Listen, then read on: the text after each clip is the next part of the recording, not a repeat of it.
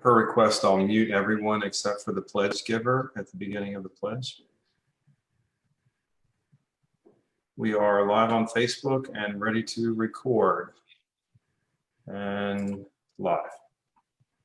All right, good evening. I now call the July 21st, 2020 remote meeting of the Charlotte-Mecklenburg Board of Education to order. All board members are participating by simultaneous communication. Madam Clerk, would you please call the roll? Board members, please unmute your microphones at this time. As I call your name, please say present. Board member Rhonda Cheek.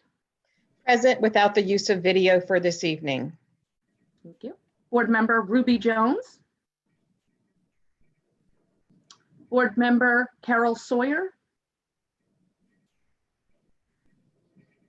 You're muted, Carol. Present.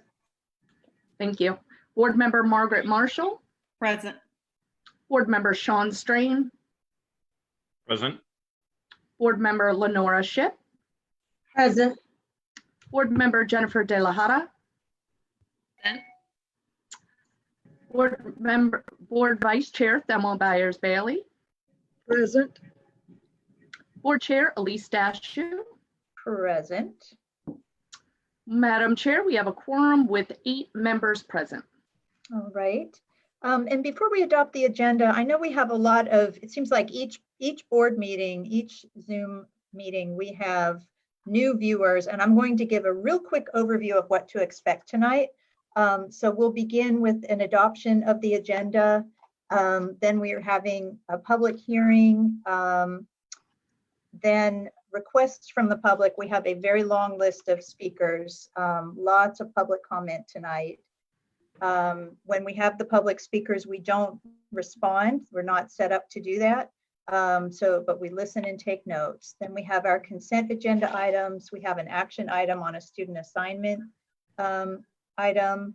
And then we have what a lot of people I know are waiting for is details on reopening of schools for the 2020-2021 school year. And then some other reports from the superintendent, including an equity update and reports from board members.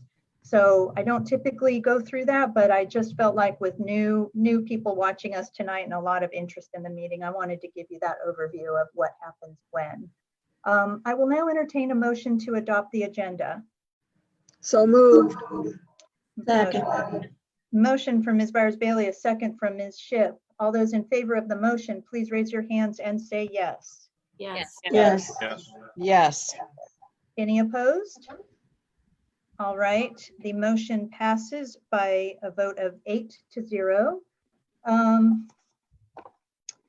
And now I'm going to call on board member Sean Strain to introduce tonight's pledge leader. And I'm going to ask while we say the pledge, if we could all mute ourselves so we don't speak over each other, and we can hear the beautiful voice of our student as she leads the pledge.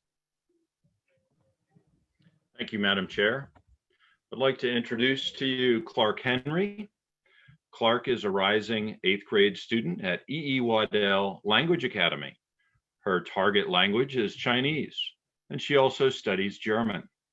During her time at home since March, she has enjoyed FaceTiming with her friends, playing the viola, and enjoying time with family.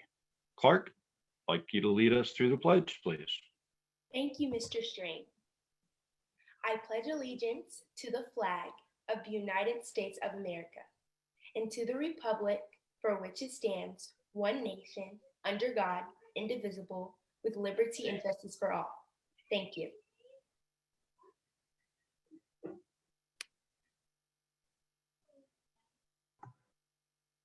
Thank you, Ms. Henry. Colleagues, we have one public hearing tonight on student assignment considerations for Providence Spring Elementary and McKee Road Elementary, and the rules are as follows. Each speaker will be called in to speak one at a time. Each speaker will have a maximum of 2 minutes to address the board. Groups will have 7 minutes. Each speaker may only talk about the topic that is the subject of the public hearing. Individual student matters or specific personnel matters may not be discussed. Personal attacks will not be allowed. Profanity or other inappropriate language will not be allowed. And the board reserves the right to cut off or mute any speaker who violates these rules. So this public hearing is regarding student assignment considerations for Providence Spring Elementary and McKee Road Elementary. Madam Clerk, are there any speakers for this hearing? No, Madam Chair. All right. Did we receive any written public hearing statements relating to this hearing? I received none. Thank you, Madam Chair. Okay, thank you, Madam Clerk. Seeing that there are no speakers or written statements, I declare this public hearing closed. We are now going to move to requests from the public, and the rules are as follows. Each speaker will be called in to speak one at a time unless you are part of a group. Each speaker will have a maximum of 2 minutes to address the board. Groups will have 7 minutes. Each speaker may speak on any topic of their choice, except for individual student matters or specific personnel matters. Public personal attacks will not be allowed. Profanity or other inappropriate language will not be allowed. The board reserves the right to cut off and mute any speaker who violates these rules. And with that, I'm going to list the names of the first 3 speakers, and if we would please allow them into the meeting. The first speaker will be Nicholas Braswell. The second is Kevin Gobudi, and forgive me if I'm mispronouncing anything here. The third is Gaynor Russell. Okay, and I don't see Nicholas Braswell in the audience, so I'll bring in the next 2.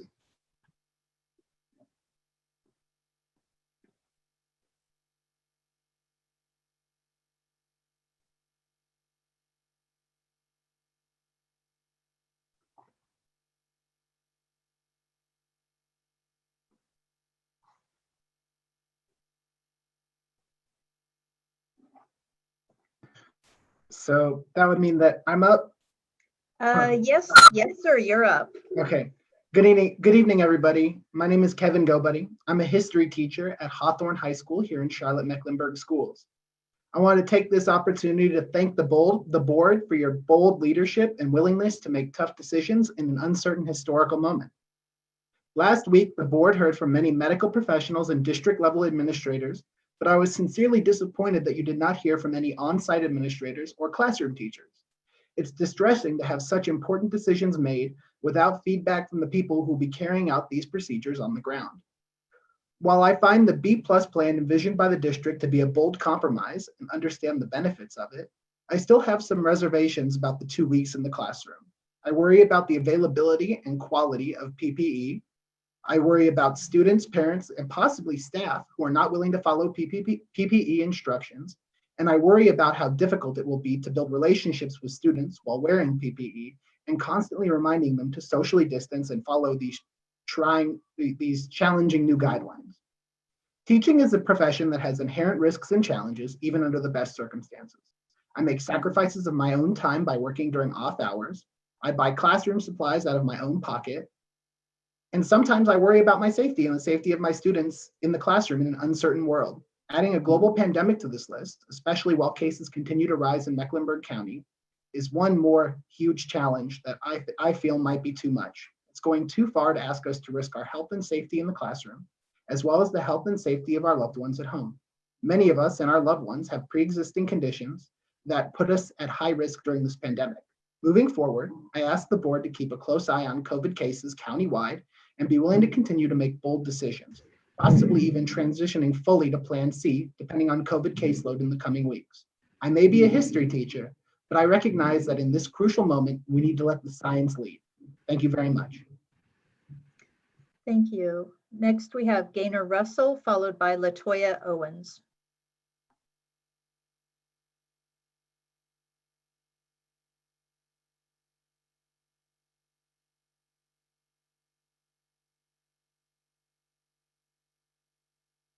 You're muted, Ms. Russell. Hi, We hear you. I'm here this evening to talk about my experience with the South Charlotte schools in general and some recommendations that I believe the school board should consider. Recently, you made a change to remove the Audric Held principal, and to my dismay, it appears that he received a promotion that possibly may have more impact on children of color, particularly Black children in CMS. My 2 children attended Audrey-Kell and spoke about regular incidences of unfair treatment and open racism throughout their CMS experience. One very impactful thing I remember was when my daughter attended Ballantyne Elementary School. Upon her graduation from Ballantyne Elementary, 14 children received a presidential award. Of course, there was only one Black child in the mix. My daughter insisted that she should have been one of them, but her name was never called. Because I knew her grades should have qualified her, I contacted the school the next day. The then principal showed no remorse and frankly told me that they made a mistake and I could pick up her award in the office at any time. No remorse, no hoopla, and no consideration for the fact that my daughter missed a big moment. It was apparently not an oversight, as the certificate was already prepared and waiting the next day. Those instances continued throughout her CMS experience, and she often spoke of feeling of being treated like a second-class citizen, and some of it were perpetuated by school administrators like the past Audrey-Kell principal. CMS needs to have checks and balances in place. CMS needs to have checks and balances in place to bolster diversity and inclusion, like grading, limit the subjectivity of children's grades, periodically perform peer reviews on grades to ensure teachers are not using their biases against Black students. 2, eliminate all white cheerleading squads that make Black children feel that they cannot represent the school in these forums. There is no need for. Thank you, Ms. Russell. Thank you very much. Sorry, we run out of time. Okay, next we have Nisi Mendez, followed by, I think Maya Osaka is sent in an email instead. So followed by Tiana Mendez and then Justin Parmenter. One adjustment, I have Latoya Owens was. Oh, I skipped Latoya Owens. I am so sorry. Okay, let's do Latoya Owens, followed by Nisi Mendez and then Tiana Mendez.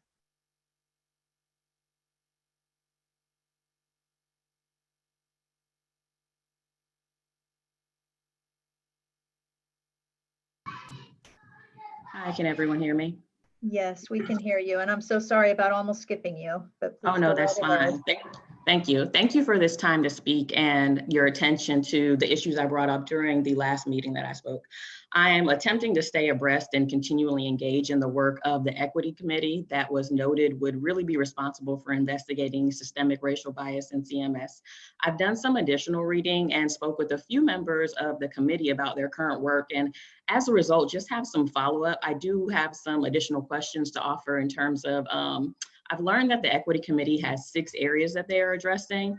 We're not sure because I think the information provided is a bit scant, how do those 6 areas of equity address the role and accountability for student resource officers specifically, as there are some specific concerns around police in schools right now? What is the board's commitment to the results or suggested work from the Equity Committee? As I know that they're an equity committee that you put together, but they're not, the board doesn't necessarily have to attend to the results or their suggestions. Does the board continuously engage and interface with the committee? Currently, the last update, I believe, from the committee is March or April, so not sure what work has moved or what has happened and if the board engages. How is the work prioritized in the larger work on the board? Is addressing equity now only the focus of the committee? The concern here is that equity is something that should be the foundation of all work done, but is often pushed to the side for more important focuses in, business and policy, et cetera, and just never returned as a top priority. And my big question is just that COVID is a current pandemic and something short-term that deserves heightened attention, of course. However, systemic racism is something that's had a long history in the district and with long-term and widespread effects on your most underserved students. My goal is to have a more clear understanding as a stakeholder and also be able to equip myself and other parents to ensure that students are in the safest environment possible. Ultimately, in my personal experience as a CMS student and now a supporter and parent, I've never seen a significant effort to hold teachers or administrators accountable for racism or systemic shift in serving the most vulnerable students. And I think now it's time to move beyond symbolic gestures and full service. Thank you very much. All right, next we have Nisi Mendez, followed by Tiana Mendez. I did not have Nisi Mendez in the audience tonight, Okay, so So then- Tiana will be in. Tiana, and after Tiana will be Justin Parmenter. Hi, well, not welcome. Thank you for allowing us to speak. I have some concerns also related to the equity committee. I was looking up more information about them online and realized that there have not been any updates. The most recent meeting was supposed to have taken place in April, and that was mentioned as a preemptive that it was coming, but I don't know if it did take place, anything that has happened over the course of the summer. I do understand that COVID is going on, so that is going to be a higher priority. However, with systemic racism in our schools, I'm a former CMS student, a former CMS instructor, so I've had experiences with it and concerns about oversight and how there is a lack of implementation for policy to be maintained within all schools. I had a wonderful experience as an instructor at Chantilly Montessori. It's an excellent school. It offers so much to the students that was missing in my education. However, there was a significant instance in which a young girl was called the N-word by another student. And rather than it going forth according to policy to the principal, it merely, the lead teacher decided just to send a letter to the student's parent, the child that actually said the word, but not the child that received the insult. So things like that occurring, and how to make sure that policy is implemented and people are held accountable to maintain the safety and integrity of students at school. Along with that, in particular with COVID as well, the idea of a lack of student counselors in schools, which puts a lot of pressure and weight on and responsibility on teachers. In the event that schools are not allowed to open and or have to be shut down again, are there any guidelines set up to make sure that students have access to those particular professionals outside of their general instructors? Because a lot of students do need that kind of care, and it would not be accessible when they are simply in their homes.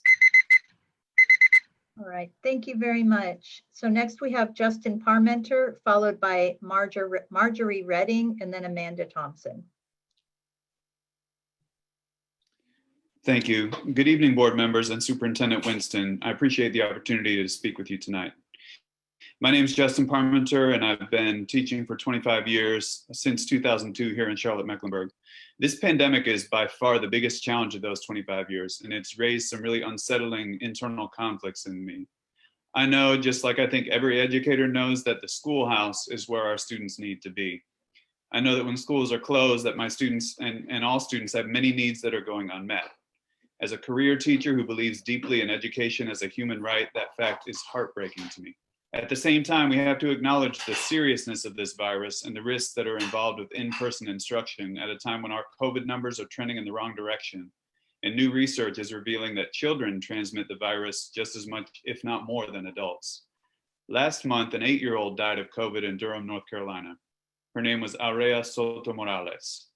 Aurea loved going to the beach, and a few days ago, I sat on the beach in Oak Island watching my own 8-year-old son making a sandcastle and playing in the waves. And I was imagining the impact that losing him would have on my family, but thinking even more about all the opportunities that I want him to have with a long and healthy life ahead of him. CMS has roughly 12,000 8-year-old students, and every single one of them deserves those same opportunities, as do all the rest of our students and staff.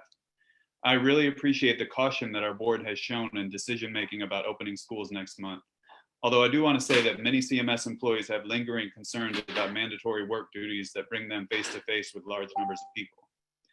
I would hope that in the coming weeks, the board would continue to monitor the level of danger posed by our community's infection rates, as well as new research that's emerging about how COVID is transmitted and what it does to people. That data has to remain at the center of our district's decision-making as we continue to make the health and safety of our students and staff our #1 priority. Thank you. Thank you. Next, we have Marjorie Redding, followed by Amanda Thompson, and then Trish Moody.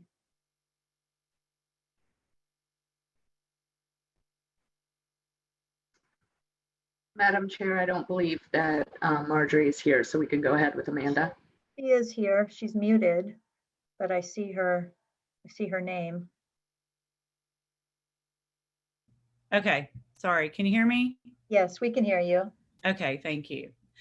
Thank you for the opportunity to speak. I don't want to go deeply into the science. I want to talk about our community, leadership, and accountability briefly. I think that we've heard from our local health experts, and what they're saying is in line with the overwhelming number of health experts worldwide. Children must get back to in-person instruction. It is harmful and dangerous to keep them out of school. And this is common sense. We don't have to be doctors to know this.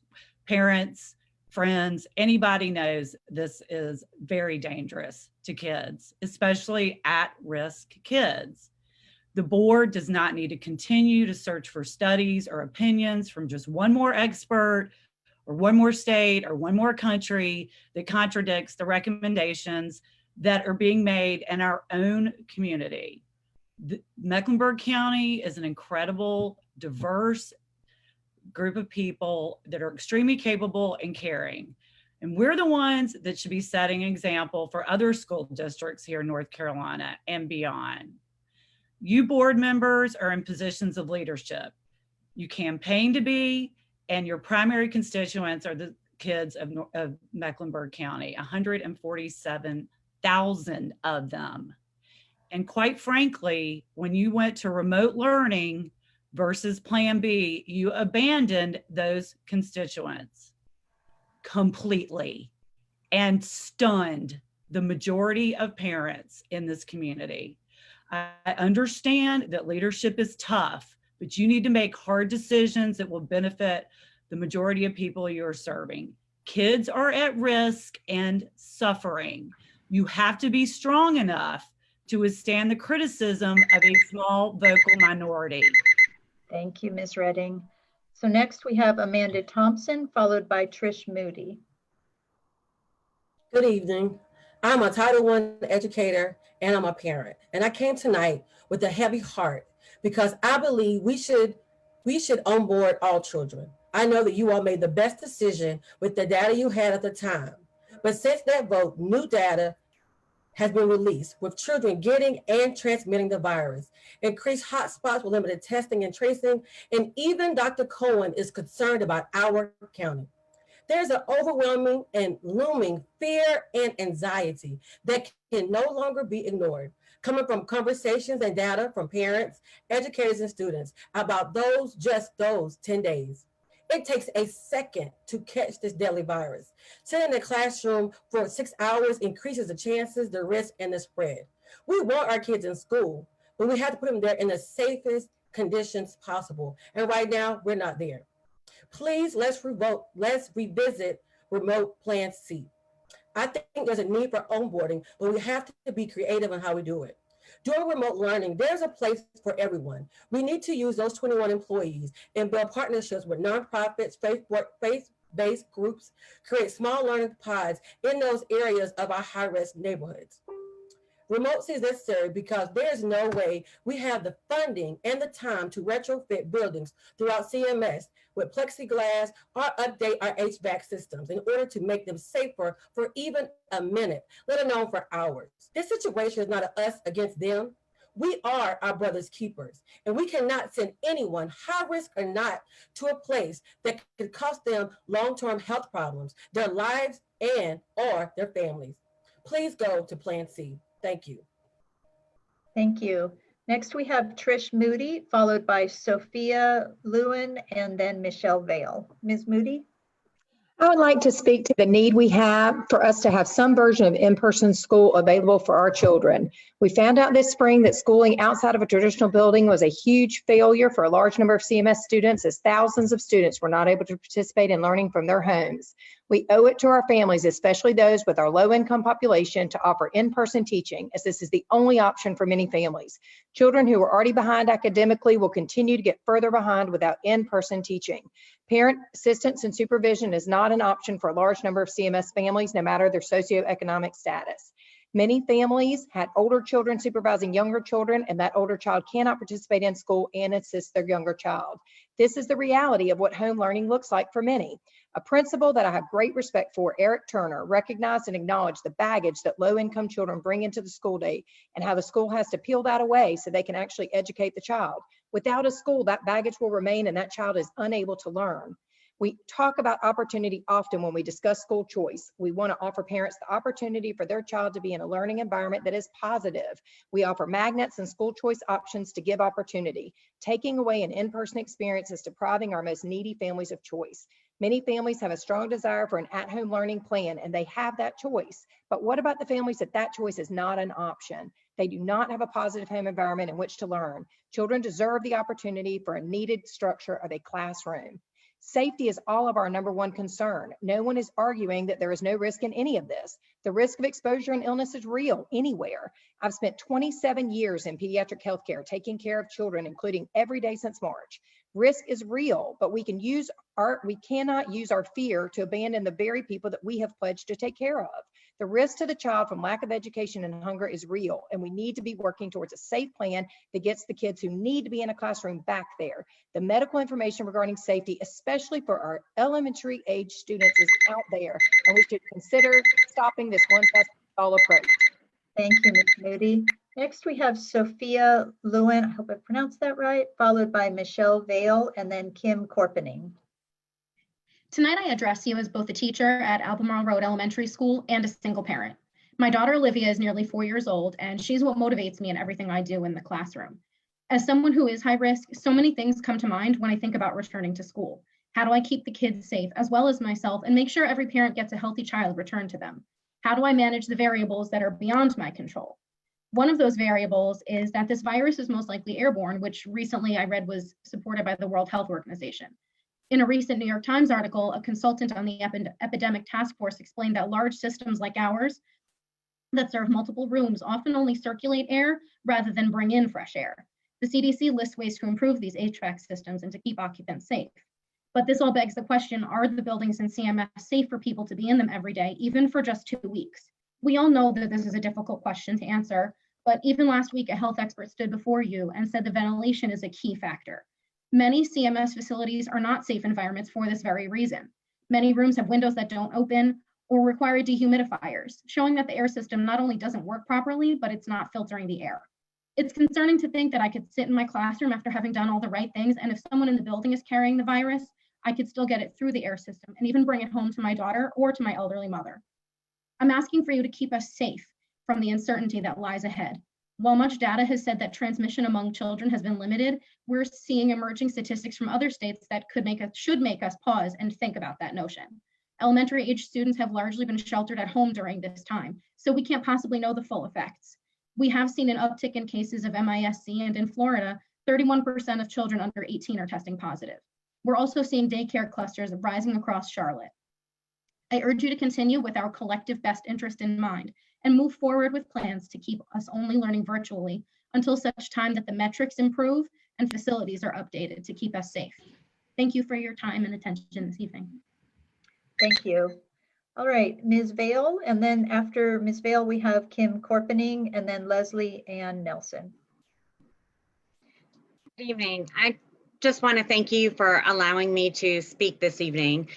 Many of you might know that I have been battling COVID since June 1st, and I just want to give some updates about the reopening plan. I thought that Plan B plus was a good compromise. It was good, but it's just not good enough for our students and our staff. I still have COVID and I did everything right. And it is now July 21st. There is new evidence emerging every day that we are getting COVID from their new symptoms. There is evidence that the children under these ages of 11 are susceptible. Some school buildings, they have antiquated ventilation, interior classrooms that don't have any windows, such as mine. We have Plan B has remote learning that's convoluted when we do transition to that plan. That would be hard for parents to work their jobs, if they have students in CMS. And there's science now coming out that the antibodies are only lasting for 3 months. I may just recover from COVID and get it again. I'm petrified to go back to an interior classroom in this situation. We're a district of 150,000 kids that go home to their families each day. You factor in the staff, this virus is going to grow exponentially throughout our buildings. And there are cases now in daycares, schools, universities. You factor in 50% of children in addition, they're going to spread, through social distancing. Teachers can't have their eyes on them all the time. I'm nervous, I'm scared, and I think a lot of other teachers that I've been hearing from are scared too. I just want you to pay attention to the metrics. Thank you. Thank you, Ms. Vale. Okay, next we have Kim Korpening, followed by Leslie Ann Nielsen. Can you hear me? Yes, we can hear you. Okay, great. Thank you for allowing me to speak this evening. I'm a CMS parent with 2 children in middle school and a CMS teacher. Tonight, I want to tell you what the past 5 months or so have looked like for my family. We order our groceries and pick them up. I haven't had a haircut since February. We wear masks anytime we have to be out for any reason, and then we bathe ourselves in sanitizer. We haven't eaten inside a restaurant since March. I have cooked and cooked and cooked, and we are all sick of my cooking. Neither of my children were able to celebrate their birthdays with friends. In fact, they have not seen a friend in real life since March. We canceled 3 trips out of town, including a multi-generational reunion in Orlando that had been planned for several years. We lived like this and are living like this for 2 reasons. Number 1, I'm trying to do everything within my power to keep my children safe. Both of my kids have asthma and one has a blood clotting disorder, so I'm terrified for them to get this virus. And number 2, I'm trying to do what's best for my community. I want this pandemic to end so that life can get back to some shred of normalcy, but it can only happen if we all think more broadly than ourselves and work for the greater good. I tell you all of this tonight because all of the hard work my family and other families have done for the past 5 months could potentially be ruined by the 2 weeks of in-person school that you are requiring of teachers in August. After months of working so hard to stay safe, we will be forced back into poorly ventilated classrooms with students and coworkers potentially carrying the virus with only a mask between us. I am frightened that those 2 weeks will result in student infections, teacher infections, and ultimately infections all over Charlotte. I am asking that you reconsider the in-person piece of the beginning of school. Please do what is needed to keep all of my students, my children, myself, and my colleagues safe. Thank you. Right, thank you. Next, we have Leslie Ann Nielsen, followed by Michelle McConnell, and then Ronnie Reddick. Hi, thank you so much for letting me speak this evening. I am a CMS teacher, and I'm here to speak today about something that I'm tasked with teaching my kids, which is critical thinking. To give our students the skills to utilize critical thinking, but right now we're all running on emotion. And that means our critical thinking has been driven by fear and anxiety versus logic and reason. When we have students who experience this, we are charged with helping navigate through it so they can continue to learn. But who is helping us, the teachers, navigate through our fear and anxiety? All of it needs to be validated, and not one of us should be told right now that our fear is unfounded. Should we triangulate the data like we tell our students to do? Well, we don't really have time to do that in 2 minutes, but should we just expect the educators to put our fear aside like we did during the tornado lockdown? Like we do during our lockdown drill, because we know our students comes first. You are asking us to return to work in a burning building equipped with nothing but a squirt gun. Are we expected not to think of ourselves before our students? I have lent a sympathetic ear over the last couple of weeks to many of my colleagues and friends. Things that they have shared with me. Number 1, they were fearful of that intent form that was sent by CMS that would give the district the right to invalidate their contracts. Number 2, they have the fear that remote learning will lead to major budget cuts and staff reductions. Number 3, they are fearful of getting sick or getting a family member sick. Number 4, they're fearful that our most vulnerable students are going to suffer the most from remote learning. Number 5, they are fearful that our students won't be able to abide by the mask and social distancing rules. And number 6, they fear that we cannot find adequate supervision for our own children while we are in the buildings. I know how hard CMS has been working on their plans. I want to go back to school. I want to meet my students. I want to return to a sense of structure and routine. I want to get down to the business of educating my students. But what is the cost of these desires? I fear that that cost is too high. Thank you. Great, thank you. We have Michelle McConnell, followed by Ronnie Reddig, and then Christine Neal. Good evening, board members and Superintendent Winston. I sincerely appreciate your time. I'm here to speak first as a CMS employee. On Friday, March 13th, my colleagues and I sent our J.V. Washam Elementary students home, completely unaware that it was the last time we would see them face to face. As we watched the COVID numbers soar, we knew that we would not be able to return in May and that closure for our classroom families would never come. The grief was real. TAs, PE teachers, and more missed students so much that they voluntarily participated in Zooms. Our principal visited our class Flipgrid to tell us jokes, and our custodian posted pictures of himself cleaning empty classrooms, lamenting how quiet the school was. So for anyone to say that we don't care because we dare to raise our voices in concern about safety is disrespectful and unfair. If you don't know how much the students of CMS are loved, then you have not spent enough time in actual school buildings. I'm also here to speak as a CMS parent. Our older three have graduated, but our youngest still attends Mallard Creek High. She's an EC student with intellectual disabilities and mental health challenges. Caring for her full time when there's usually a team of people supporting her has been more challenging than I can say, but I would never ask her team to risk their lives so my life could be more convenient. I desperately wanted for her and all our students to be able to return to school this fall, but we didn't do what we needed to as a society. So unless the General Assembly intends to provide funding for PPE and regular rapid result COVID testing, face-to-face instruction, even for 2 weeks, remains irresponsible and unsafe. In closing, I want to take a moment to recognize a great loss in our state. Tyker Patterson was the principal of Enfield Elementary School, the 2019-2020 Halifax County Principal of the Year, and their local NCAE president. In an interview on June 3rd of this year, Mr. Patterson said, I'm completing my 26th year in education, and it has been a great ride. I look forward to my future as an educator and coming soon the time that I can really serve as an ambassador for education after retiring from public school system. Tyker Patterson recently passed away from COVID-19. He was 50 years old. He will be deeply missed by his family, friends, colleagues, and students. May he rest in peace. Thank you. Thank you, Ms. McConnell. Next, we have Ronnie Reddig, followed by Christine Neal. Good evening. My name is Ronnie Reddig. I teach at the illustrious Piedmont IB Middle School and have served CMS for 26 years. I'm very concerned about in-person instruction for the first 10 days. I hope the community will support the fear and hesitation that's been expressed by teachers in the new surveys. Anyone who knows me knows that I love teaching. There is nothing that I would rather do than to start the school year in my classroom. You do not need to lecture educators on the social, emotional, educational, and mental benefits of in-person instruction. It is what we are trained to do. But if it is not safe to be in school April and May, it certainly is not safe in August. We have yet to be given any instructions or assurances about how students and staff will be kept safe for the 10 days we will be in the school building.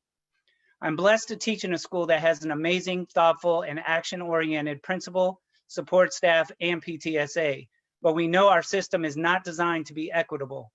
We would not only be endangering children in underserved schools, but also endangering our most valuable and vulnerable employees, custodians, cafeteria workers, and bus drivers. Unfortunately, my wife suffers from a pre-existing condition that makes her high risk. It is devastating to think that I will not get to see my students on the first day of school, but not coming to school to ensure the safety of my wife is the right thing to do. I don't believe that any of us can accurately predict how many other teachers and students will have to make the same choice to not show up to school. I truly believe that nobody wants to go back to a normal school day under normal circumstances more than teachers, but it is simply not wise. And if you think socially isolating in virtual school is stressful and debilitating for school staff, students, and families, what emotional, educational, and mental impact do you think will be worse than dealing with the death of a teacher or a student? Lastly, I believe the white community members who have been enlightened to the fact that Black and Brown lives matter are being given a window of opportunity. I encourage you to reach out to the CMS Foundation to see what you can do to help students in disproportionately impacted schools. Thank you, Mr. Reddig. Thank Next, you. we have Christine Neal, followed by Lynn Wilson, and then Shannon DeJohn. Good evening, Superintendent Winston, Chairperson Dashu, members of the board, and all my colleagues and CMS families listening in. My name is Christine Neal, and I teach French and chorus at Independence High School. This will be my 36th year of active, enthusiastic teaching. I'm lucky to have a career that is my calling and my passion. The staff at my school received an email forwarded from HR this morning informing us that if we do not wish to return to the physical campus, then our first of 3 options is to resign or retire. This is a disheartening, devaluing message, hardly a productive way to start what's going to be a challenging year. There is, however, a much better option, Plan C. Like all of my colleagues, I've always done everything I've been asked to do, from HIV training to active shooter defense and everything in between. We educators accept risk and change because we love our students and the important work we do for them and with them. With Plan B+, we're being asked to put ourselves, our families, our colleagues, and our students in harm's way, even with well-intentioned safety precautions that may or may not be followed by people who may or may not already be infected. There are too many unanswered questions and too many horrible possibilities.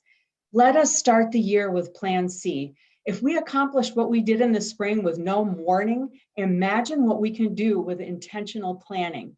There's nothing that needs to be done in those confusing first 2 weeks of B+ that can't be done online. We will take care of all our students, just like we did in the spring. We will call and text and send email and even snail mail, and we will visit their homes if we have to, on top of curating, vetting, and creating amazing online opportunities and lessons.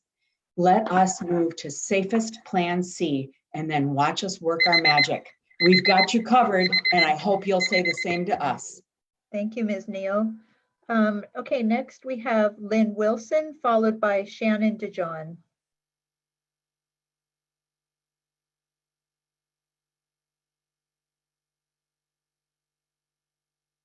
Ms. Wilson, can you unmute yourself?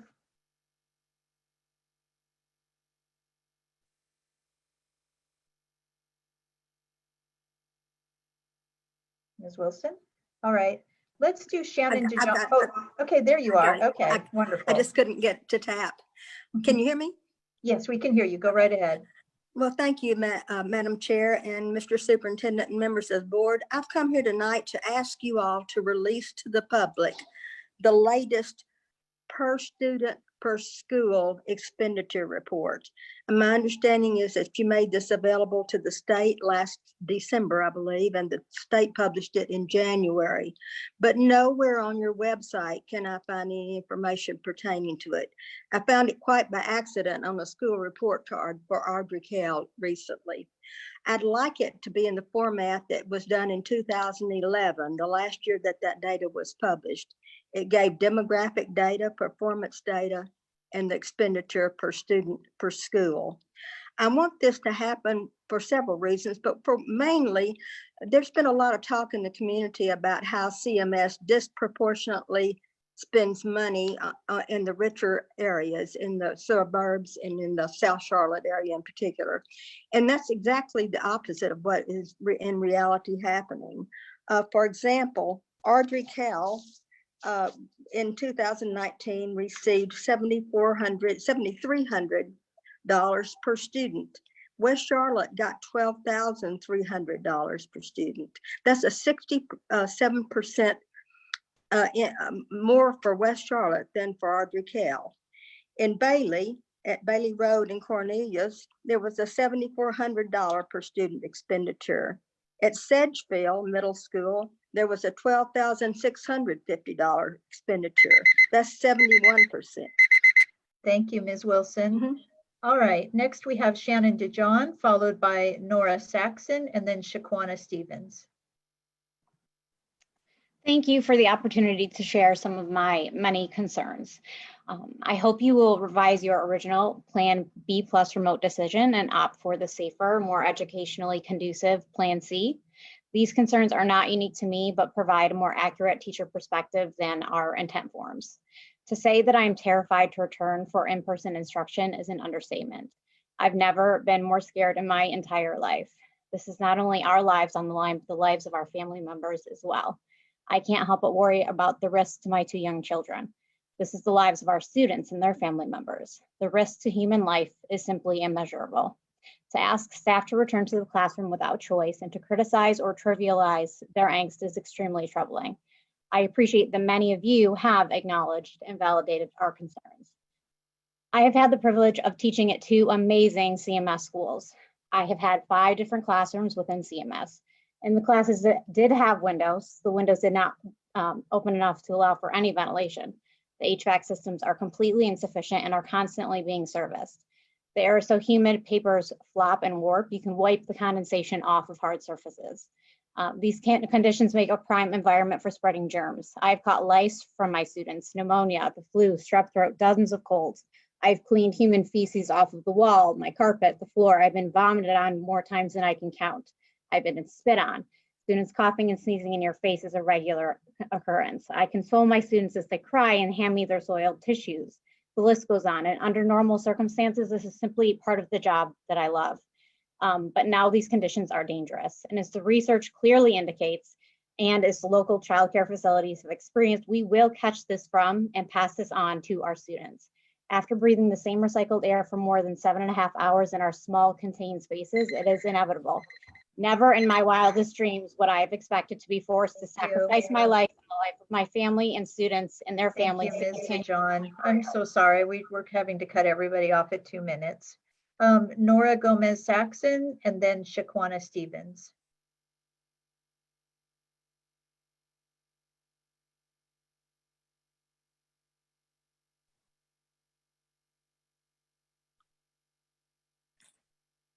Good evening.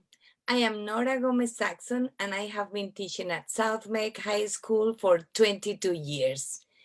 I appreciate you taking the time to listen to teachers, and I trust that you will make the best decision for our community. I want you to understand my dilemma. And at the end of this lesson, at the end of this presentation, you will be able to recognize that teachers' families get impacted if we are exposed to COVID-19. Therefore, we need to open our schools under Plan C. This is my dilemma. I cannot retire. I cannot resign. I need my job. And right now, I am the only one working in my family. I do not have an underlying condition, but I have a mother who finished her cancer treatment just on time to celebrate her 80th birthday yesterday. Do I feel safe to go back to school with my students? No. I teach in an old building where before starting our classes, we need to clean our desks and the students' desks to remove the debris coming from the AC system, even if they don't work. Many teachers, including myself, get allergies and pulmonary diseases due to the poor air quality every year. We reported the issue many times, for many years, to many people in our system, but we're still getting sick and cleaning the desks. You see what my dilemma is? I need my job, but I do not feel safe. If I get exposed to COVID-19, I will compromise my mother's health. I need to teach from home, knowing that my family, your family, our families are safe. We need Plan C. Thank you, Ms. Gomez Saxon. Next, we have Shaquana Stevens, followed by Haley Rowley, and then Kenya Justice. And you're muted, Ms. Stevens. There we go. Sorry about that. Thank you so much for allowing me to speak this evening. I have been with CMS for 9 years, and I'm concerned about the board's decision to vote for the B+ plan without discussion of the C option and the use of the survey that was given to teachers. The survey options were extremely limited, and there was no option provided for teachers to share our very real concerns and fears about returning to school while wanting to keep working remotely for the benefit of our students. One reason that I am concerned is that it does not seem as though the district will be able to provide adequate PPE for teachers and students. I have parents and in-laws with health issues that place them at higher risk. My exposure to students will prohibit me from visiting with them and checking on them, as I will likely need to quarantine after these first 2 weeks of school. I'm also concerned about my own family. I have 2 children, ages 6 and 5. As more reports are being shared about children contracting the virus and the unknown lasting effects that it could have, and I fear that I will somehow pass this on to them. And finally, I'm sure that many of us have experienced having a teacher or classmate get seriously sick or die, and the terrible emotional impact that this has on us as students. I don't think that we need to expose our students to that emotional turmoil if it's not necessary. I believe that this fear will lead to greater anxiety of students beyond the absence of face-to-face instruction. And then if I could just add, as a Black woman, I am concerned that while we're talking about the necessity of getting students who are at risk back in the classroom, we're not talking about the risk that they face should they contract the disease or someone in their families contract this disease. We know that the medical profession has huge inequities in terms of serving people of color. So putting them at risk, even though children are likely to get over it, could result in greater devastation in their families than we can imagine. I do want to thank the board for listening and for taking the time to consider all of our concerns. Thank you so much. Thank you. Okay, now we have Haley Rowley, followed by Kenya Justice. Hi there. Earlier this summer, the district sent out a survey requesting staff input on their intentions to return. The way those results have been interpreted have had some misleading implications, so I'd like to offer some new data that corrects the record on how teachers feel. Here are those results. We had a total of 3,285 responses in a period of 48 hours, 67% of which were certified staff. When asked about confidence in returning to their buildings, 22.6% said they were confident, 20.8% said that they were hesitant, and 56.8% indicated that they were not confident to return. When asked how schools should reopen, 63.8% preferred Plan C, 20.9% said they would choose the state's version of Plan B, and 15.3% said that they supported Plan B plus as passed by the board last week. The concerns and comments were also a source of valuable data that you will all receive via email. Here are just 3. I am pregnant and I'm not comfortable attending in person. I have no guidance on how I can continue to do my job virtually. If I am forced by CMS to quit, I not only lose a position I love, but will also lose health insurance before giving birth. As a service provider, my job requires me to physically assist staff and students to meet IEP goals and accommodations. I would not be able to maintain the required social distancing and perform my job safely. If students receive remote learning, instructional assistants should be included. We helped tremendously with virtual learning when schools closed in March. Don't count us out. We love our jobs. We love the students and want them to be successful. There's a wide spectrum of concerns that we all have. To that end, I respectfully recommend that the board push out a new district-wide survey that clearly asks teachers which plan they prefer and address the specific concerns around the 2 weeks of in-person instruction, create a clear, effective plan for the 2 weeks of in-person instruction that guides staff through the HR process when they request a remote assignment, and create a policy that allows teachers to decide whether they will conduct distance learning in their school buildings or at their homes. Thank you, Madam Chair. Thank you. All right, next we have Kenya Justice, followed by Elizabeth Mills, and then Anna Warren. Good evening, can you hear me? Yes, we can hear you. Awesome, I'm a CMS parent and I'm talking about the sit-out rule. High School Athletic Association Rule 1.2.11a requires high school students who transfer from their home school to a magnet school via the lottery to sit out and not play sports for 365 days, effectively 1/3 of their college relevant high school athletic career. Pursuant to the rule, the CMS board has the power to make it inapplicable to students within the district. The board should do so immediately.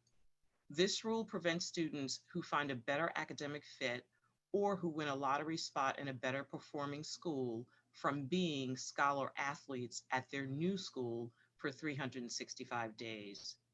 Rather than promoting scholar athletes, enforcement of this rule makes students choose between being a scholar or an athlete, thereby reducing college admissions and scholarship opportunities. The rule is discriminatory because it's designed to encourage students to stay in their home school. Homeschool zones are based on housing and neighborhoods, and the effects of legally discriminatory housing practices are readily apparent in Charlotte today. The lack of upward socioeconomic mobility in Charlotte is appalling and should be a source of embarrassment for us all. I made I made the board aware of this point of the racial inequities that the rule perpetuates, yet it knowingly chooses to enforce a rule that is discriminatory against the very students that the board professes to help. CMS is a key partner in addressing social inequities, yet you refuse to do that which is well within your power to move the needle. In closing, we may not have high school sports this year. Thank you, Ms. Justice. Thank you. So next we're going to have Elizabeth Mills, followed by Anna Warren, and then Derek Moore. My name is Elizabeth Mills, and this is my 10th year teaching EC at Title I schools in CMS. I'm talking today about why the board should reconsider and begin with Plan C, and I'm speaking on behalf of my coworkers and the students that we serve. Terrified, petrified, furious, panicked. These are the words that my coworkers use to describe their feelings about going back into our school building. Our building, which at the last board meeting was compared to a third world country. Our building, where the HVAC is constantly broken, the sewage backs up into the classrooms multiple times a year, where half the classrooms don't even have doors or windows, where last year it was reported there's lead in our water, and where we're not allowed to use bleach cleaner because of the plumbing. This is the building that you're asking us to go back into during a pandemic, in a COVID hotspot, to teach students whose parents can't afford to stay home isolated, in neighborhoods where families that already have tested positive, at a school where approximately 1 in 5 students has an asthma attack plan, which makes them high risk. When a student or staff member dies, and someone will die, we won't even be able to hug each other to console. Are you prepared for the legal and, more importantly, the moral consequences of this decision to send us back into the buildings for 2 weeks? Because I'm not, and my coworkers aren't either. We'll be exposed to hundreds of kids for 8 hours a day because support staff can't stay in one room. We have to see everyone. We're supposed to eat together in a room with recycled air without masks on. You let parents decide. You let parents have a choice, but you didn't let staff members have a choice. We love our kids. We can't wait to be back with them. But teaching them right now shouldn't include the possible guilt that we might be responsible for one of their deaths. That's too much. At the end of the day, 0 is the only of student staff deaths. Thank you, Ms. Mills. Next, we have Anna Warren, followed by Derek Moore, and then Perry Aleto. I don't have Anna Warren in the audience, so we can skip straight to Derek Moore. Okay, Mr. Moore? All right, can you guys hear me? Yes. Okay, thank you. I'm a teacher at West Mecklenburg High School. I've been at West Meck since 1999. I just want to remind you guys of your core beliefs.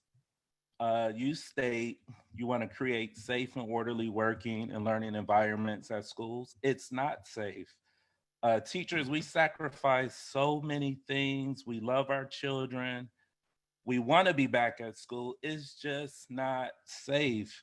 You know, we draw the line at dying. We should not have to sacrifice our lives. You also state in your core belief that each student is uniquely capable and deserves an engaging, relevant, and challenging educational experience. I just ask you, what is more challenging than this situation that we're in right now? They can do it. If we believe, we have to practice what we preach. Being a high school teacher, our students are closer to adults than children. So they're at a higher risk. It's just not safe. This is a time to practice what we preach. On your site, you say that we need to partner with community members to maximize student learning. What better time than this to put that into more practice? I just ask you, how can you ask us to meet in person when we are meeting here virtually as we speak? It's hypocritical.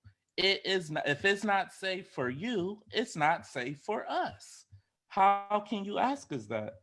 I just ask that you do what's right, but you guys have a record of doing these things. We just ask teachers that you do not bow to the pressure for plan A or any plan that has us in school where we're just not safe. That's simple. Thank you, Mr. Moore. Next, we have Perry Aletto, followed by Melissa Easley, and then Lori Carter. You're muted, Mr. Aletto. Thank you, board, for listening. I'm an extension teacher. I'm a transplant from Los Angeles. I worked in schools where it was common, drive-by shootings were a common thing. And we used to duck. That's why our kids were forced to wear uniforms. I work in a program what they call an extensions program. My biggest concern, which has not been addressed by the board, and just is mask exemptions. For me, wearing a mask and a face shield is not enough if my kids are exempt from it. And that's a problem in itself. And that needs to be considered. And I'm very happy they did the B++ program, but honestly, C is a better way to go because my kids, chances are, because my parents have already contacted me, they've already said they're not coming. So when are we starting the online learning? And we haven't even started school yet. So, I've been doing synchronous learning since March. And I intend to do the same thing because that's what's best for my kids. And I plan to work an 8-hour day, doing the same exact thing in the classroom, but online. And I love my kids. And just want you to think about our safety and the safety of staff of all. And that's pretty much it. Thank you so much. All right, next we have Melissa Easley and then Lori Carter. Hello, my name is Melissa Easley, and I am a science and social studies teacher at McClintock Middle School. Not only am I a CMS employee, but I am a CMS parent as well. First of all, I want to thank the board for the time and effort they have put in to trying to convey the best possible scenario for our staff and students. I know this was not an easy decision to make, and you are trying to do the best for all of us. With that being said, I am still concerned about several aspects of Plan B. Here are some current statistics that are happening in Mecklenburg County. There is an 11% positivity rate in Mecklenburg. In the past 5 days, the number of cases have risen over 2,000 cases, which brings us current number to 16,000. We have outbreaks at 7 schools and daycare facilities near the Charlotte-Mecklenburg area. My concern is what happens to when the rest of the schools open. Recent studies have shown that children are much more of a concern to this virus than originally thought. We need to take into account every day what we know is changing in regards to children and being a conduit to this virus. 2 weeks ago, CMS sent out a survey that asked teachers about their intent to return. I feel this survey has had a variety of flaws, but this is not the time or the place to place blame, but rather to reveal an essential truth that the majority of people do not feel safe when they return to in-person schooling. This, coupled with new research that students are just as susceptible to this virus as adults, shows that we need to reconsider the risk that we are willing to take. Conservatively, the current death rate of that virus is 4%. Looking at my school, I cannot think of anyone that I would be willing to sacrifice in order to have in-person teaching. Can you? In a more recent survey done, it was shown that 76% of people are hesitant or not confident to return. What I am certain is that every educator wants to be back in the classroom, but we want to go back without feeling. Thank you, Ms. Easley. All right, next we have Lori Carter, followed by Dr. Melissa Dupre. Unmute.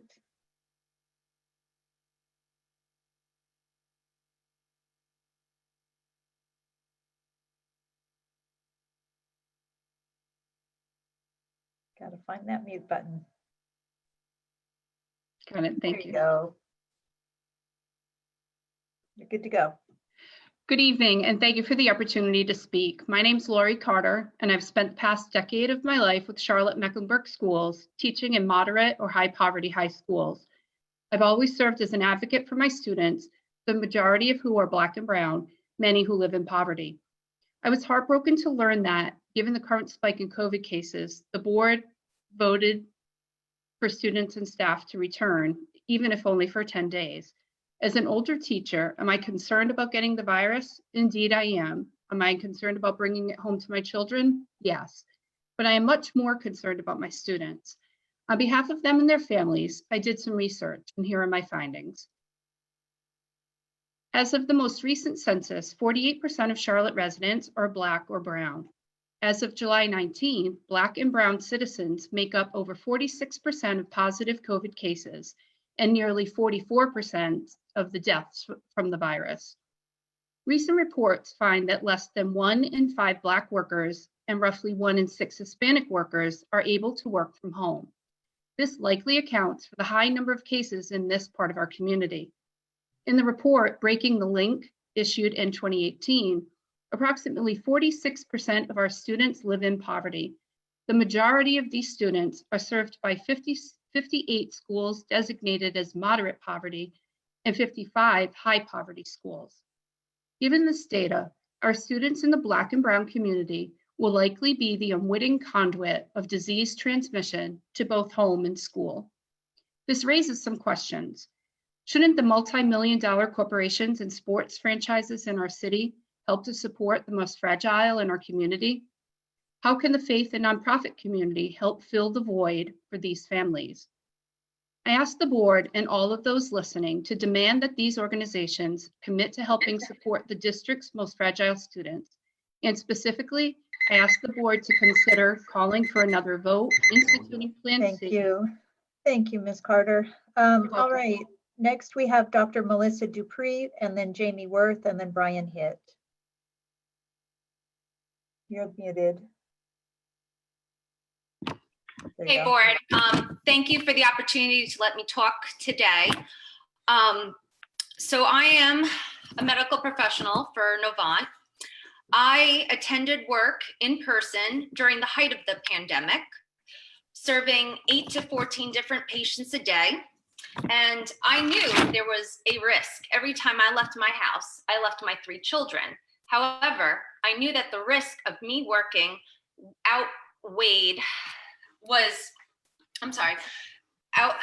the benefits of me working outweighed all of the risk. And so I took it every day upon me.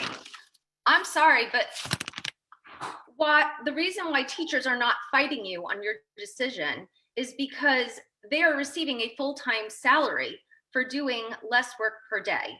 Many are offering their paid services online for tutoring and babysitting starting in August. I see pictures of them on social media attending barbecues with their families out and about, with not just their families, but other people. We have heard countless testimonies, whether it be Fox News, CNN, MSNBC, both liberal and conservative point of views, validating the safety of our schools. We've heard Dr. Mandy Cohen speak to the safety of our schools along with our governor. We also have open Lowe's, Home Depot, Target, all grocery stores and all retail stores. They're open. And if all these stores are open, the CMS should be open as well. If it's safe for the kids to go back to school on a staggered schedule for 2 weeks, it should be safe for them to go back the entire year. My sons have safely attended both camp and preschool the entire summer without an issue. These independent schools and businesses have succeeded in running a safe child environment without the robust federal funding that CMS is claiming that it needs. Thank you very much. Next we have Jamie Worth, followed by Brian Hitt, and then Anna Smith. And I don't have Jamie Worth in the audience, so we can skip to Brian.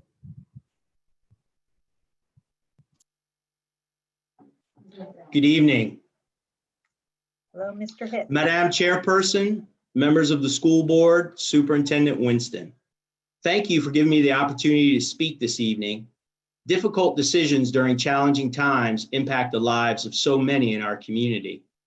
My immediate family has a combined 92 years affiliated with CMS, either as a student, teacher, or administrator. We are all in to CMS. As educators, we must use data to drive our instructional practices. The data comes from multiple sources. We take this data, apply research-based practices to ensure we are not only using the data correctly, but making decisions that are tailor-made to each individual student. Here's data in Mecklenburg County relative to the coronavirus.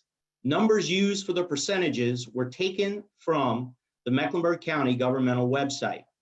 From May 13th to July 19th, we saw a 722% increase in cases, a 352% increase in hospitalizations, a 289% increase in deaths, and a 252% increase in cases for people under the age of 20.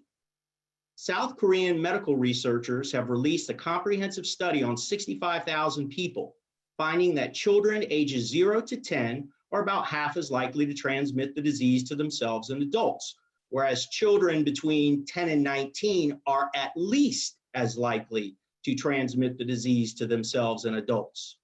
Dr. Ashish Jha, director of Harvard's Global Health Institute and a distinguished professor at the T.H. Chan School of Public Health, stated, "It's one of the best studies we've had to date on this issue. We must substantially lower the transmission of COVID-19 in communities to open schools safely." Do the numbers above meet the standards set out by one of the nation's experts on epidemiology? Do what's needed, school board. Thank you, Mr. Hitt. Okay, next we have Anna Smith, followed by Rebecca Maxim, and then Elizabeth Legrone. Don't have Anna Smith in the audience, so I'm bringing up Rebecca.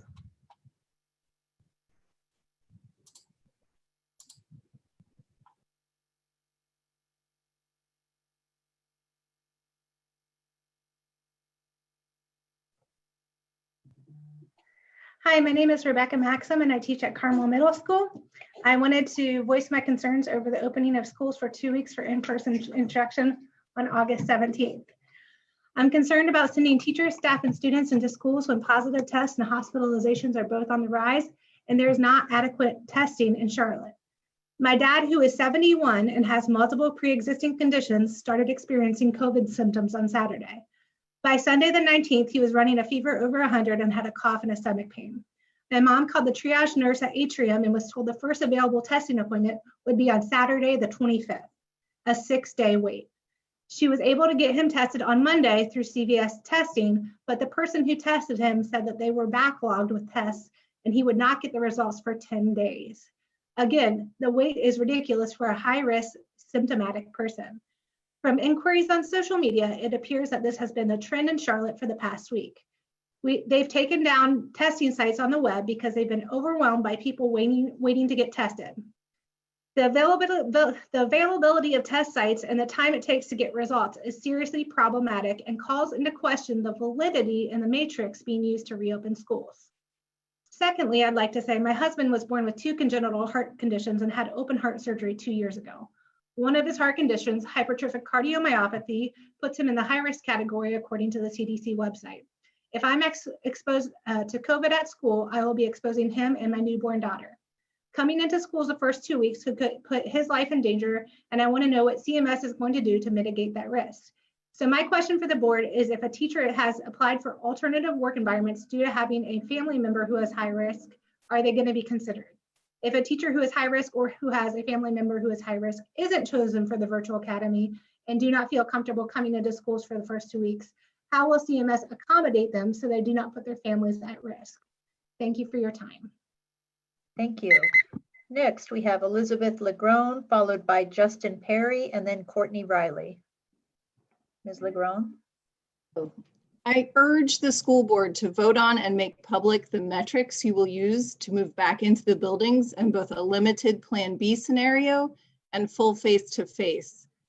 I am a teacher, but I am also a parent. And as a parent, I ask that you do this before the window for full virtual academy registration closes so that parents can make informed decisions on whether they want full virtual academy or remote Plan B+. I'd like to also address the narrative that teachers in high-risk categories or those as caregivers are all able to work remotely. The board should ensure CMS is practicing transparent and equitable protocols for remote staffing. Please address how CMS can ensure equitable access for all employees requesting accommodations. If enrollment in each building drives available remote positions in that school, teachers at some schools will have more access than at others. Good job. Please refrain from using the rhetoric that teachers are afraid to go into the buildings. Instead, address the root reasons teachers are speaking out about going into underfunded schools. To name a few of those root reasons, we are afraid to go into schools, old or disabled HVAC systems, a lack of nurses for every school every day, lack of PPE, lack of support staff, including social workers, psychologists, therapists, and mental health workers.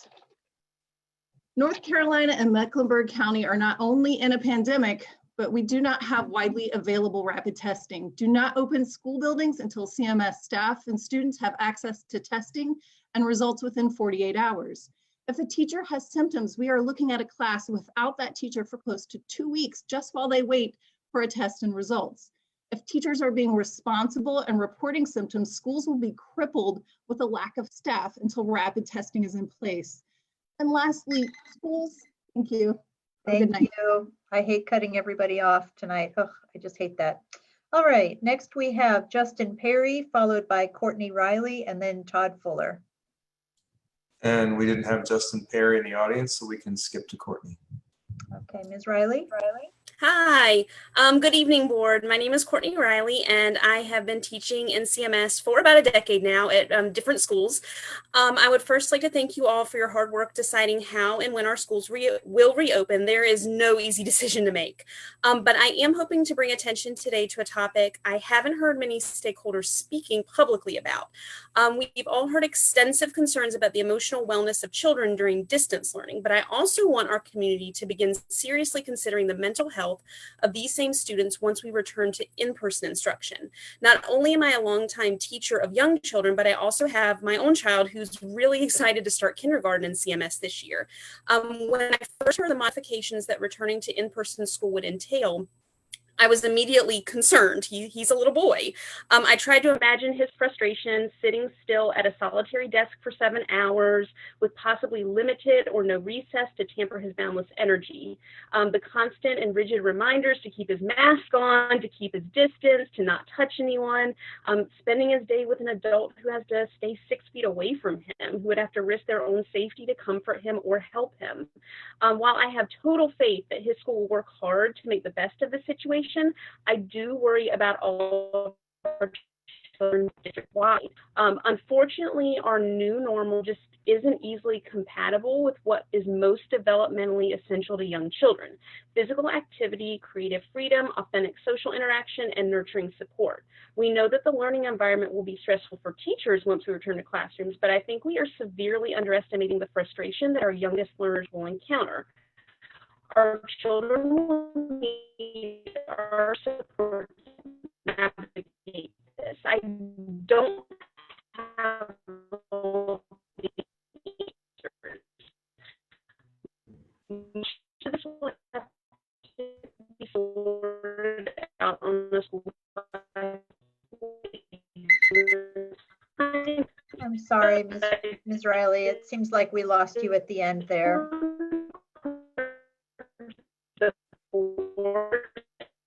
Thank you, Ms. Riley. We have a lag. Okay. All right. Next we have Todd Fuller, followed by Carrie Toussaint. Mr. Fuller, you're muted.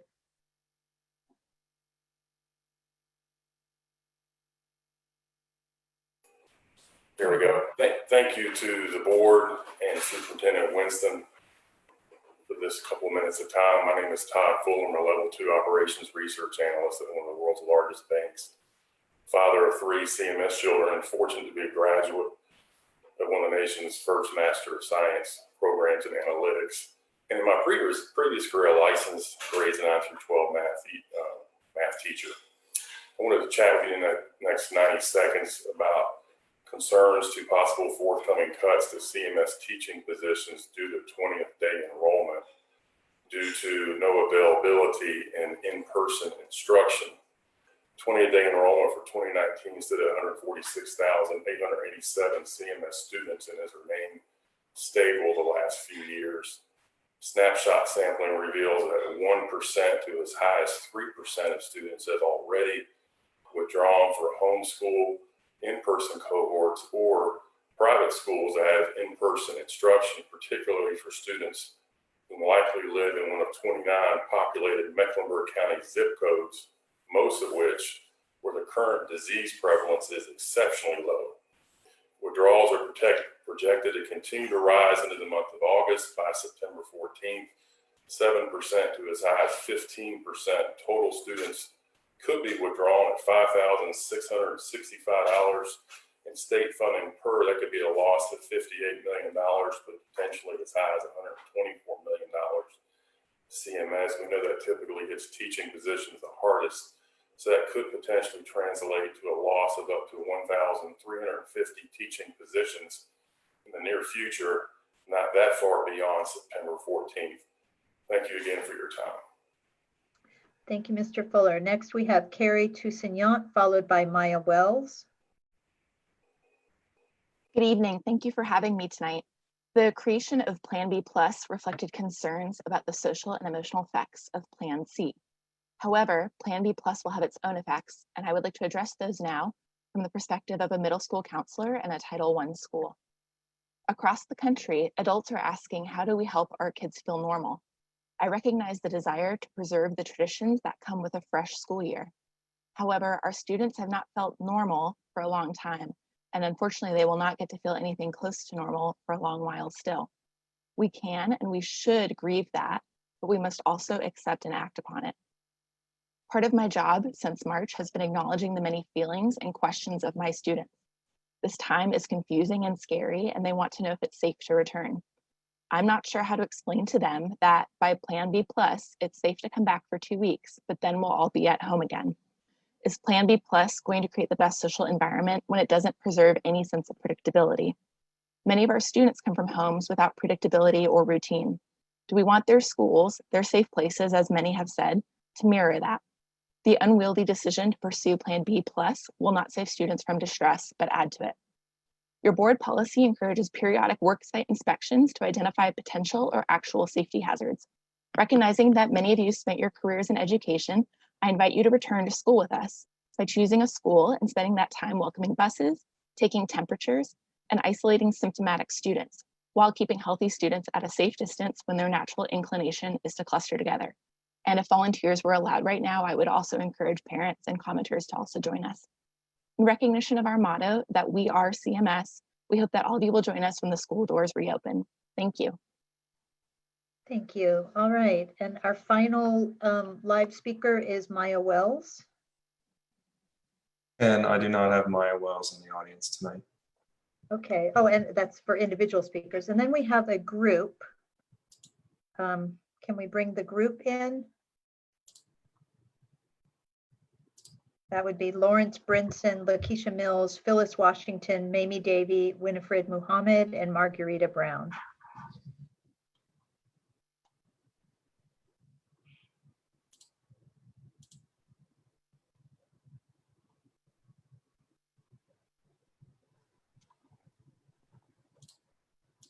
And once they start, the group has 7 minutes.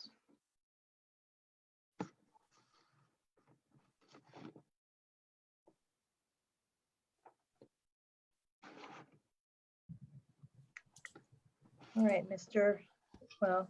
We can start. I don't know if we need to bring everyone in first, or I think you can start. Well, Ms. Mays is, my general counsel is nodding. I do not have Phyllis Washington in the audience tonight. Okay. But everyone else is in? Okay. Correct. All right. So Ms. Kelly, if you would start the clock, and Mr. Brinson, if you could go ahead and start. All right. We'd like to thank you all for giving us this opportunity to speak. I'm Lawrence Brinson, president of the Charlotte-Mecklenburg Association of Educators. I also teach at Philip O'Berry Academy of Technology. It is our position that we start the school off remotely And with that being said, we do have some concerns and recommendations we would like to make. And one of those is to add a health component to the safety committees, and especially adding educator voice. We feel like educator voices are missing in this piece, so we want to make sure that that is added. We also want to make sure that employees are protected from retaliation for raising any health and safety concerns in their schools or wherever in the district. And also we have concerns about products. So we want to make sure that product information is made available regarding any chemicals that will be used during work. And I have some members of my leadership team that will speak to some of those issues. Okay, thank you. Greetings.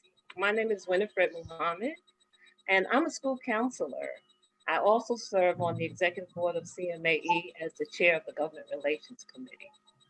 So I'm concerned for staff who believe their health will be at risk if they were to return to a school building and/or office that presents to be an unsafe working environment. And while there is a process for staff to put in a request to work from home remotely, they're not guaranteed it will be approved.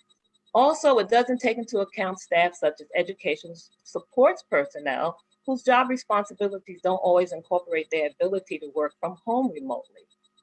I'm also concerned for those employees who do make a disclosure of an unsafe or unhealthy working environment and that they not receive reprisals or be discriminated against for doing so.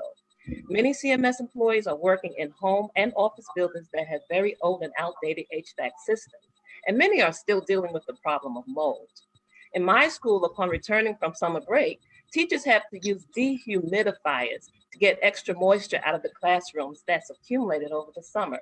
During the winter, if you walk through the halls of my building, you might see scholars with their coats still on due to not having heat in their classrooms.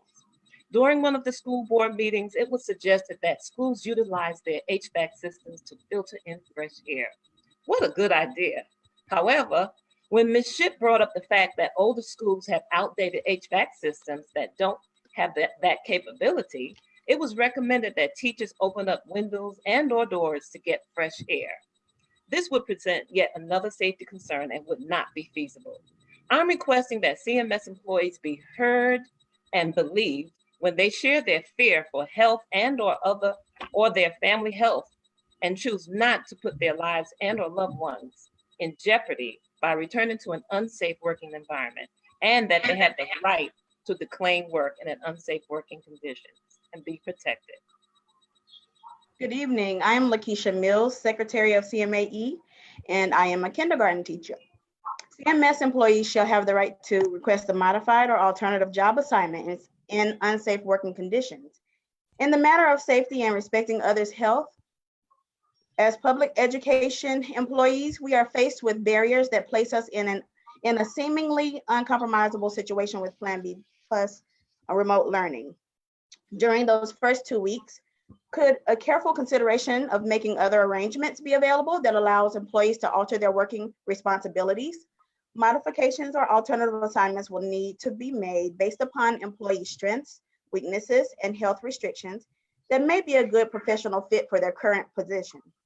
The modified or alternative assignments will need to be without retaliation of any kind or a threat of job loss. CMAE recommends that in addition to the CMS-wide Health and Safety Committee, each school, campus, other work site shall create its own Health and Safety Committee to monitor ongoing developments. Each Health and Safety Committee should be composed of, and not limited to, school nurses, administrators, dean of students, first responders, health and PE teachers, school psychologists and social workers, school resource officers or security associate, and school secretary. Thank you. Good evening, I'm Mamie Davey. I'm an instructional teacher assistant and a CMAE executive board member representing educational support professionals. My recommendation tonight is that should it be your final decision to proceed with Plan B, that just as all staff are required to complete bloodborne pathogens training at the start of each school year, they should also be required and provided with the appropriate training in order to keep our schools and all work areas cleaned and disinfected. I would suggest that we be mindful of the fact that there are differences between cleaning, which removes germs by using soap or detergent with water, disinfecting, which kills germs on surfaces or objects, and sanitizing, which lowers the number of germs on surfaces and objects to a safe level.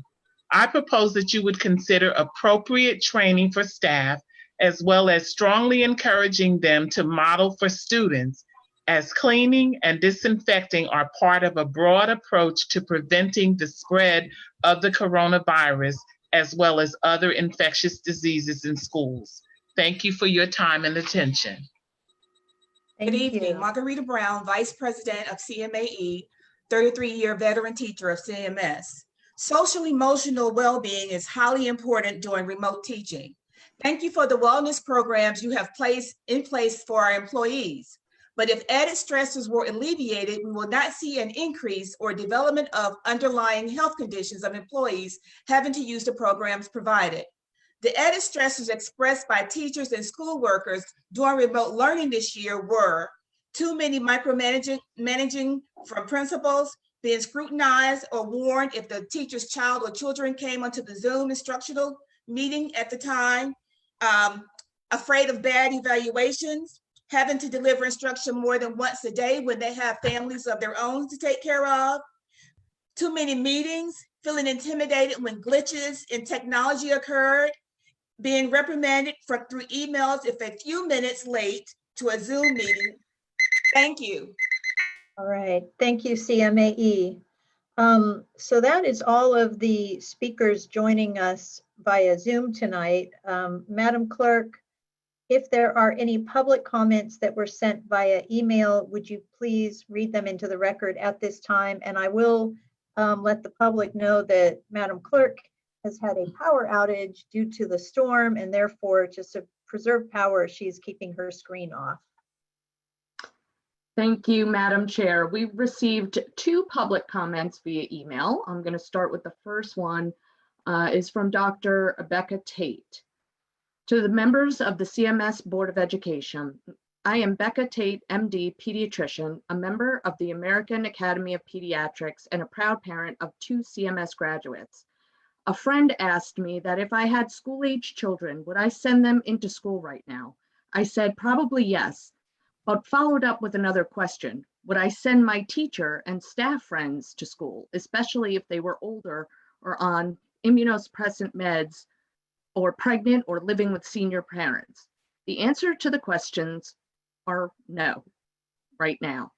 Other cities around the world have already demonstrated what can happen when we gather in schools too soon. COVID outbreaks, big or small, occur, students and teachers are sent home, and chaos occurs as decisions are made about what happens to remaining students. Many of these cities have closed schools soon after reopening. My hope is that through our total community embracing wearing face coverings and social distancing, community viral spread lowers, COVID infection rates drastically lower in Mecklenburg County, and CMS can revisit this issue. Wouldn't it be wonderful if through all our efforts, schools could reopen for the second quarter? I agree with the American Academy of Pediatrics recommendation that students are best served physically in school, but also strongly agree with their caveat that this can and should only be done when we can ensure that students and staff are safe. Local numbers matter, and Mecklenburg County has a way to go before we reach those safe levels. With that, I stand fully with CMS Board of Education and their recent plan on school reopening for the 2020-21 academic year. Our next request or submission was from Maya Osaka, and hers reads, 15 weeks ago, my COVID-19 symptoms started to subside enough to the point where I could go to the bathroom 6 feet away from my bed without sitting down to catch my breath. Oh, I'm sorry, I apologize. Today, I was able to walk to the mailbox without experiencing wheezing and a racing heart, a huge accomplishment for me now. I'm 17 years old and about to enter a senior year I'm not even sure I'll be able to complete. Although my COVID symptoms have begun to fade, I'm now left with frankly terrifying effects on my heart, lungs, and brain. I now have to use a calculator to add or subtract single-digit numbers, simply because my thoughts are so fuzzed. I can't figure out how to do it. I severely struggle with my memory. My apologies.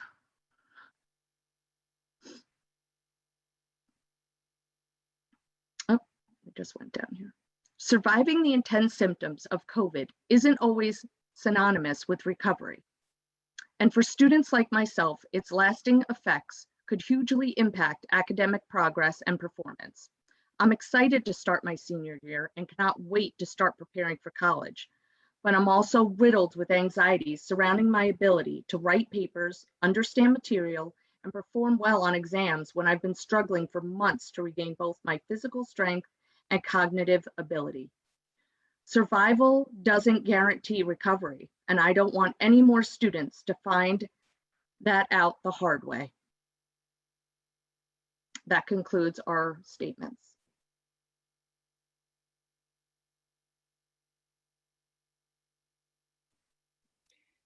You're muted. I am so sorry. I had a coughing fit and I muted myself. All right, thank you very much, Madam Clerk. And we will now turn to our consent agenda. Is there a motion that the board approve the consent agenda item? So moved. Motion to approve, second. All right, before we move, so there's a motion from Ms. Sawyer, a second from Ms. Cheek. Before we move to a vote, does any board member wish to pull any part of this item for individual consideration? Hearing none. All those in favor, please raise your hands and say yes. Yes. Yes. Do we have any opposed? All right, hearing no opposition, the consent agenda is approved by a unanimous vote of 9-0. Mr. Superintendent, would you like to speak about your personnel appointments? I would. Thank you, Madam Chair. Board members, it gives me great pleasure this evening to share 3 personnel appointments, all in the principalship. First up, and I know that we have a brief PowerPoint that we can share with members of our viewing public so that they will be able to follow us along. But as I often say, this is one of the highlights of our board meetings for me, being able to share personnel who are new to the district, as well as personnel who are in new positions in the district. Thank you, Ms. Kelly. I appreciate that. First up, I would like to recognize Nizzy John, who is the new principal of Rivergate Elementary School. And I want to welcome Ms. John back to CMS because previously she was part of the CMS family, but truly once part of the family, you're always part of the family. Ms. John most recently was the principal at Grace Life Academy of Pineville. Prior to that, she served as principal of Polo Ridge here in CMS for about 4 years. And then prior to that, she was an assistant principal at both Valentine Elementary as well as David Cox Road Elementary School. And so I'm thrilled to welcome Ms. John back to CMS. And I know she has joined us on our Zoom call, and would invite her to share a few brief remarks if she would like to. Good evening. Hope you can hear me. We do, we hear you. Okay, I want to take a moment to thank Superintendent Winston, Kathy Elling, the school board members, the Southwest Learning Community team led by Steve Esposito, and the River Gates Elementary staff, students, parents, and community members for this opportunity. I thank you very much. Thank you, Ms. John. Next up, I would like to highlight Cortland Reeves, and you all will see his picture momentarily. Cortland Reeves is currently the principal at Greenway Park Elementary School, where he has served since 2018. He also served as an assistant principal at Vance High School, as well as a dean of students and a teacher of at North Mecklenburg High School. I remember working directly with Mr. Reeves when he was an aspiring leader fellow, and he worked directly with one of my predecessors during that time in the superintendent's office. And so I am excited to announce Mr. Reeves as the new principal of Ridge Road Middle School. And Mr. Reeves has also joined us tonight, and I would invite him to share some brief remarks with us. There you go. Well, good evening, Madam Chair, Madam Vice Chair, members of the board, and Mr. Superintendent. Thank you so much for this opportunity to be with you this evening. It's been my honor and privilege to serve at Greenway Park for the past few years, and I'm truly excited about this new opportunity to join the amazing students, staff, and families at Ridge Road Middle School. As some of you may know, my wife, Sarah, our daughter, Hadley, and I live in the Ridge Road community, so this is truly an exciting moment for our family. I'm especially thankful to Dr. Tangela Williams, Ms. Tara-Lynn Sullivan, and Dr. Condra Ratley, who have all served as my learning community superintendents at Greenway Park and have guided me along the way. I'm also thankful to Mr. John Wall, who I'll be joining in the Northeast Learning Community. A special thanks to you, Superintendent Winston, and to Kathy Elling for your support in this move. And finally, my hats off to Ms. Marshall. Thank you for our great partnership during my time at Greenway Park. Go Deeks! And I'm looking forward to joining Ms. Cheek in District 1. Thank you. Thank you, Mr. Reeves. Keep that enthusiasm. Last but not least, I want to share with our community, and we actually got a head start on this particular announcement yesterday. And that is the appointment of Jamie Brooks as the new principal at Ardrey Kell High School. Ms. Brooks is currently the principal at Community House Middle School, where she has served for about 12 years. 12 years as principal of Community House Middle Schools, where she built a lot of solid relationships there. Prior to that, she served as an assistant principal at Ardrey Kell, as well as at Mint Hill Middle and Northeast Middle School. She began her career in Charlotte and Mecklenburg schools in 1994 as a teacher at Carmel Middle School. And I am ecstatic to announce Ms. Brooks as the newest principal at Ardrey Kell High School. And she too has joined us, and I would like to invite her to share a few brief remarks with us as well.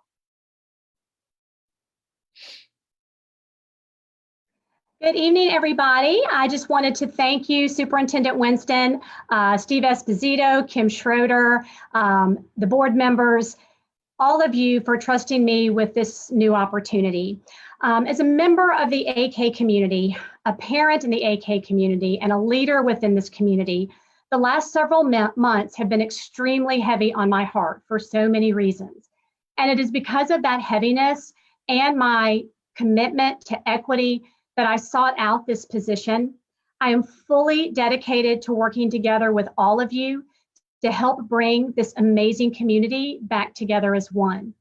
Equity and inclusion have been passions of mine for many years and have driven my work at Community House. And I'm eager to continue this work and build upon the work that has already begun at Audrey Kell. And I want you all to know that equity to me goes so much deeper than culture days and posters on walls. It's about engaging in difficult conversations. It's about confronting our own implicit biases. It's about being vulnerable and understanding that our stories are valid, but that everybody else's stories are valid as well. And finally, it's being able to act upon what all families need in order to feel heard and valued. Whether that means looking into grading practices, whether that means making sure that there are more higher level class opportunities for students by ensuring that you do not have a culture of fear, but a culture of success. Whether that means making sure you have more diverse opportunities and options in clubs and activities for students, or ensuring that every classroom, student, and parent group reflects the diversity of the school community. That is what equity is. And I vow to you, Superintendent Winston, board members, and all of the AK families, that I will work together to build on the school culture so that we become a place where diversity is celebrated and not just tolerated. I will work alongside all of you to create an environment where every student that walks across the graduation stage is not only prepared for life's next challenges, but also holds his or her head high and truly believes that it is a great day to be a Knight. And Gabe, I just want to say to you that you are an outstanding representative of the Audrey Kell community, and I am so very excited and honored to get to work with you very, very soon. Thank you again. Thank you, Ms. Brooks. We're excited about your leadership to come at Audrey Kell. Huge shoes to fill over at Community House. Madam Chair, that concludes my remarks. Okay, thank you, Mr. Superintendent. Colleagues, for our one action item tonight, this will be the recommendation for approval of student assignment for Providence Spring Elementary relief. Before the board acts, I'm going to turn back to the superintendent to introduce this item and to make a recommendation. Well, Madam Chair, I won't belabor the point. This has been a long and arduous journey getting us to this point. And I would like to invite Akeisha Craven-Howe, our Associate Superintendent for Student Assignment and School Choice, to join us and present my recommendation.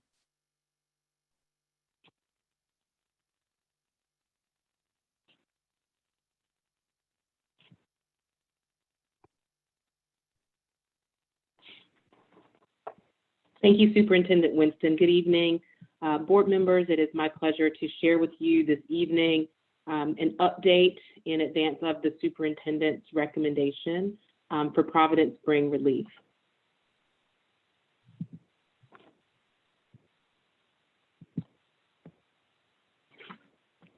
As always, I think it's helpful to ground our viewing public in the student assignment policy, JCA. And just a brief reminder that the board's single requirement for student assignment boundaries is that all boundaries must be contiguous. The board also identifies 4 equally weighted priorities that we are to assess all boundaries against, and those being home to school distance, intact feeder patterns, socioeconomic diversity, and school utilization. And you will see those throughout this presentation as we assess the superintendent's recommendation.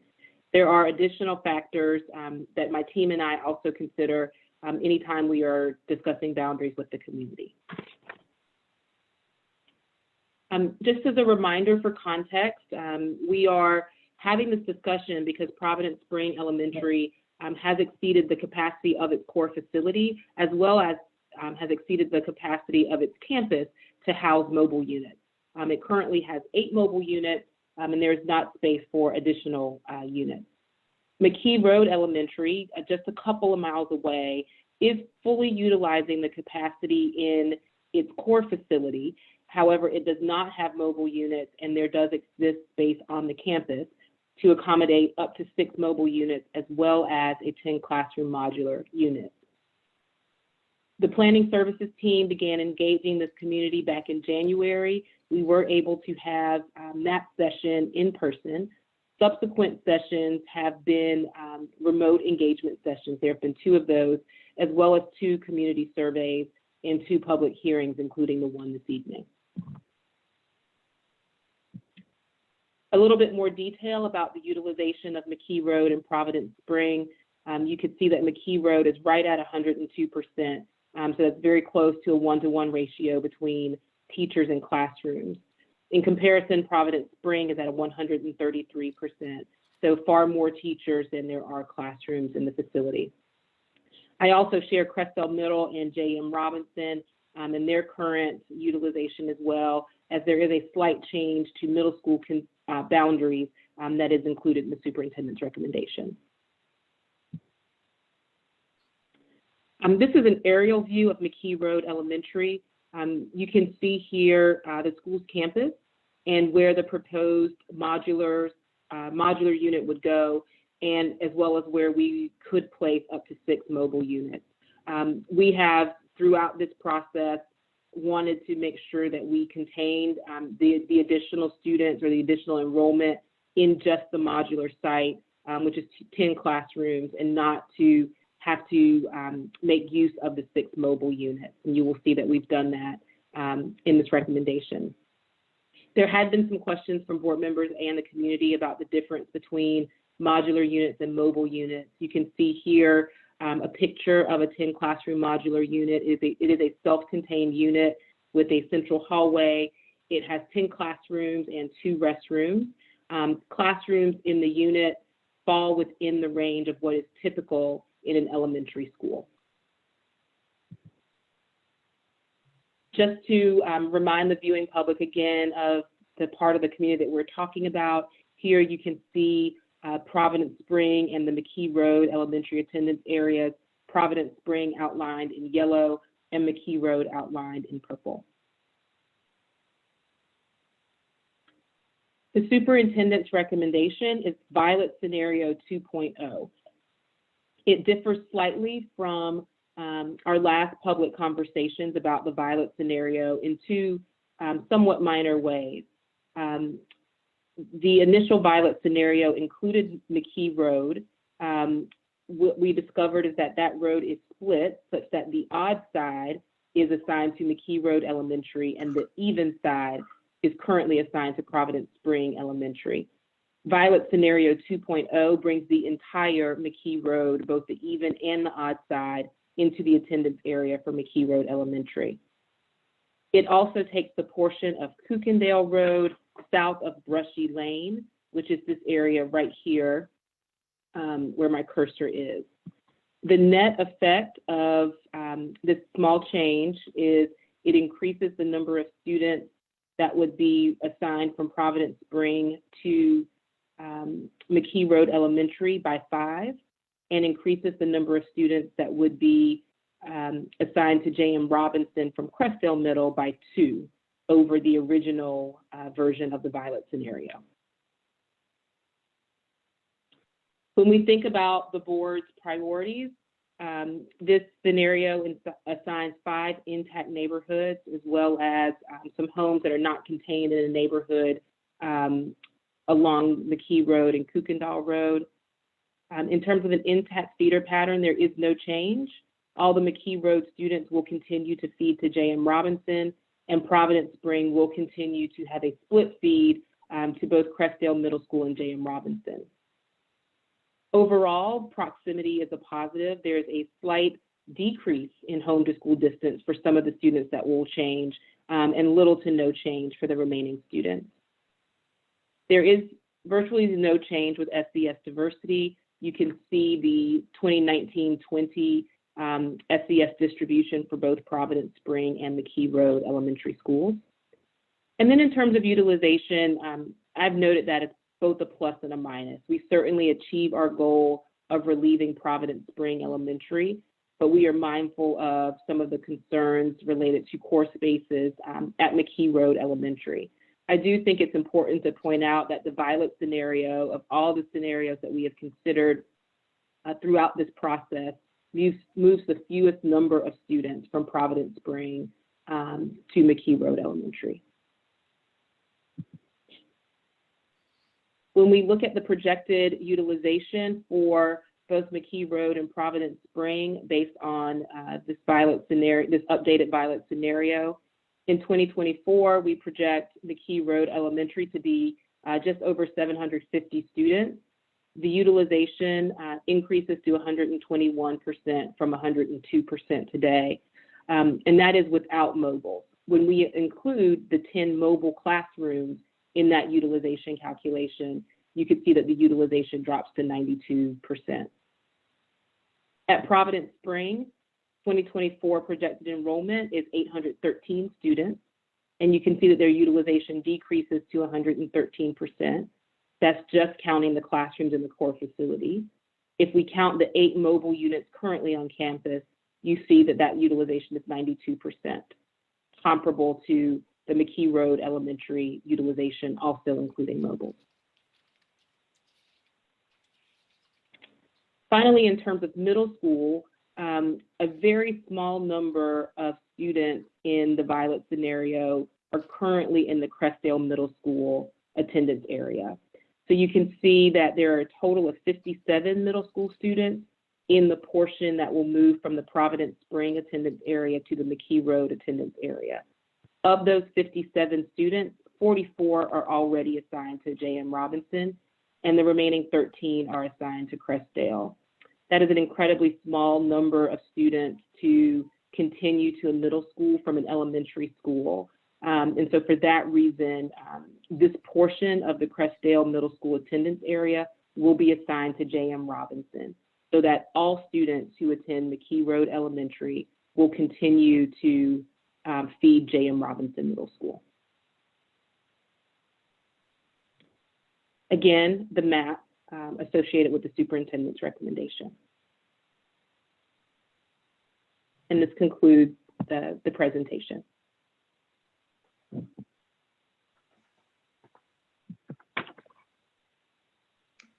Right, before we go to the motion, do any board members have any questions? Hearing none, I turn to board member Sean Strain to make this motion. Madam Chair, can we see the full screen now, please? Okay. Mr. Strain, you have the floor. Yes, Madam Chair, I move to approve the Violet 2.0 option as described and recommended by the superintendent. This plan will establish a new homeschool attendance area for both McKee Road Elementary and Providence Spring Elementary, and associated middle school attendance areas for Crestdale and J.M. Robinson Middle Schools. The details of the proposed changes under Violet 2.0 are before us and shall be added to the minutes of the board meeting for future reference. Okay, is there a second? I saw your hand, Ms. De La Hara. That was on mute, sorry. Second. Okay, so we have a motion from Mr. Strain, a second from Mr. De La Hara.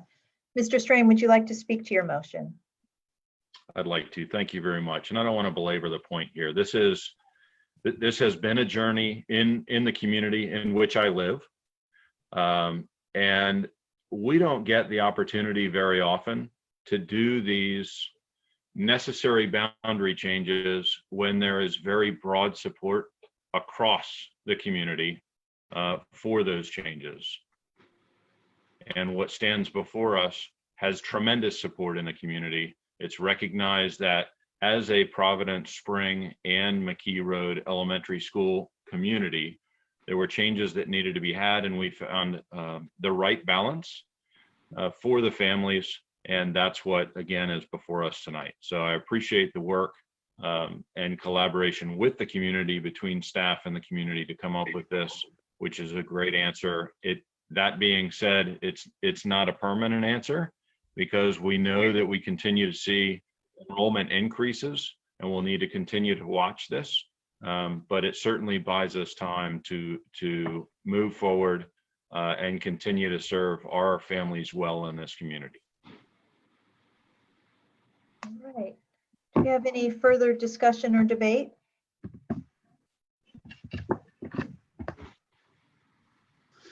Well, I would like to thank Ms. Craven Howell for your steadfast commitment to seeing this process through, and thank everybody who played a part in coming up with this solution. And with that, Madam Clerk, would you please call for the vote? Thank you, Madam Chair. Board members, before I begin, please unmute your microphones. Board Member Rhonda Cheek, how say you? I vote yes. Board Member Dr. Ruby Jones, how say you? She's muted.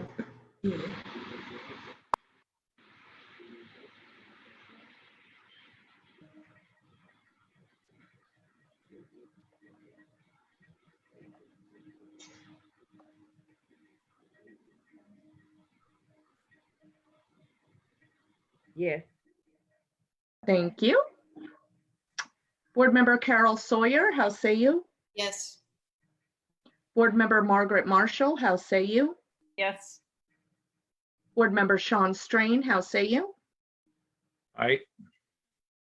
Board Member Lenora Shipp, how say you? Yes. Board Member Jennifer De La Hara, how say you? Yes. Board Vice Chair Thelma Byers Bailey, how say you? Yes. And Board Chair Elise Dashu, how say you? Yes. Okay, Madam Chair, the motion passes a vote of 9-0. All right. Well, thank you very much. So next, we're going to move on to the reports and information items for the night. First being a report on budget and amendments for June of 2020. I turn to the superintendent for this report. As presented, Madam Chair. And next, we have the report on, hang on, sorry. I've got the same thing here twice. Oh, the next, we have a report on capital project ordinances for June of 2020. I turn to the superintendent for this report. As presented. All right. And then we have something that a lot of us are looking forward to. Report on details of reopening schools for the 2020-2021 school year. And I turn to the superintendent for this report. Thank you, Madam Chair and board members. We know there is a great deal of interest in our reopening of school plans, and rightfully so. Just about a week ago, the Board of Education approved our Plan B plus remote to reopen schools. And we thought this would be an opportunity this evening to be able to go a little bit deeper, clarify some issues, provide some additional information, in some cases, dispel some myths that are out there about our planning efforts, and also highlight some particular issues. And one that I know Dr. Hayes, Dr. Matt Hayes, our Deputy Superintendent of Operations, and a team that he has with him this evening, one of the issues that I think they will highlight is our full remote academy, for which we are currently registering students for, and that registration will run through Sunday. So without further ado, Madam Chair, board members, I would like to invite Dr. Hayes and the team to join us and begin our report this evening.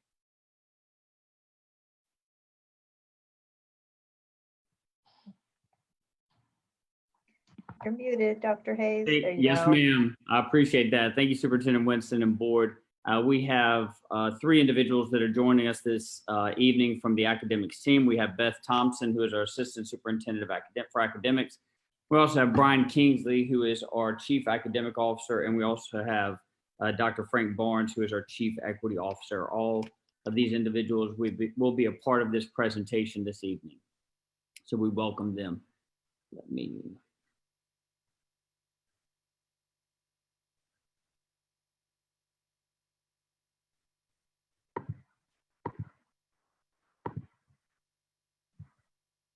So I hope everyone can see the screen here.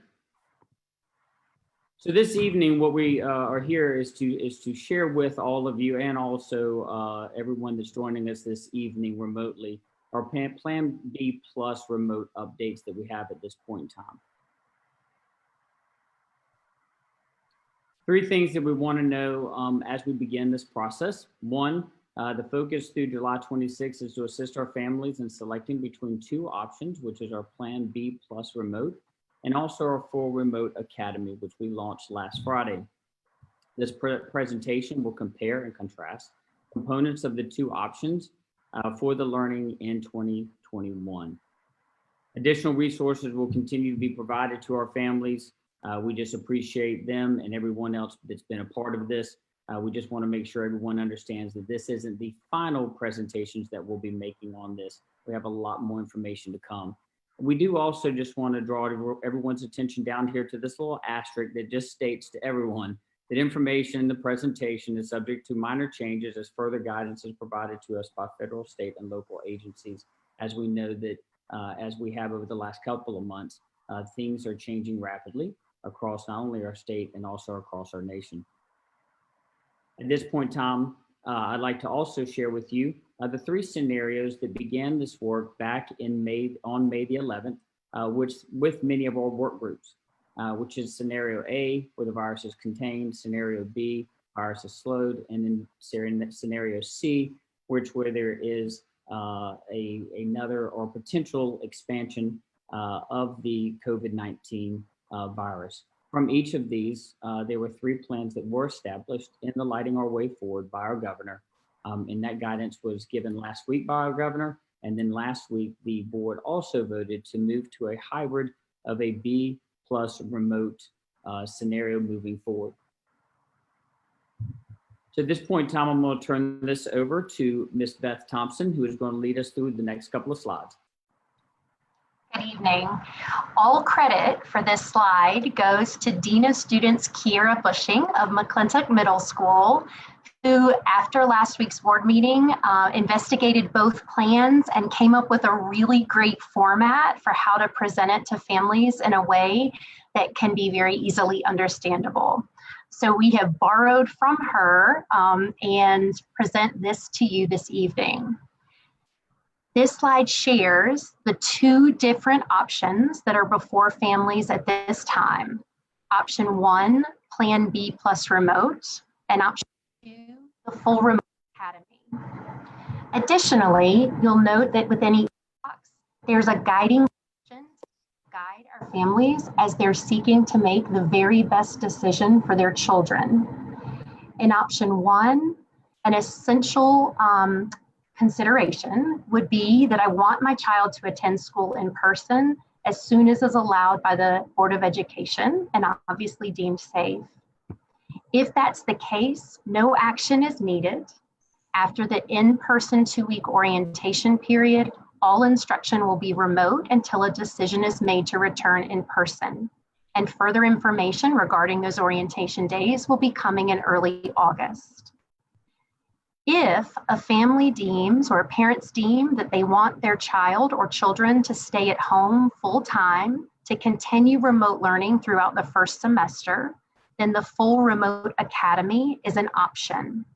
Registration is available and is on this link and is also on the CMS website. Families must register by July 26th at 11:59 p.m. And a decision by our school board to return to in-person learning would not affect these students. If families are seeking additional information or guidance on what would be best, there's information that's located on the links on this slide, as well as on our CMS website regarding learning and instructional materials that will be used across each option, as well as information around the full remote academy. Additionally, the CMS call center is available to answer questions for families.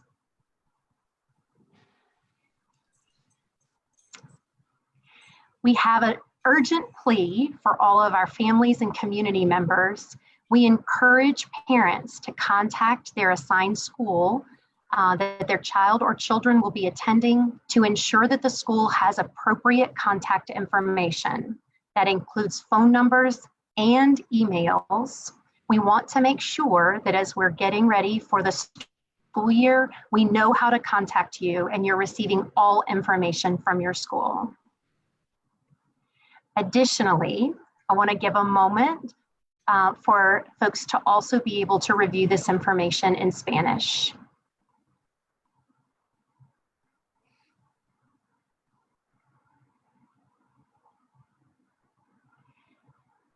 And on the subsequent slide, an additional ask that we are able to have all families contact your school to ensure the appropriate contact information is had.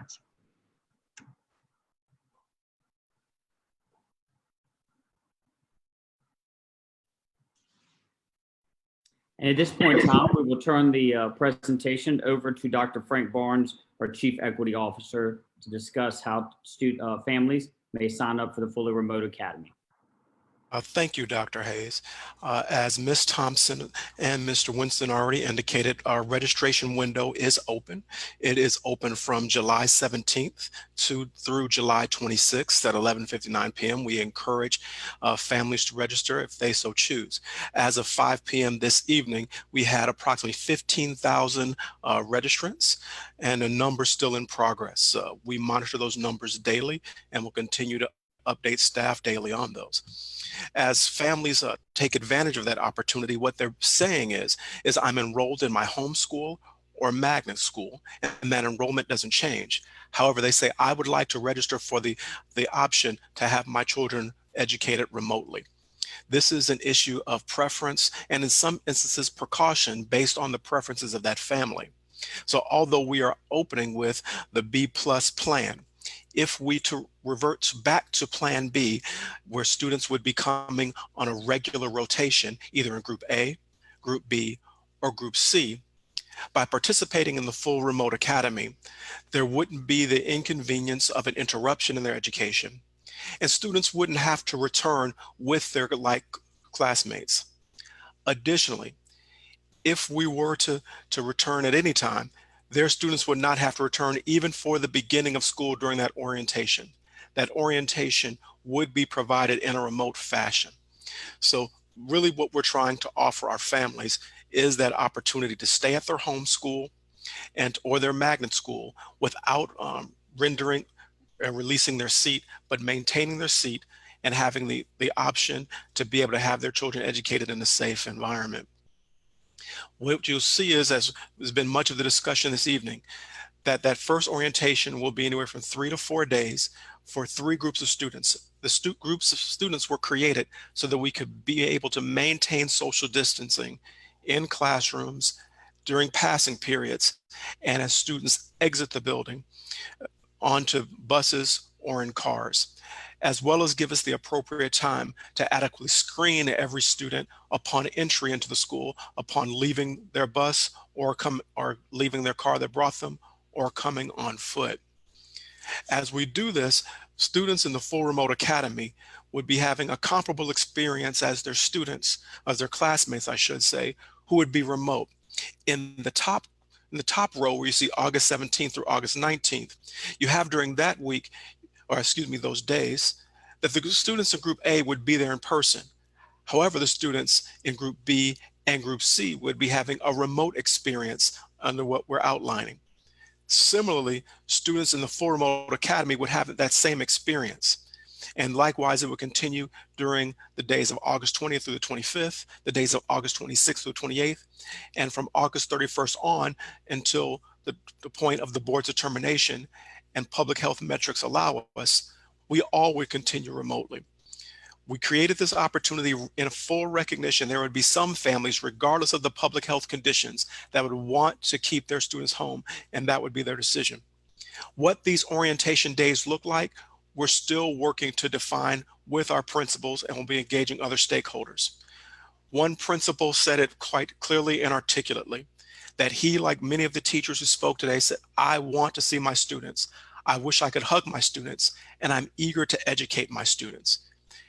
that educator, that leader in our school said, I would like to, along with my peers, be able to contribute my creativity, ingenuity, efficiency, and sensibility to figure out how do we properly orient our students and prepare them for a successful relaunch while making sure that he, his team, and the staff that have trusted him, both instructional and non-instructional, can stay safe. So we're going to continue, as we committed last Wednesday, to work with different stakeholders to be able to bring that creativity, ingenuity, and sensibility to what these days look like so we use them well to our best ability. With that, I want to hand things back over to Dr. Hayes. Thank you, Dr. Barnes. Appreciate you so much. We're now going to transition to our Canvas, What is Canvas, and our family supports here. Our Chief Academic Officer, Mr. Brian Kingsley, will lead us through a couple of these slides. Thank you. Yeah, thank you, Dr. Hayes, for the opportunity to present tonight.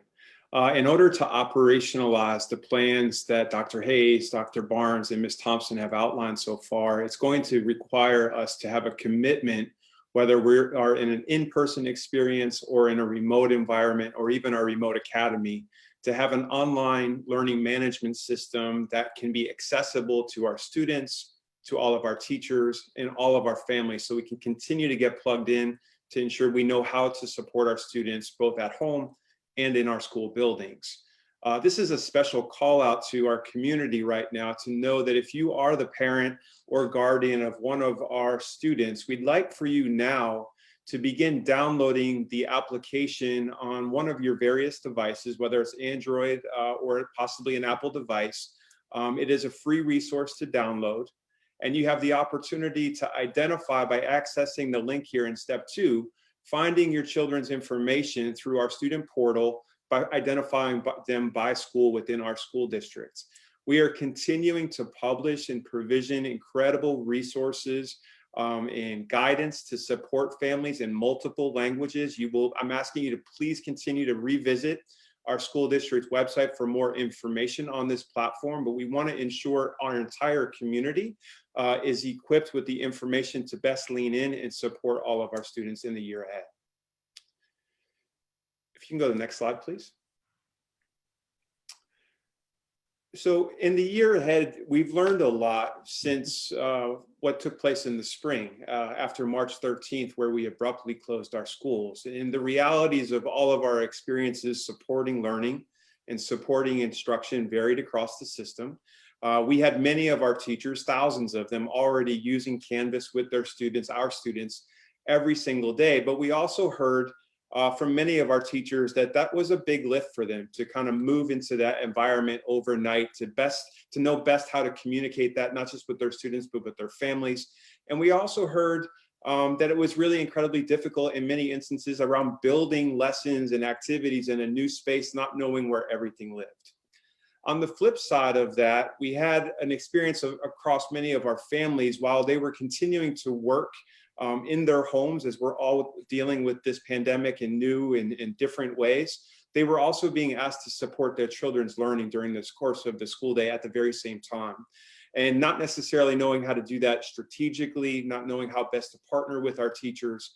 And so I'm incredibly blessed to work with honestly, I think not just the hardest working, but the most robust academics department in the country. And I want to thank Beth Thompson for her extraordinary leadership and that of the entire team, because what you're seeing here, which is now available on our district website, if you go to our COVID-19 resources, we recently did a press release releasing beginning videos, that this is not just a video to highlight what it will look like, but it's a daily experience where our curriculum specialists have partnered with over 70 of our classroom teachers to know that while our children are dealing with some traumatic experiences missing the classroom, we're committed to identifying creative and innovative ways of building the classroom environment via technology so students can experience that consistency of understanding what school can be like, from the carpets, from the whiteboards, from the tools, the small groups, the voices of our teachers, and doing it in various languages to help support all of our students reach their full potential.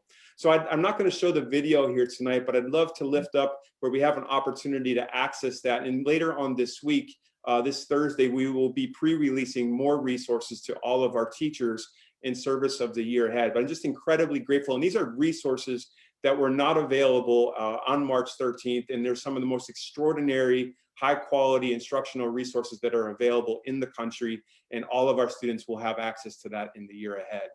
The next slide highlights what that may look like at the secondary level. This is a particular opening of an individual lesson. It's not what the Canvas platform might look like, but this is a Math 8 classroom that illuminates how we integrate various technologies, not just our device, but different software programs are available to our students that are intuitive in nature, they're interactive in nature to help make sure that our students, whether they are side by side with their parents, working via face-to-face experiences through technology with their teachers, or simply working independently, that they're still able to receive meaningful feedback as a result of the programs and the intuitive nature of how these systems and lesson plans have been built. These particular examples provide meaningful feedback and are incredibly interactive, and that will be consistent for all of our core classes in the year ahead, and we're committed to building out this type of platform and these types of courses for all of our courses moving forward. Dr. Hayes, I'm going to turn it back over to you for a few slides specific to program comparison between Plan B plus remote and full remote academy. Thank you very much. Don't go too far. I'm going to throw it right back at you after a couple, but we want to take our time here and go a little, kind of slow it down a little bit. We've got, this is where we're looking at the program comparison. This is important for our families to hear. So we're going to take a few minutes just to kind of go through this. And we're going to speak specifically to many of the slides just so we don't miss anything. So here you'll see the Plan B plus remote and also the full remote, and this same configuration will continue over the next couple of slides. This is around the participation and enrollment. Plan B plus to remote, you do not have to do anything. Families, you just, you continue on in the school that you're in. Students will participate in this model without you having to do anything else at this point in time. If you are new to CMS, you just need to enroll into CMS, and then you do not. If you're currently in CMS, there's no other actions that need to be taken or required of you at this point in time. If you are interested in the full remote academy, students must register in the program before July the 26th at 11:59 p.m. As Dr. Barnes shared with you on an earlier slide. You will remain in this program through the end of the year unless you opt out of the full remote academy after first semester.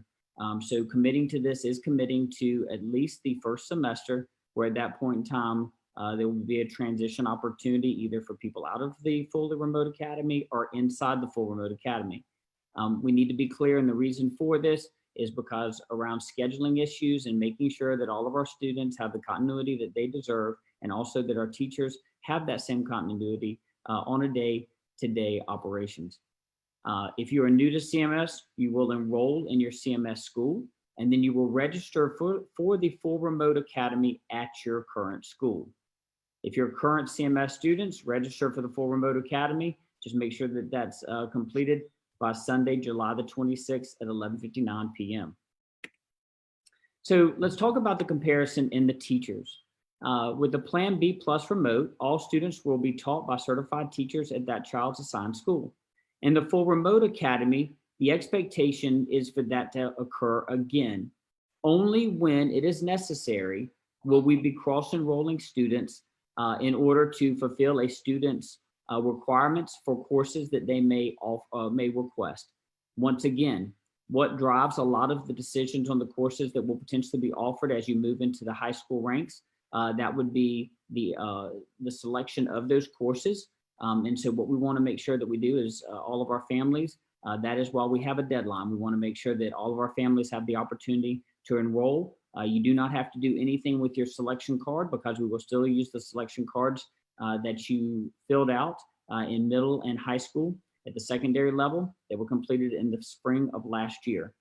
Once again, I do want to lift up to everyone that this cross enrollment will only be used when it is necessary. Our hope is that the teachers, the certified teachers that will be running our remote programs in our academies will be within their own schools. So let's talk about attendance for just a few minutes, because this is very important for everyone to know. For the first 2 weeks of attendance, students in Plan B and the remote will be expected to attend their rotation days during the first 2 weeks of the 2021 school year. These days are instructional days in our calendar or are required for in-person attendance and on these assigned days during the days that you're assigned to report in person. Students will be marked absent for any missed days during their in-person rotation, and students who are absent during their rotation days will need to communicate with their school's principals to set up an approved method to obtain any missed information or materials. Now, for our full remote academy, students will not attend any in-person days during the first 2 weeks of school. Students will have the opportunity to participate in a virtual orientation and to receive and to pick up materials that are organized by the school. Now, after August, for attendance, once we get into the beginning of August 31st, and we have both groups that are in a remote setting. CMS will seek to provide maximum flexibility for students and families in remote learning while adhering to the law, policies, and regulations. We'll be utilizing various opportunities throughout the course of the day, which include but not limited to group lessons, small group personalized sessions, and completement of work in which to count a student as present for the day. Something to note here in the attendance beginning August 31st is that when the school board determines that in-person learning will begin, families should plan for students to attend school in person according to their rotation designated by the board. When the school board determines if you are in the remote academy, full remote academy, when the school board determines that an in-person learning will begin, students will remain in the remote learning as part of the full remote academy unless they opt out at the semester, okay, midway through the year. Once again, that's clear in the diagram that we showed earlier that was presented by Dr. Barnes. So looking at grading, this is very important. We want to make sure that everyone understands that the grading that we concluded with at the end of last semester was not the regular grading in which we utilize and have implemented throughout CMS. The academics team is currently reviewing the current CMS elementary, middle, and high school grading procedures to determine what, if any, revisions need to be made to remote learning during the 2021 school year. The essential elements of the grading plans will remain the same and will be consistent across all instructional delivery options throughout the course of the year. It's very important. Specialized services will be provided in both options. Just because you are in a full virtual model, that does not exclude you from any of the services that are provided at your school. Social emotional learning, all of our students' teachers will intentionally build relationships to make every child feel welcomed, included in the remote learning environment, in whichever way that is, if that is in Plan B remote or if that is in the full remote academy. So something that we've got a lot of questions around is when athletics resume, what is the variation and the differences that would be in Plan B plus remote and the full remote academy? So students in either program option at the school are eligible to participate in the athletics. So both are eligible to participate in athletics given the following conditions. And these are the same conditions that students must follow when they're participating in athletics at any point in time over the last several years. Students enrolled in the same CMS school that they attend in 2019-2020 are eligible to participate in athletics if they meet all the state and local eligibility requirements. Students enrolled in a CMS school other than the school they attended in 2019-2020 that is not their home school may not be eligible to participate in athletics. Apologize. Students entering the 7th grade and the 9th grade for the first time and/or students initially enrolling in CMS are eligible to participate in athletics where they are properly enrolled if they meet all of the state and local eligibility requirements. In all instances, all of our families should speak first to their athletic directors at their schools, and families may also contact the CMS athletic department for assistance if needed. Once again, just want to make sure that everyone is clear that when you enroll in the full remote academy, you're enrolling in the full remote academy at the school that you are currently attending. Clubs and extracurriculars, CMS staff are looking into options regarding virtual clubs and extracurricular organizations at each of our school sites. We know that this is very important for our students. We believe that if we are going to be in any type of remote environment for any period of time, that socialization is key to our students, and we want to make sure that they are all having that opportunity, and we are researching that at this point in time. So now I would like to turn it back over to Mr. Brian Kingsley, who's going to take us through the next couple of slides. Thank you, Dr. Hayes. So from a pre-K perspective, we talked about last Wednesday at our previous board meeting that under Plan B plus remote, excuse me, it is our intent to offer pre-K services remotely across all of our various pre-K programs. That's Montessori, our Bright Beginnings, and our NC pre-K classrooms that both exist in some of our brick and mortar facilities. And in most cases, they are existing in childcare centers across the county. What we do know at this point in time is that we can successfully open all of our Bright Beginnings classrooms and our Montessori classrooms under Plan B plus remote, but we are still awaiting guidance from the Health and Human Services Department of North Carolina on what the status update will be for our various NC pre-K classrooms that are both in our school buildings as well as in the community. And that currently impacts about 1,400 students. And so we look forward to more information coming from the Health and Human Services Department in the very near future, with our greatest hope of opening all of those pre-K seats to all of those students in the year ahead. Right now, as you may remember, we are going to be great news for our students in grades kindergarten through grades 12 is that we will have one device for all of our students in grades kindergarten through grade 12 in the year ahead. That does not yet include pre-K. It is our district's commitment to try to identify the $3 million that are necessary to fill that need. But as a result of that scenario, we are not in a position to offer the full remote academy for our NC pre-K and our Bright Beginnings classroom and or our Montessori classrooms at this time. As a result of the important continuity between pre-K and kindergarten for our Montessori programs, as well as it being a tuition-based program, we're continuing to explore opportunities to consider opening all of these pre-K programs, but especially our Montessori program in the year ahead in the full remote academy, but we cannot commit to being able to do that at this time. It's important to note when we're comparing both programs to make an informed decision as a family is that our curriculum experience for all of our students will be consistent across all of our plans and will continue to be that way once children integrate back when it's safe to do so fully as 100% of our student body into our brick and mortar facilities, hopefully in the very, very near future. I oriented you earlier as a community to our new online learning platform, Canvas, that will exist in all of our models of schooling moving forward. And I would like to encourage you to continue to download those apps and make sure that you're continuing to get plugged in on how you can best support your children at home.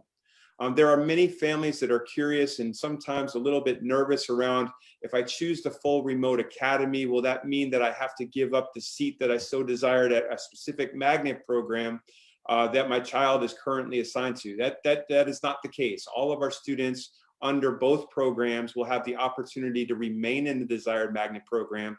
And it is our district's intent to remain true to the magnet principles and themes as much as possible in both programs, knowing that this remote scenario adds various complexities and impacts some models more than others, but it is our district intent to stay true to those themes and magnet principles across all of those options. And we are continuing to support our magnet principles and work with them so they can continue to make the best curricular decisions possible to serve you as a school community.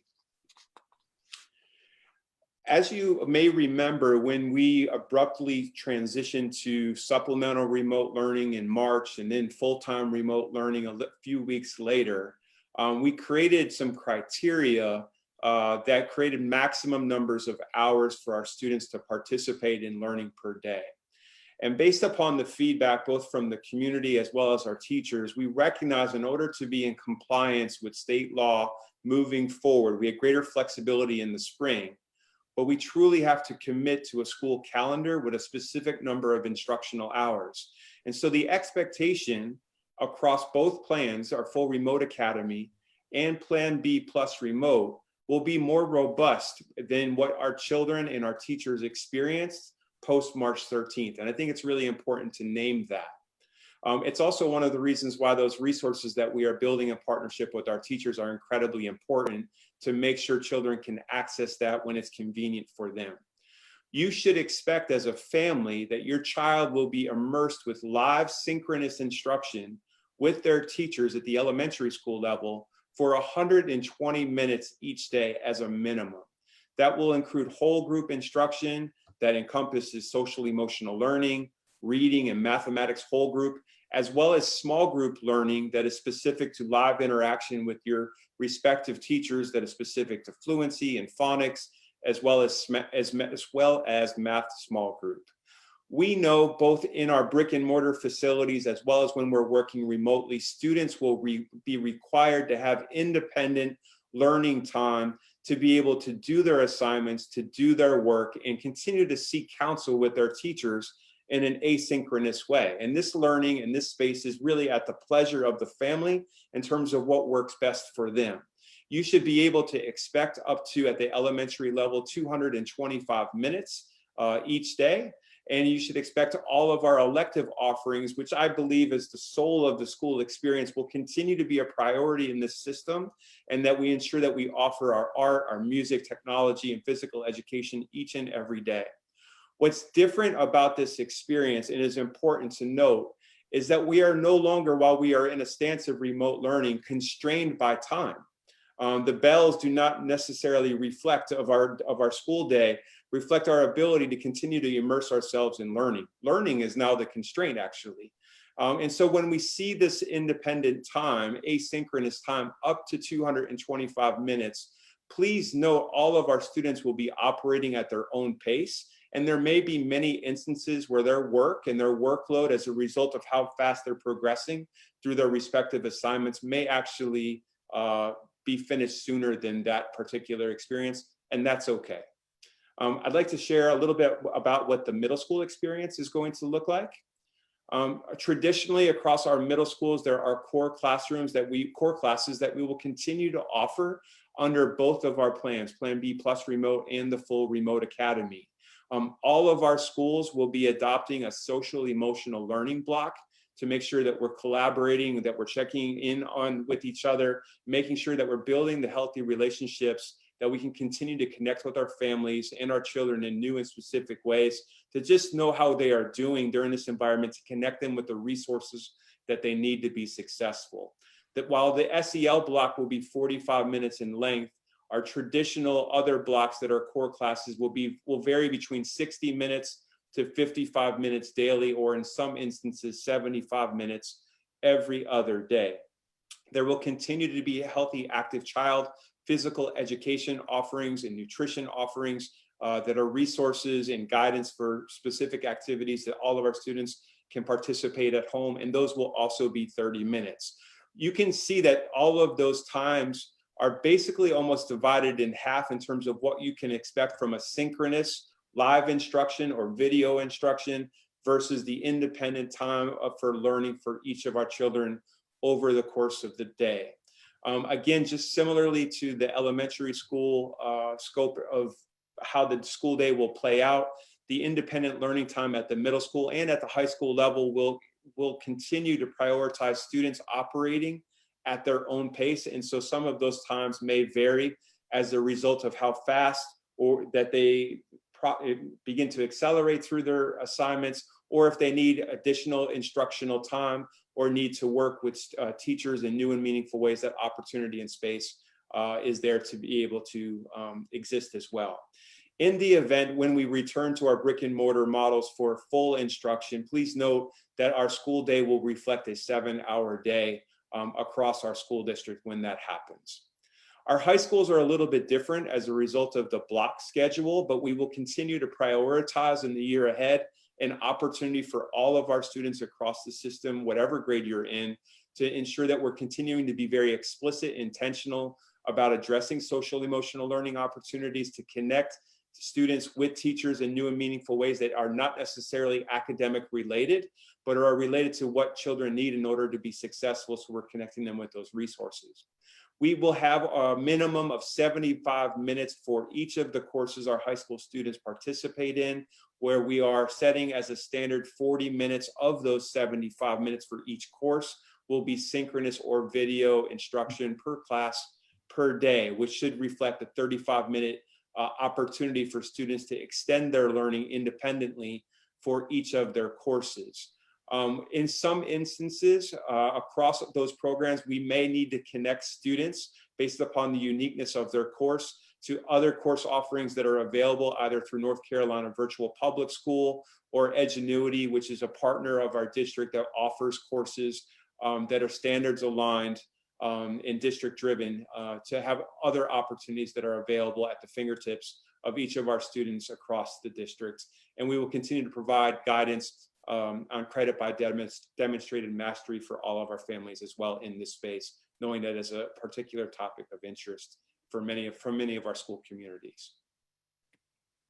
Thank you so Dr. much. Hayes, you're welcome. Yes, sir. So appreciate that. Also, just we want to make sure our families know that we've got some upcoming parent sessions and some community sessions that we'd like to make sure that everyone knows about right now. Some of these, we've got some dates that will be forthcoming. We will make sure that those are posted on our main website. The first one is going to be a full remote community meeting, which will happen this Thursday, July 23rd at 7 p.m. We're going to have that link up tomorrow on our website, so families may join us for that. We encourage anyone to come to come and listen to the questions that we have right now. I think we've had right over 100 different questions that have come in at various scale that we're going to be answering and speaking to hopefully provide clarity so our families know whether the full remote option is the right option for them. We also will have Canvas parent orientation sessions that will happen in August.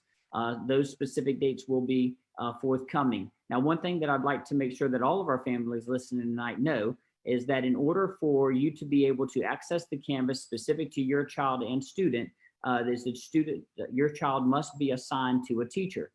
I want to make sure that everyone knows that just because we're in a remote environment does not mean that speeds up everything outside of the normal time frames that we have when school starts. I always knew that as a high school principal, that week before school started, I was going to have to make sure that I had all of my schedules ready for parents and students to come and pick up. It's going to be the same way now as well.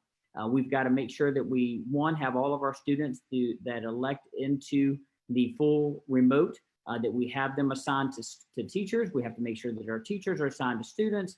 And then once all that is taken care of, then we'll be able to issue those class rosters. When those class rosters are issued, then we're able to connect them to the specific Canvas courses. And we want to make sure that when you come to that meeting, you're able to access the Canvas orientation for your child.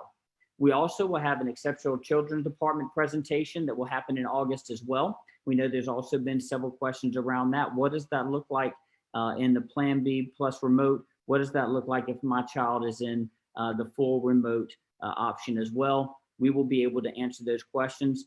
Dr. Ann White has done an exceptional job over the course of the summer. They have had several parent meetings that have taken place.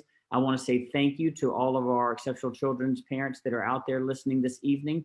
We have had much better attendance at those community meetings than we had even when we had them in person.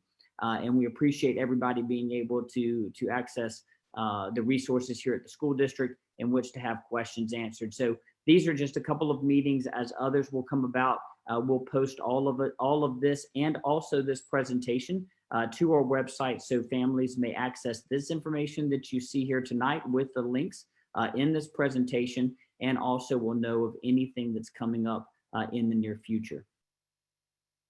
So at this point in time, we have several individuals once again that are still with us. We will take any questions.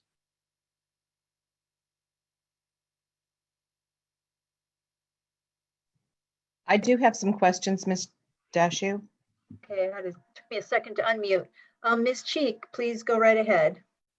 Hi, I would say thank you for Mr. Hayes, Dr. Hayes. This is for you, I guess, first. One of the questions I spoke to you about earlier was regarding athletics and the concerns about athletic eligibility for students that want to go to NCAA sports. You mentioned that since the student will remain enrolled in their current high school, there should not be any eligibility issues, but I just wanted to, and can you confirm?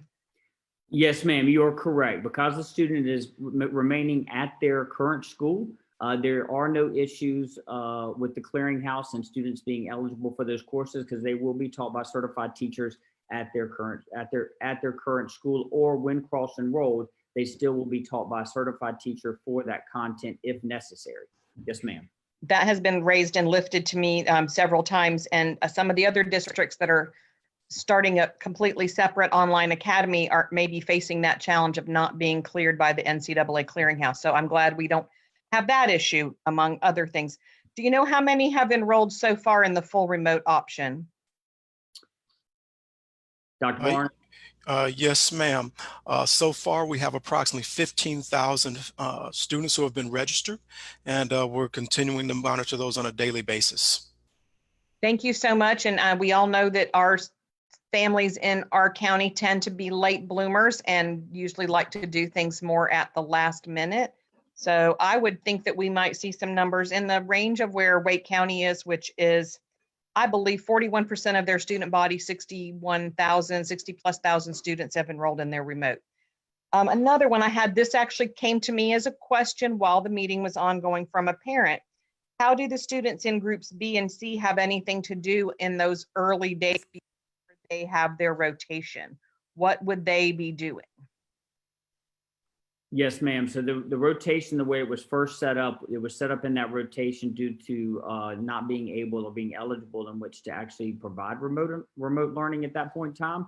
That's part of the way it was set up. Now that that's been released by the governor, we are now able to offer instruction during that time.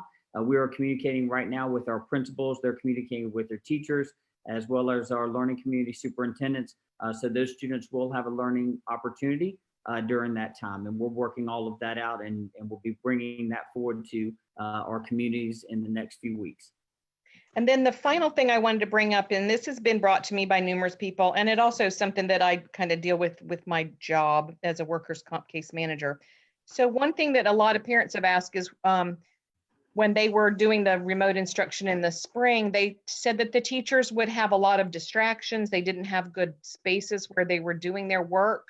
They had children and dogs running around, and they felt that it was very haphazard, and they were wondering, would teachers be given the option, or would they be required by any chance to come into the classroom, into the schools, get acclimated to the facilities, keep the janitors working, kind of get used to the swing of things, and do their remote work from the school with just teachers in the building? So yes, ma'am. Our buildings will remain open. We will be encouraging our staff to come in and teach from those environments. I'll speak for Matt Hayes when I was a classroom teacher in 6th grade and was navigating between math and English one year and science the next. Is I would love to be in my room to be able to do the science labs. I'd love to be in my room to have my resources that I can quickly put my hands on.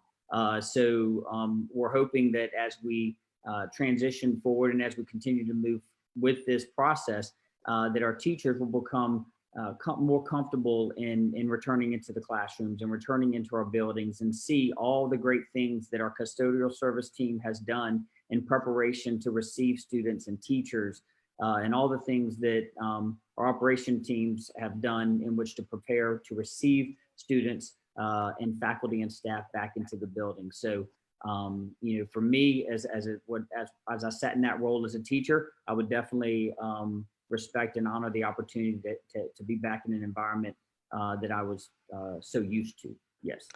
As we saw earlier this evening, the new principal from Ardrey Kell was actually speaking live from her office at Community House Middle School. And then, like I said, that was just a very common thread that I had among parents asking for that level.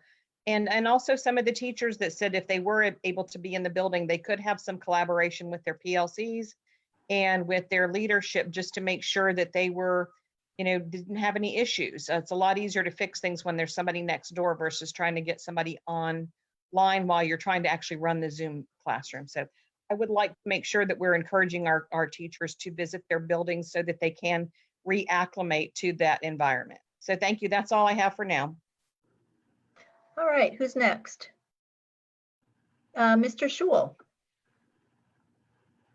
Hi, thanks for all the great work you guys have put into it. So first, I was just wondering about athletics. So are we just what are the requirements, or is there screening? What determines whether someone gets onto an athletic team and onto the field in like high contact sports? Thanks, Gabe. So right now we're waiting. We've got two things that we're waiting on. The North Carolina High School Athletic Association, if I'm correct, and Superintendent Winston, please correct me if I'm not, but I believe that they've put down September 1 as the actual start date for athletics for the state of North Carolina.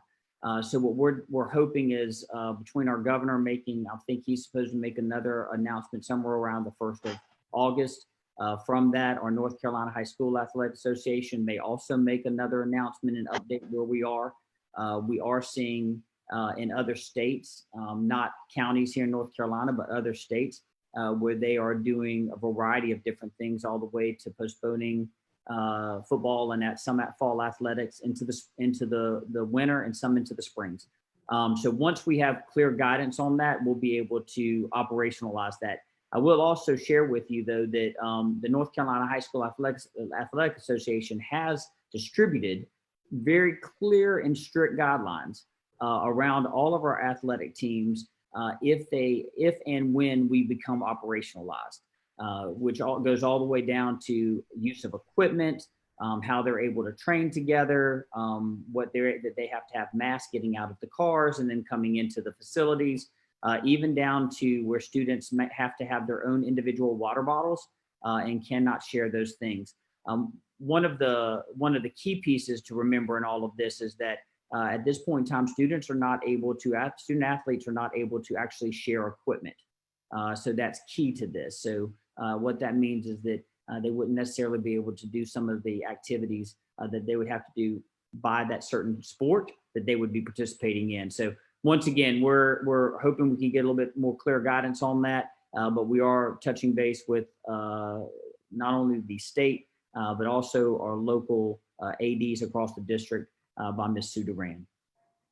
Okay, great. And then last year, I remember we had bilingual teams that would engage with families and students that weren't necessarily logging on or were shown not to be like engaging with online content. Is that still going to be happening? Yes, sir, that definitely will. Mr. Kingsley, I don't know if you want to speak to any of that, you or Ms. Thompson, about some of the work that's being done right now with some of the translations. I know we have some of our stuff in, I believe, at least 5 or 6 different languages at this point in time. Yeah, so our intent is to publish in 5 of our most prevalent languages, the Canvas guidance in the next few weeks. So that should be readily available. But those outreach teams that in the event that a child is disengaged, we need to identify a way to bring them back into the learning environment. So we certainly will have those community outreach that are available in various languages to engage not just the child, but the entire family in terms of provisioning resources to get them connected to what they need to kind of just get plugged back in. So that I'm grateful that you called that back out and called that to all of our attention again, Gabe. Thank you. Okay, and do we have like a district protocol if a student or family reaches out to a parent, to a teacher about lacking access? Yes, Gabe, we will. Okay. Yes, and then I had some questions on the specifics of cross enrollment. So what constitutes if it's necessary? So great question. Thank you for lifting that up as a high schooler yourself. So if we, for example, let's say that you would have a school that we have 3 schools and each school has 5 students that have chosen remote that want AP physics, right? And that's probably a bad course to choose to be in that environment. But let's just say, okay, so you choose to do AP physics. Well, you couldn't provision a whole teacher for 5 students at one school. What you can do is provision a teacher for 15 students across 3 schools.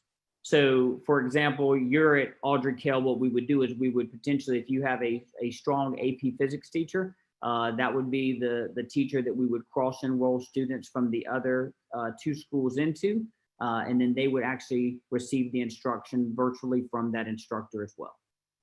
Okay, because the way I see it is this is a time to revolutionize the entire lack of AP access and IB access that we've been having with low-income minority schools for years, right?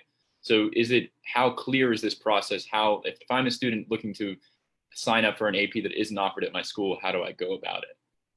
So right now, the big thing that we're looking at is we've got to look at the numbers. We've got to get people enrolled in the remote learning opportunity. Now, if you're enrolled, now that is where the cross enrollment is going to take place. So thank you for bringing that forward, because if you're in the remote learning option, then you will have the opportunity to work with cross enrollment. If you are in the Plan B plus, the cross enrollment is not a part of that at this point in time. That is where you would be serviced in a traditional manner in your school, utilizing the teachers that are there and the resources and courses that are offered at your school, current school. Okay. Dr. Hayes, can I add one more thing to that? Yes, sir, please do. One thing that we are working on right now with our high school principals to expand capacity is to increase the opportunity for the students to add an additional course. So if they already have started their schedules through the submission of their registration cards, to be able to add a course, to be able to take something that may not be offered at their current facility in those AP courses. I think the example that Dr. Hayes is a good example of how that could work. Okay, thank you. And then let's talk about the social emotional learning, the daily 40 minutes. What is that? Mr. Kingsley, do you want to speak to that? Yeah, sure. It's an opportunity, kind of almost like a homeroom that is structured with specific activities and lessons that are addressing mindsets, resiliency, grit, having opportunities to develop relationships with teachers and students with other students that are not necessarily academic related. And we're investing in curriculum resources in those areas, still trying to explore what that looks like from a curriculum perspective at the high school. But we're building the structure and the intentionality to make sure that as students are engaging in the mornings, both in either an in-person experience during the first 2 weeks or consistently during the remote learning experience, that it's starting with a human interaction that's built around just kind of what people need socially, emotionally in order to be successful. It's an opportunity. It's not a part of a formal protocol, Gabe, but that's also probably a first set of resources that people will be checking in to figure out what a child may need or a student might need in order to gain greater access to Canvas courses. Is it a technology issue? Some of those other wraparound services that are, getting what may be working well and what's getting in the way. It's an opportunity to make sure that that's consistently happening for all students in an intentional way. Okay. And we talked about middle school and high school. Sometimes it's referred to like as independent time. So is independent time specifically asynchronous?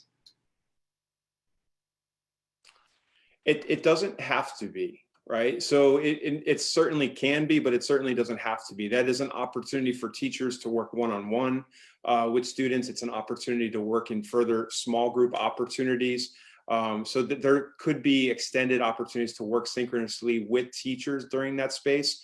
But it's also kind of things that you've already experienced as a high school student, that there's time where you're working independently in your classrooms already, that we want to make sure that we're just not continuing to provide assignments, so that you do need the space to be able to complete those assignments, work collaboratively using your technologies with other students, as well as have opportunities to research, write, and do some of the things that your teachers are asking to do. Yeah, because I mean, what my thought process was like a typical math lesson, which would be you'd have a lesson, some guided practice, and then some independent practice, right? So that's right. I think that what my worry was is if we're assigning a specific amount of time to be asynchronous, are we allowing teachers enough discretion to say, well, this lesson might require less independent practice than another? Yeah, absolutely. Okay.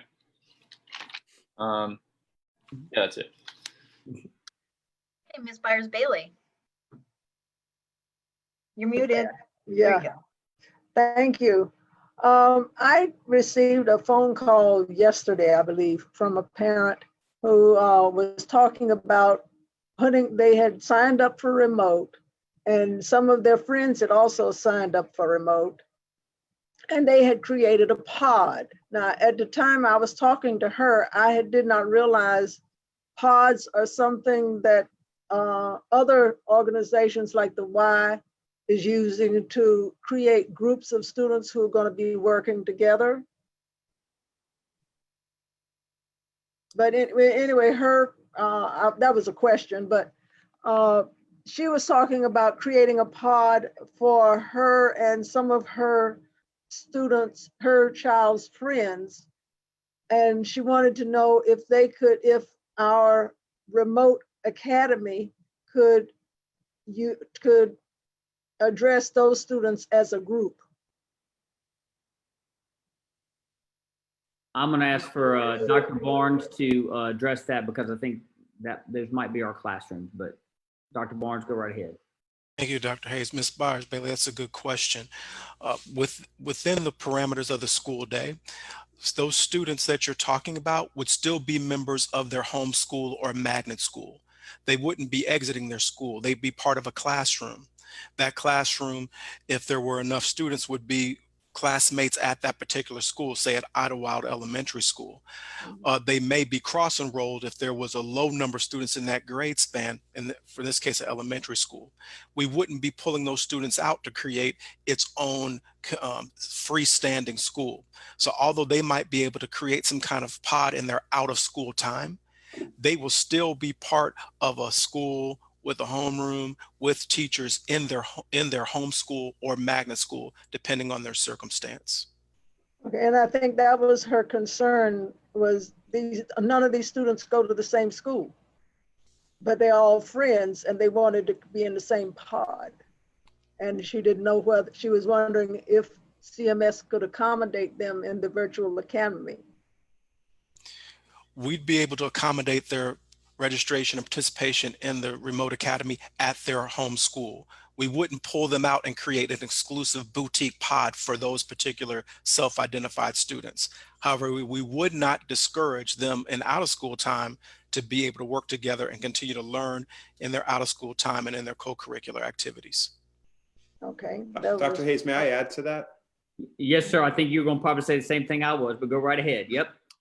Ms. Thompson and I yesterday had the pleasure of participating in a think tank with the nonprofit sector of Charlotte, Mecklenburg County that was hosted by Reach Charlotte and the United Way. And it was really clear, Ms. Byers-Bailey, after listening to them, that these three kind of big topics kind of bubbled up. And one of them was exactly what you're talking about. Like, how does the nonprofit sector in our community lean in during this time to provide supplemental learning opportunities and help enrich the student experience during the day when we know our families are trying desperately to figure out ways to get back to work. In many instances across the community, what they articulated to Beth and myself was that parents are trying to figure that out now on their own within their communities, within their neighborhoods. But we also recognize that not all of our families are having the ability to be able to do that. And so this is an opportunity for us as a community to partner with the incredible assets that exist in Mecklenburg County to help continue to lean in, to be able to engage our students during the school day, to help also utilize some of the resources that we've shared both last week and tonight. And I think that's an opportunity to create that concept both in the community as well as what we're creating within each of our respective classrooms. And Ms. Byers-Bailey, also, just so you know, just as I think Mr. Kingsley articulated earlier in the presentation, is that students will be utilizing a platform in whichever way that they are learning, whether that's in the Plan B remote, whether that's in the full remote academy, or if we transition to in-person learning, they will continue to use the same platform of learning, which is something that we have not had in past years.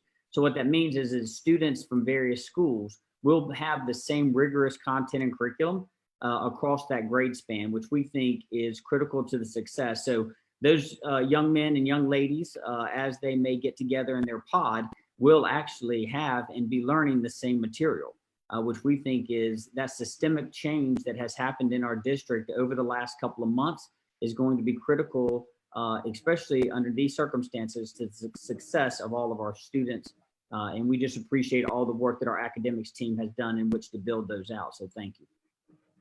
Okay, so what I think I'm hearing is that the students, when they're interacting real time with their teachers, they are talking to their own individual teachers from their own individual schools.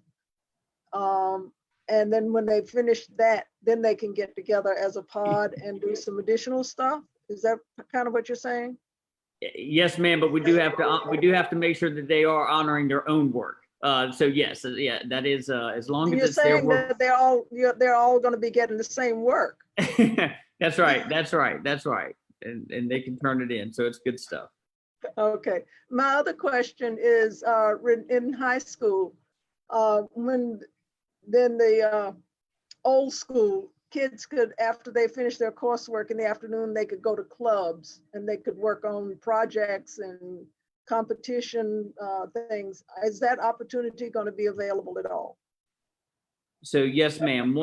Depending on the circumstance that we're in and what we're able to open up at the schools, those will begin to open up as well. But for our students that are in the full remote academy, they will have every opportunity that they would if they were in person to participate in athletics, co-curricular activities after school, and so forth, once we have the opportunity to bring those back online. One thing that I also want to bring forward is that we are speaking with our LC SUPs and beginning conversations with our equity SUPs and principals around what does it look like to provide those same things in a virtual platform.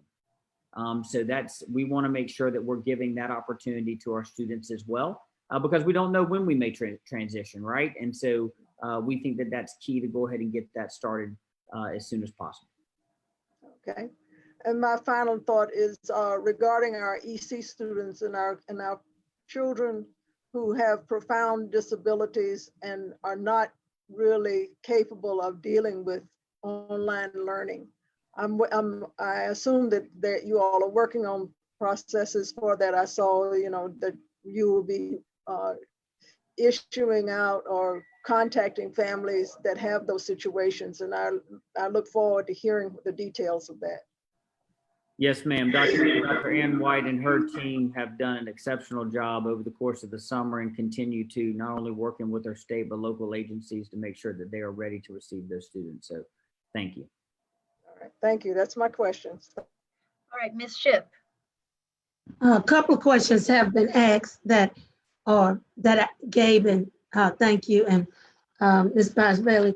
But I want to first say thank you all to this team for really trying to work on communications, trying to make sure it's going to be clear, concise, and in a language that parents and families can understand.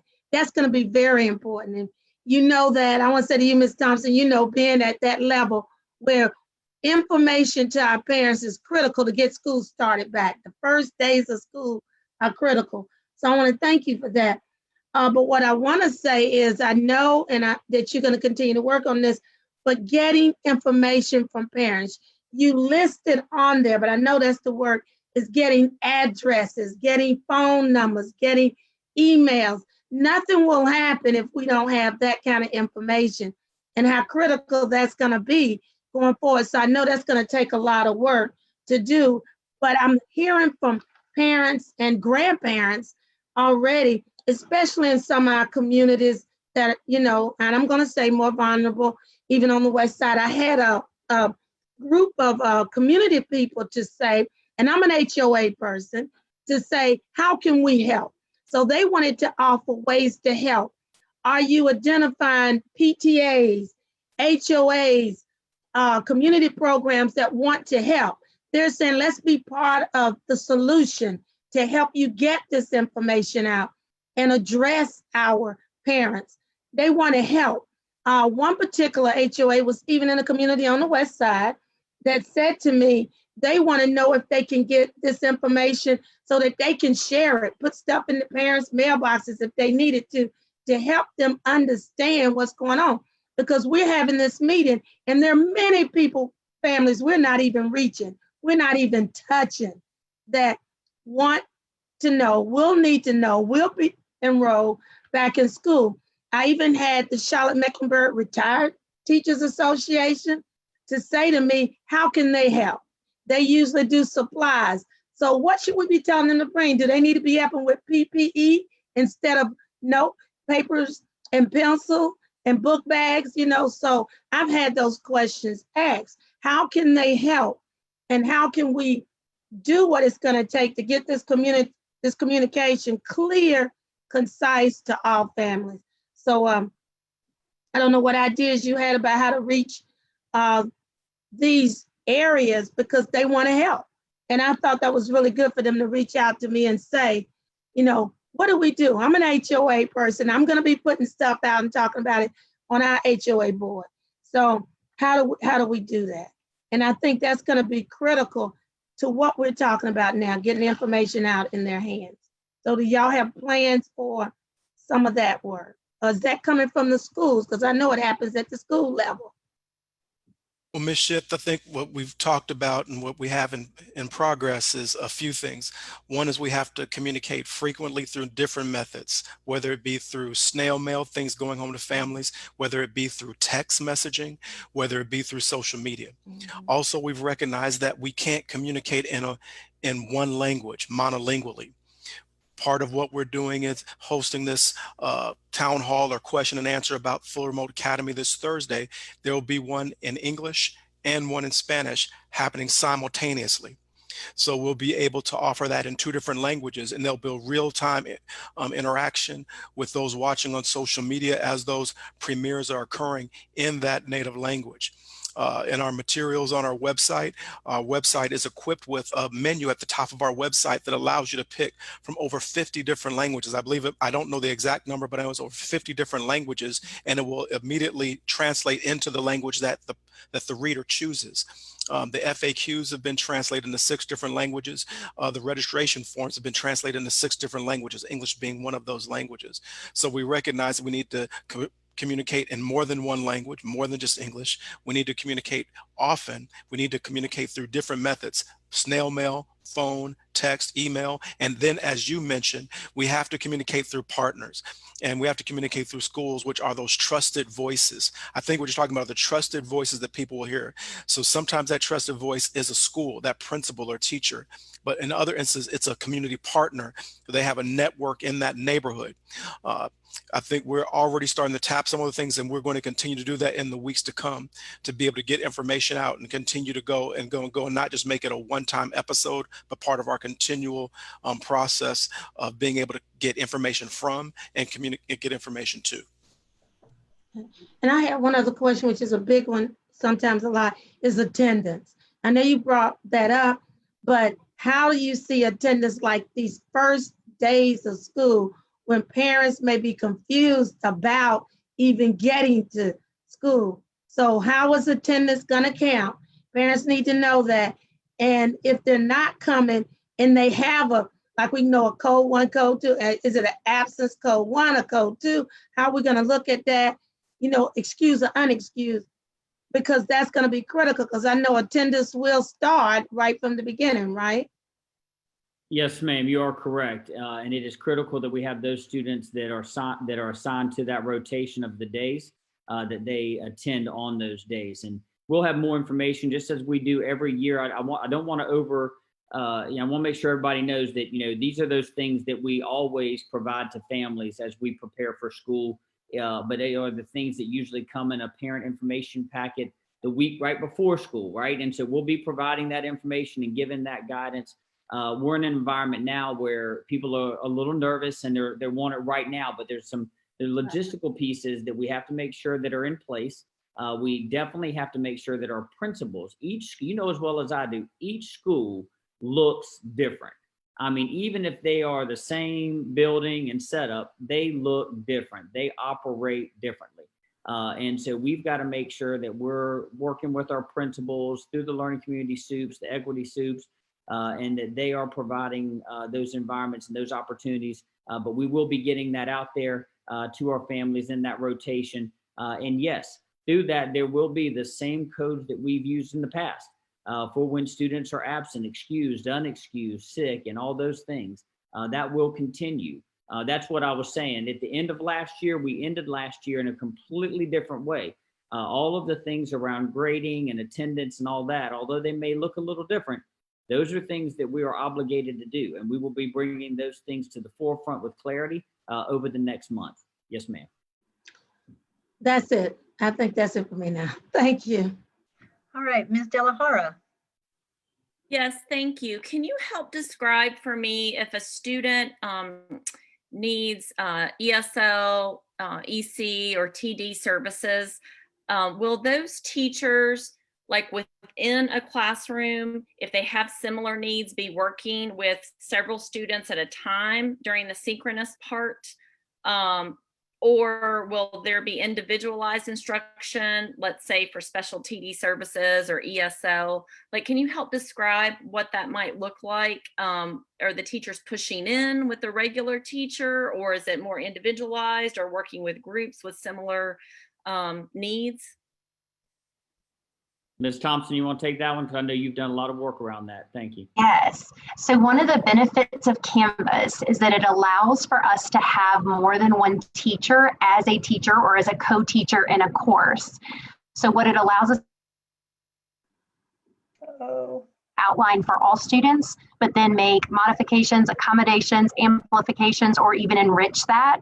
So for example, an ESL teacher can be attached to a course, go into certain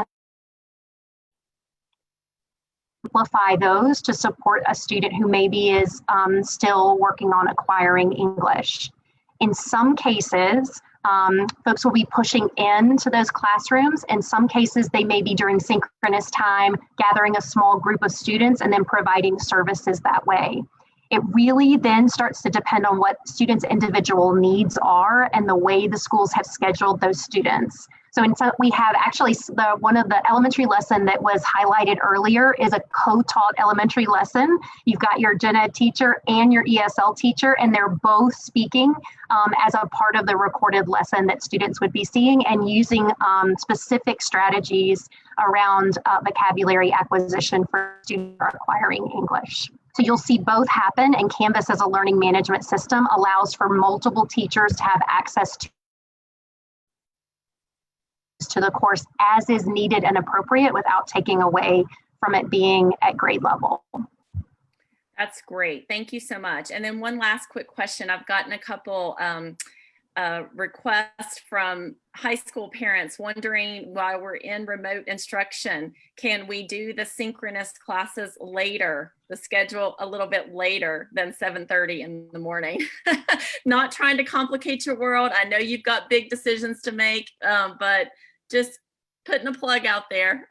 So I will answer that with, it is under development. How about that? So that has been brought forward and it's being considered, and we are weighing it against the consistency of start and end times for kids, that, you know, as far as their days. So but that is on the table. So thank you. Thank you. Ms. Marshall.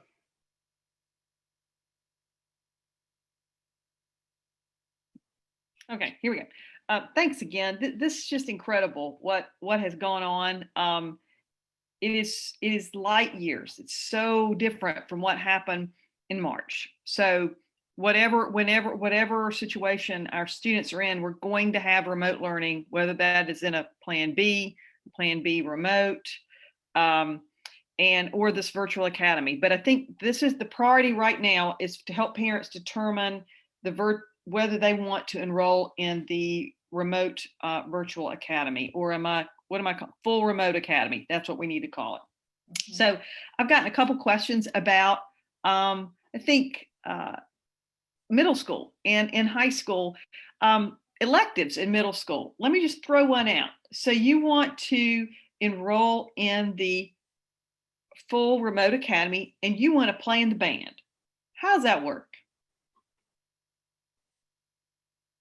Thank you so much for asking that, because we actually have one of our equity superintendents right now who is working with her son's high school band to where they are virtually going to be practicing and performing in band.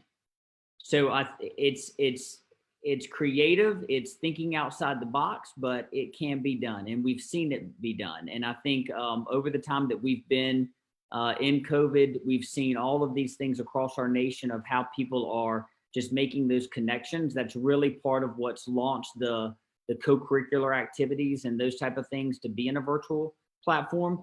We know we can do it. And so why hold back? We're limited only by our imaginations, and we need to make sure that we're letting those and releasing those. As far as if you start looking at like some of your PE and some of those courses that are offered phys ed, we know there are people across this country that pay a whole lot of money for recorded lessons. And they compete on, they do those lessons and they fill out some documents and they send it in. So all of that, once again, there's ways to do all of those activities. And we're also looking right now at some of our CTE courses that may require lab hours and those things. We're taking a look at those and seeing how we may be able to accommodate that as well. And also working with the individuals that provide those licensing and certifications, because we're not alone. That's something, those licensing pieces are happening to industry across the country. So we'll be continuously talking with them as well to make sure that we're adjusting to what those needs are. Okay, this is great. And and again, I've had some questions. I think that we've talked about these, but parents are going to have to hear this several different ways, because I know it's a lot of information. And you've got an elementary school student and you want to go full remote academy. You're going to have the teachers from your school run that. You're going to be part of, you're going to get announcements from your school. You're going to be part of that school community. And my assumption is that you're going to see, you as a student would see other students that are in the full remote academy sort of, on that time, on that synchronous time with a teacher, so that you've got a social group too, even though you may not be back in a classroom when we get back there. That's a fair assessment? Yes, during the whole group synchronous time, like during your social emotional learning time, you would be in an environment just like this with classmates engaging in discussions, and there's even opportunities for collaboration around that, but you will have a class feel. And part of the work we'll do with teachers at the start of the year is how you intentionally create that feeling in a remote environment. Okay, that's great. Thank you so much. Anybody else? We have a couple, at least 2 or 3 board members who haven't gone yet. Mr. Strain.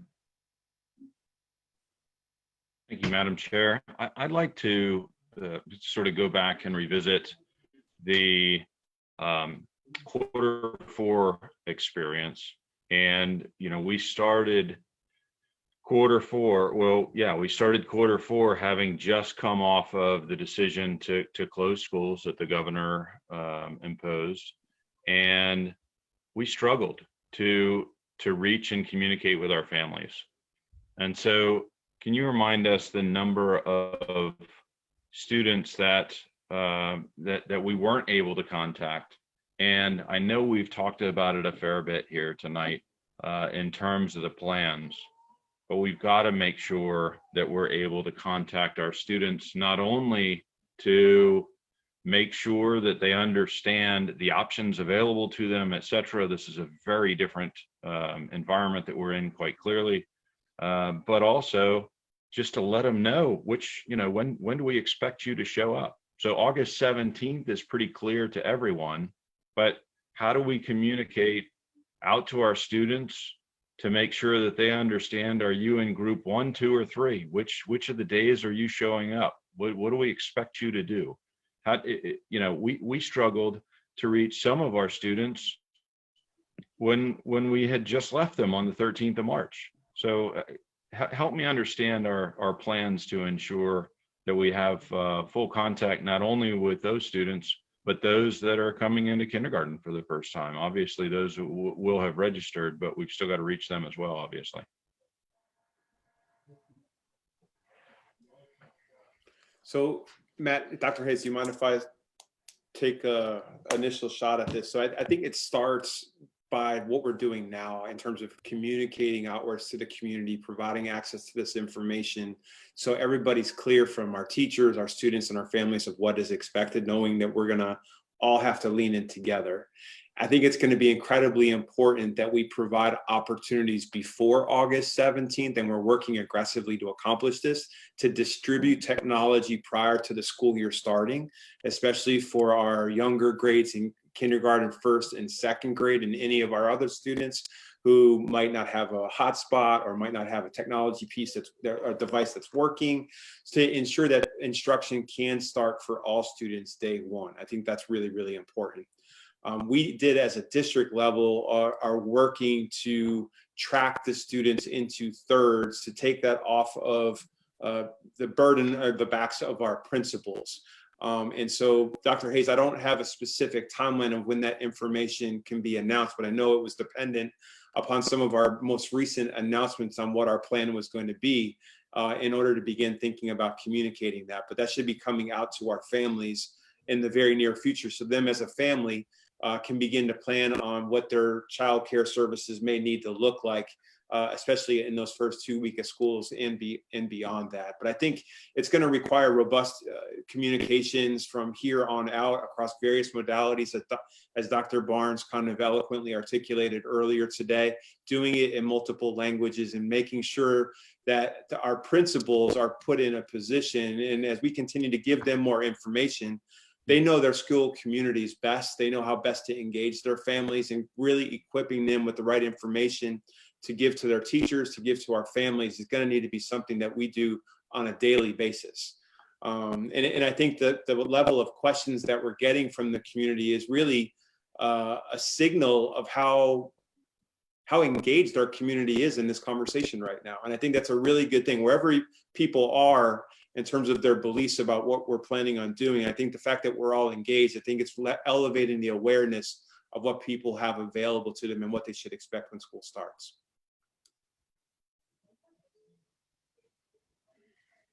Have more questions, Mr. I appreciate that, Mr. Kingsley.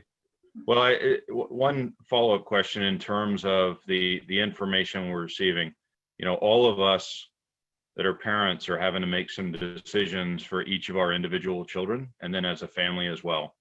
And those decisions have to do with what educational services we are going to employ for each of our children this school year. A number of them, as we know, are choosing educational service providers outside of CMS. Do we have any information as to the rate at which families are choosing that for individual students, and the extent to which our enrollment will be impacted at this point? I know there was a speaker this evening that spoke to this. I'm wondering if we have any internal data on that. So I have not seen any at this point in time. We can definitely check. What I have heard is a lot of speculation and a lot of what ifs.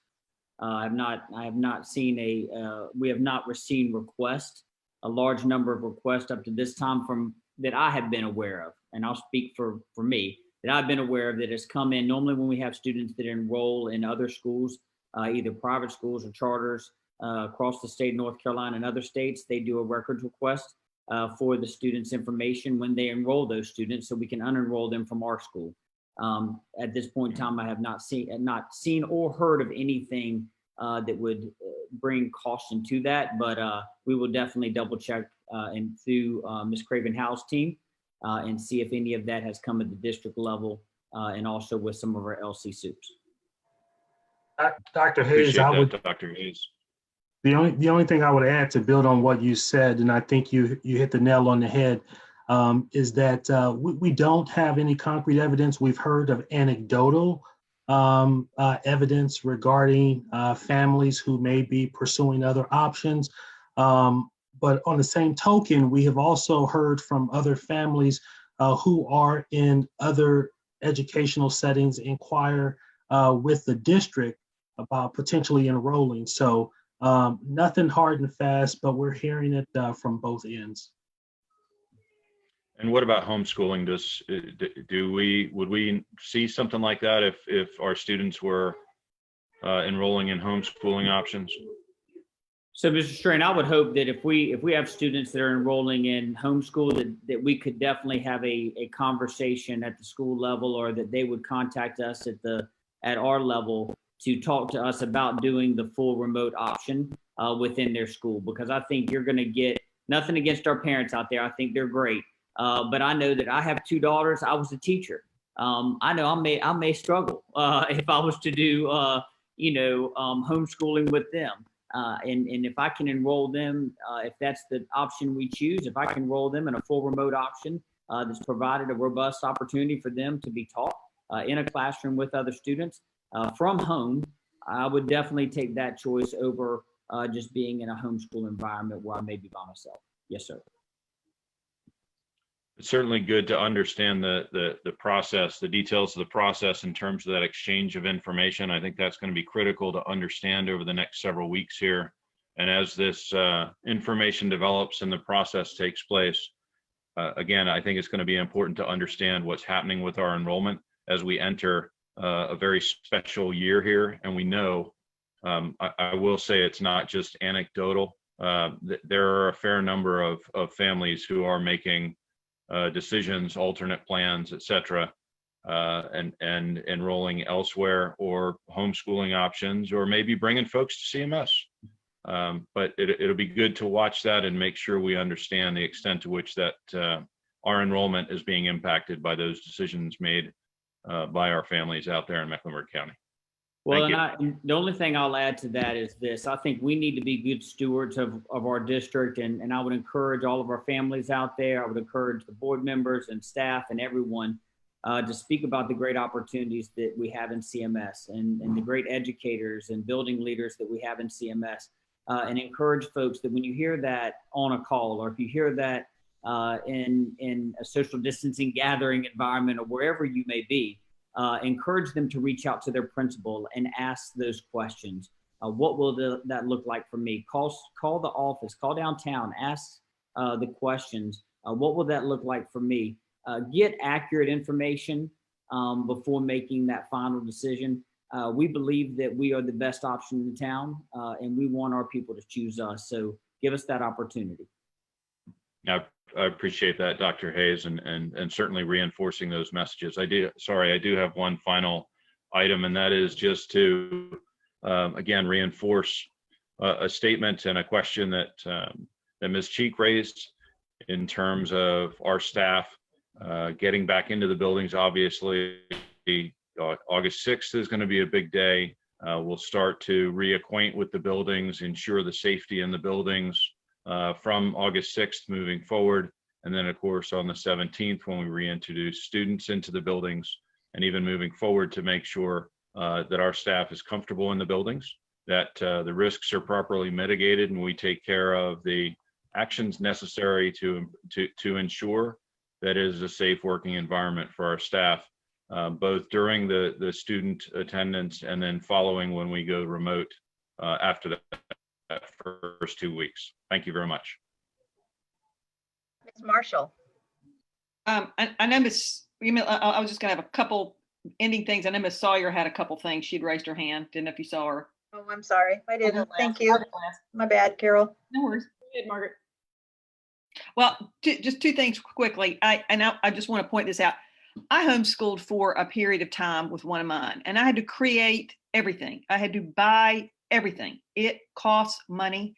This is free, zero. You will go in and you will be given technology, you will be given supplies, you will be given all the books, and you don't have to then shell out another a bit of money to do this. So I just think I will continue to speak about that and just say that, and it's incredible. The platform is really good. I can't imagine you're going to buy anything anywhere else that is like this. Now, I know we're Tuesday, and this deadline is Sunday, and we all heard a lot of impassioned, worried folks talk at the beginning of this time. So we know we have an opportunity to match talent and match desire together. So I just want to make sure our families hear this. Is there any way we could even keep this registration open a couple more days? Is that our drop dead date? So the only thing I will answer with that is that every day that we extend out is every day that we're not able to give clearer answers to our constituents, right, and to our families. So that is the push. That's why we want to make sure that if at all possible, but I will also state, we understand that we have family emergencies and circumstances just as we have every year. This isn't different. And if we have a emergency, if we have medical concerns, anything that happens like that, we will be more than happy to speak with those individual families to see what we can work out. So, but that's not related specifically to the remote option. That's any option. That's anything that we're doing in CMS, because our students are going to always come first. So we'll definitely be there to do that as well. Dr. Barnes, do you have anything you'd like to add to that? Yes, so the only other thing I would add is we recognize that after the 26th, and this is every year, we have students enrolling right up to the first day, second day, third day, fourth day of school.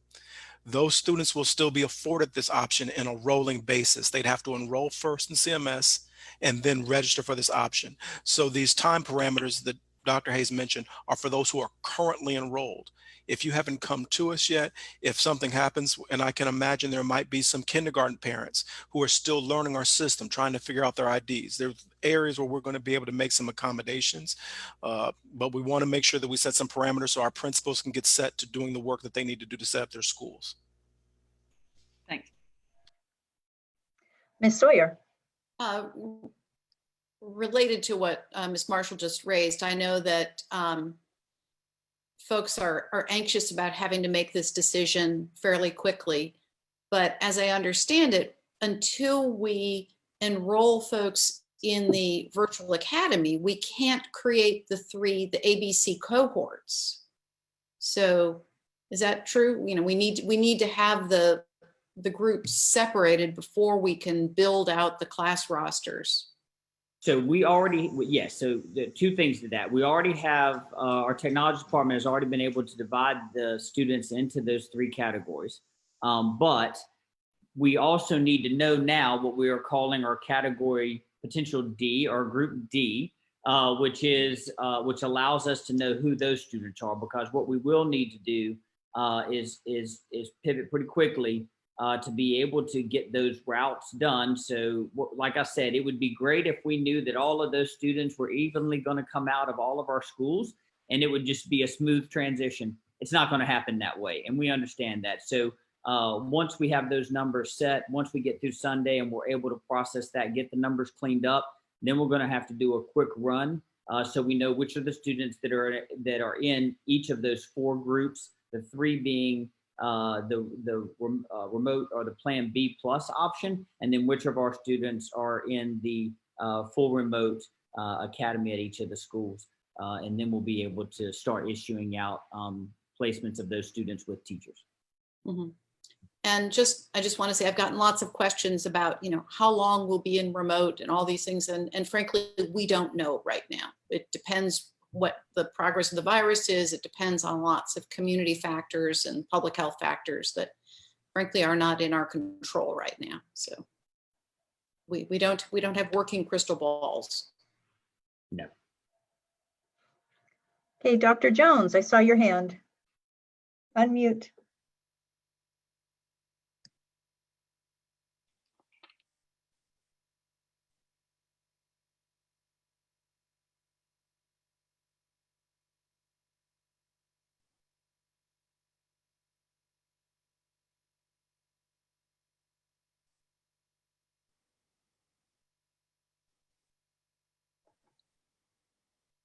Should be in your upper right-hand corner of your square.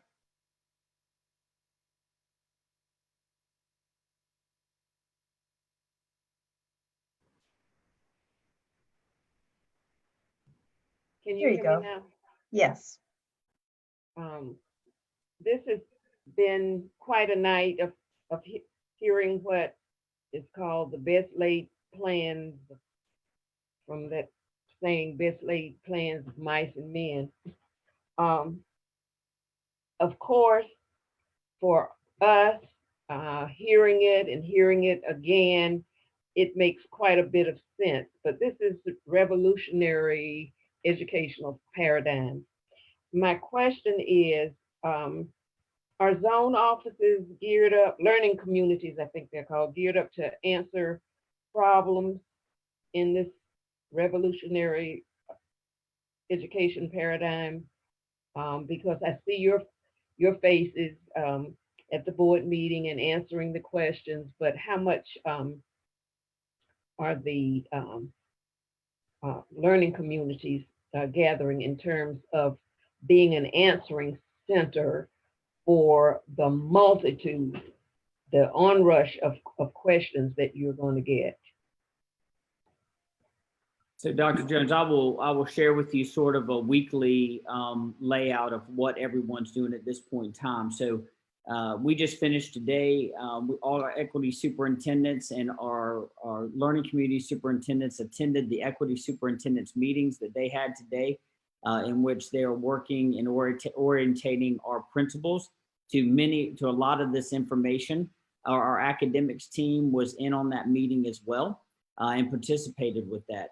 On tomorrow, we will have what's called our alignment meeting. In our alignment meeting, you will have every single person from the academic side of the house that will be meeting in a room together, not a room, a virtual room, I apologize. We'll be on a virtual call together, and we will be discussing that cross-departmental work that has to be done and with clear articulation. We have a toolkit that's been designed by our equity team that's top-notch for our principals. We will be adding things into that. And building from that, so we have a one-stop shop for them as they continue to build and learn, and we think that's very important. And then on Thursday, our learning community soups will be meeting again with our principals and sharing a lot of the information coming out of the alignment meetings. So there's a lot of touch points for a lot of people across departmental work on the academic side of the house. We think that's important. Normally, in a normal situation, we may have those meetings once every 2 weeks, once every 3 weeks. Those meetings are happening every single week with routine and having the same people in those meetings, so we can make sure that we are bringing clear, articulated information to our principals. Now that we have, and I will share though, and you're right about this, we can move now with much clearer direction and a very purposeful statement now that we have a plan. That the plan has allowed us to really be able to amp that up. We're going to be able to deliver to our principals and move them at a pace and let them do the work that they need to do with clear information that we're going to be able to provide to them over the next couple of days.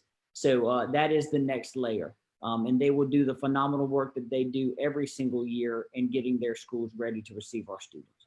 Thank you, Dr. Hayes. That gives me great confidence. I'm sorry, Dr. Barnes. Go ahead. The only thing I'd like to add is, remember, we do still have an operating call center, and that call center is taking calls. So as we have been creating FAQs, we share those with the call center. Jerry Hagler and her team have been corresponding with different staff people when there are questions that the FAQs don't address to contact us so they can follow up quickly with parents. So as we get the learning community staff up to speed as we're developing things, we're also working with the call center. So I want to continue to encourage our community to use that. It's active and people are there waiting for your call during the business hours. Okay. Can we repeat that? Does anyone have that call center phone number handy? That's what I'm getting ready to ask. Thank Sorry, you. Ruby.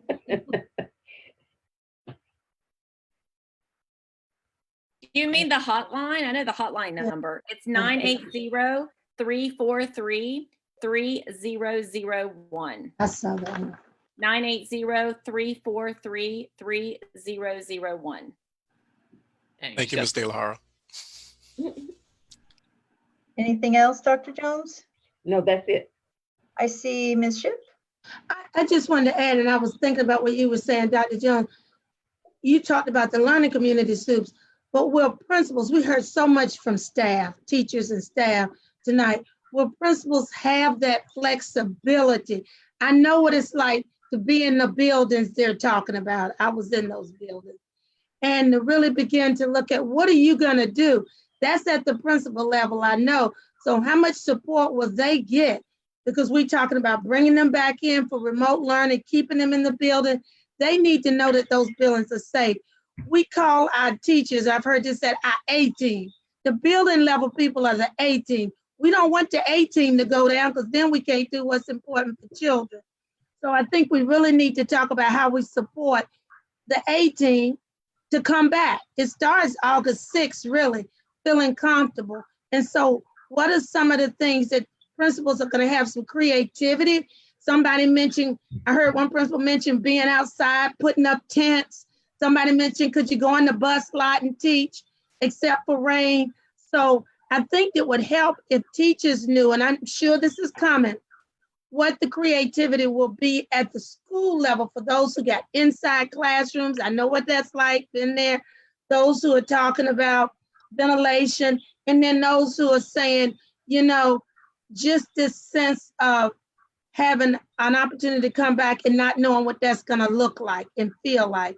So I hope that we're getting this message from our principals as quickly to our teachers to kind of support them to feel like when I come back, I'm coming back, what is this going to look like? Are you addressing my concerns? And thank you. And once again, just as we shared with with Dr. Jones, so that's a big part of that learning community meeting on Thursday, is that they're really, the LC Soups and their executive directors and their curriculum coordinators are meeting with the principals in their areas, and that's what they're doing. They're sharing around the best thinking in which to how we need to move forward and how we need to actualize what it is that we're in theory talking about. That's where the rubber hits the road, and they're doing those things. So they will continue to do that every Thursday as we move forward. So thank you. Thank you all. All right. So I'll ask a few questions. First, let's talk about metrics. That's a big question out there right now. And I know districts around the nation, school districts around the nation are trying to find ways to, objective measurements where we can say, when we're at this number, we think it's safe to go out. The governor of California released some metrics just a few days ago. The governor of New York has released some recommended metrics for his schools in his state. But we don't have that yet in North Carolina. So, Mr. Superintendent, I know we've had some conversations about that. Would you like to share what you're working on? Yes, I would. Thank you, Madam Chair. I'm just checking to make sure I'm not on mute. There we go. Yes, since this came up at last week's board meeting, our team began the process of assembling what we're calling a medical advisory team that will be comprised of officials from our public health sector as well as the private sector, and our coordinated school health specialists and other staff in the district. And so the charge of this team will be to recommend metrics to the district to ultimately help the board and staff determine when to actually transition between plans. So that is something that we are actively working on. And I know that our goal is to be able to bring this group together hopefully next week to begin having those meetings. Okay, thank you. Then I have a few follow-up questions from other board members' questions. I know Ms. Byers-Bailey asked the question about pods, and I guess pods are all the rage right now across the country, not just here. But I too have gotten questions from families setting up pods with their neighbors or with their kids' playmates. And so the question is, if they are already in the same school, so say you've got a few second graders at Beverly Woods Elementary, I've gotten that question. Can they request the same teacher? Now I heard that, and I haven't even had a chance to respond to that email yet, because I was thinking, oh my gosh, our principals have so many logistics right now as it is, figuring out their class rosters. To pile one more request on top of that might be a bit too much, but still, I'm going to pass the question along and put that out there. That is something that I think parents are looking for, not just, I know Ms. Byers Bailey, her question was regarding kids that don't go to the same school, but here's one where if they do go to the same school and they're in the same grade level. So, Frank's just staring at me, so I will go ahead. So I will say, Dr. Barnes, I apologize. I will say that I have made note of the question and the ask. Mm-hmm. Yeah. I have made note of it, and I appreciate you for bringing that forward from our parents. But I do believe that is going to take some conversation tomorrow in alignment. It'll take conversations with our learning community soups and their teams with principals on Thursday. But we will bring that forward to our principals as a consideration. Yes, ma'am. And I thank you for considering that. And I would also ask our parents who are tuned in and watching this to understand. I mean, it's hard to know when you're on the other side of the curtain, kind of, but the organizational challenges that our principals are juggling right now to get their staff assigned and figure out who's in what class is just mind-boggling. So please, if you could just be patient with what you're, just a lot of, it's like doing a puzzle where the pieces keep moving around. So it is, you're right. It is probably one of the hardest things a principal has to do, as they've just, like you said, put all the pieces of the puzzle together, because once you start the year, that puzzle has to be right. And you have to be able to operationalize it. So I think that's key to it. And underneath these circumstances, you're amplifying that by 10. Mm-hmm. So there's a lot of complexity to it. But like I said, once again, we will definitely, we'll move it in consideration. Yes, ma'am. All right. Well, here's another question that I acknowledge is going to add, is adding complexity to your lives. And yet could be such an incredible outcome if we make it happen. So I'm following up now on Mr. Schul's question about cross-enrolling and the opportunities there to make AP courses more widely available to students who wouldn't have had access so far. So I guess I kind of want to know, what would it look like if I'm a student at Garinger and I've already registered.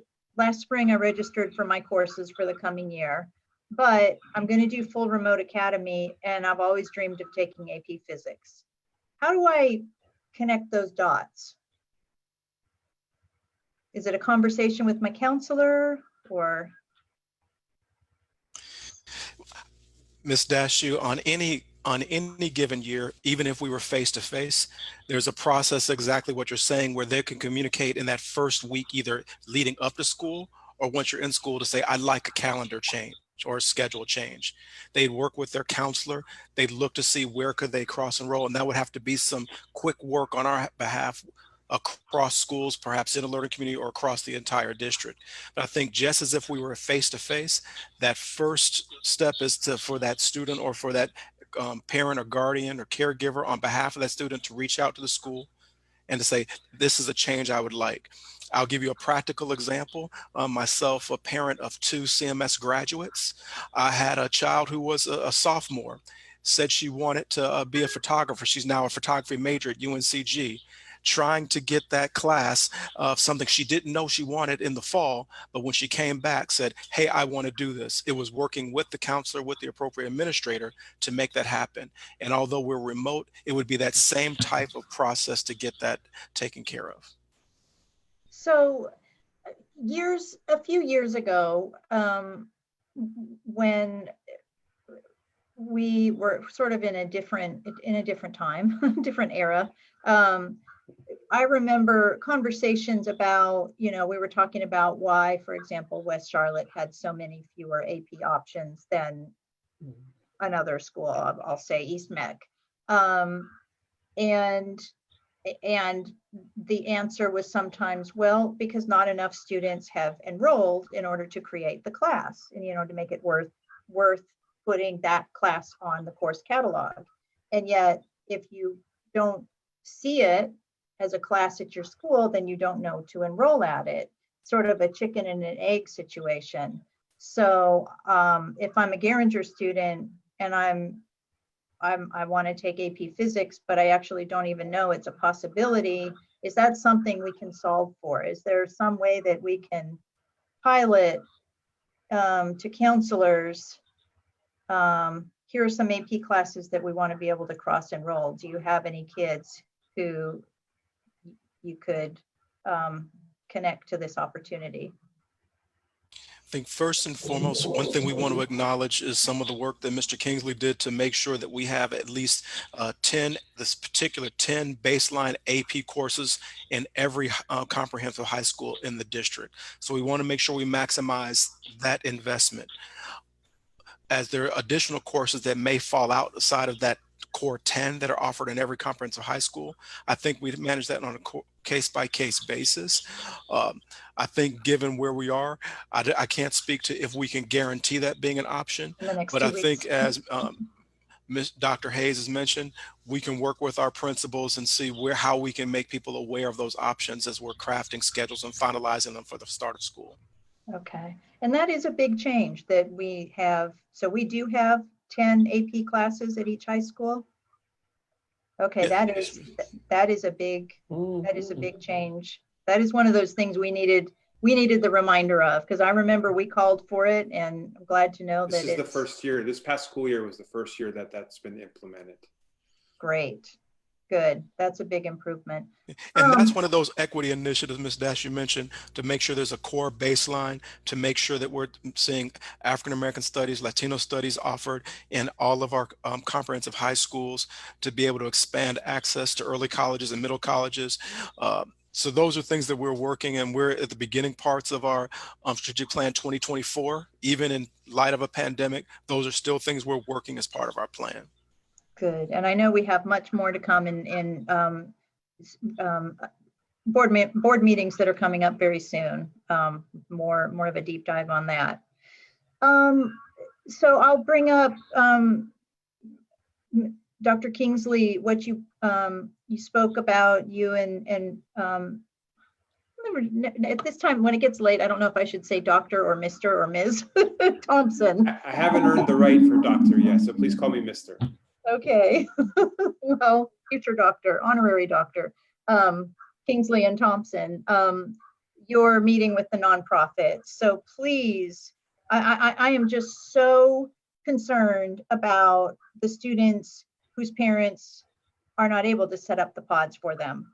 And I just really am losing a lot of sleep over that. So please let us know as board members how we can support that work, how we can elevate that work. If you need us to help make connections, if you need us to help raise awareness in any way, please put us to work, because that's a very high priority. Thank you. Yeah, please. And then also just these basic messages that we need to get out to our community, like Ms. Shipp was referring to, you know, how to getting parents to update their contact information, explaining full remote academy versus not doing full remote academy. As you know, I guess I'm going to call on all of us as board members to sort of brainstorm on our networks.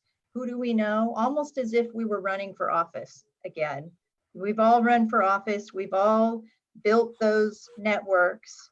Let's just go through our contact lists, our HOAs, our clubs, all sorts of affiliations, and just pump this data out so we can, between now and Thursday, and then just getting ready for the start of the school year, make sure that parents have the information that they need to make this a successful year as we navigate through this revolutionary paradigm, like Dr. Jones said. All right, do we have any more questions? Mr. Schul. I just had one last thing. I remember I asked, I think 2 or 3 meetings ago about class changes. I didn't know if there was any updates on protocol or procedures we'd be following for how class changes would be done socially distanced. So Gabe, that's a great question. Again, like I said, as we finalized the plan last week, and we've started engaging principals this week around that plan, that'll be part of the conversation that will be coming up in the next week or so. So we'll have more of that information. That kind of I'm gonna go back to my days as a high school principal. We always sent out that student handbook, and we talked about that right before school started. And we had that mailing that comes out a week before school starts.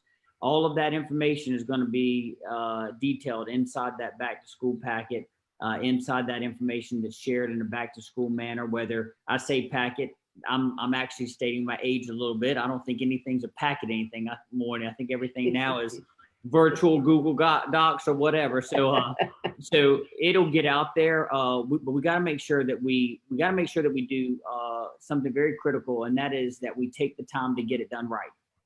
We don't want to rush anything, and so we've got to make sure that we do that. And we also have to make sure that high school students are social beasts. Let's be honest, right? You love to talk to each other, and when you're going to be in a building, you're going to want to be around each other, and we have to make sure that we honor that. We honor the opportunity for you to be together when that time comes, that we move into that environment, but also at the same time that we're managing that social distancing, and we're doing it by wearing masks, and we're making sure that we're washing our hands and those type of things to keep all of that stuff controlled. So we will have all that ready to go, especially knowing that we're going to start the first 2 weeks in the third and third rotation. So we'll have all that stuff ready to go on that first day. Okay, thank you. Yes, sir. All right. I think this has been a very thorough report. This will help me dive through. I'm still digging through about 400 more emails to respond to. I had 633 over the weekend, got it down to 200, and it's back up to 400 now. So now we have a lot more answers. So with that, I know that the superintendent has another important report, a shorter report, and I now turn to the superintendent for his report. Thank you ever so much for all of your work, everybody. Thank you, Madam Chair. And I too would like to echo your remarks and thank our entire team, those who were on display tonight and those working behind the scenes to make this a very special and successful reopening of schools, unlike any we've ever had before. So just another huge thank you to our entire team for all the work that they're doing. I appreciate it. And thank you for acknowledging that work as well.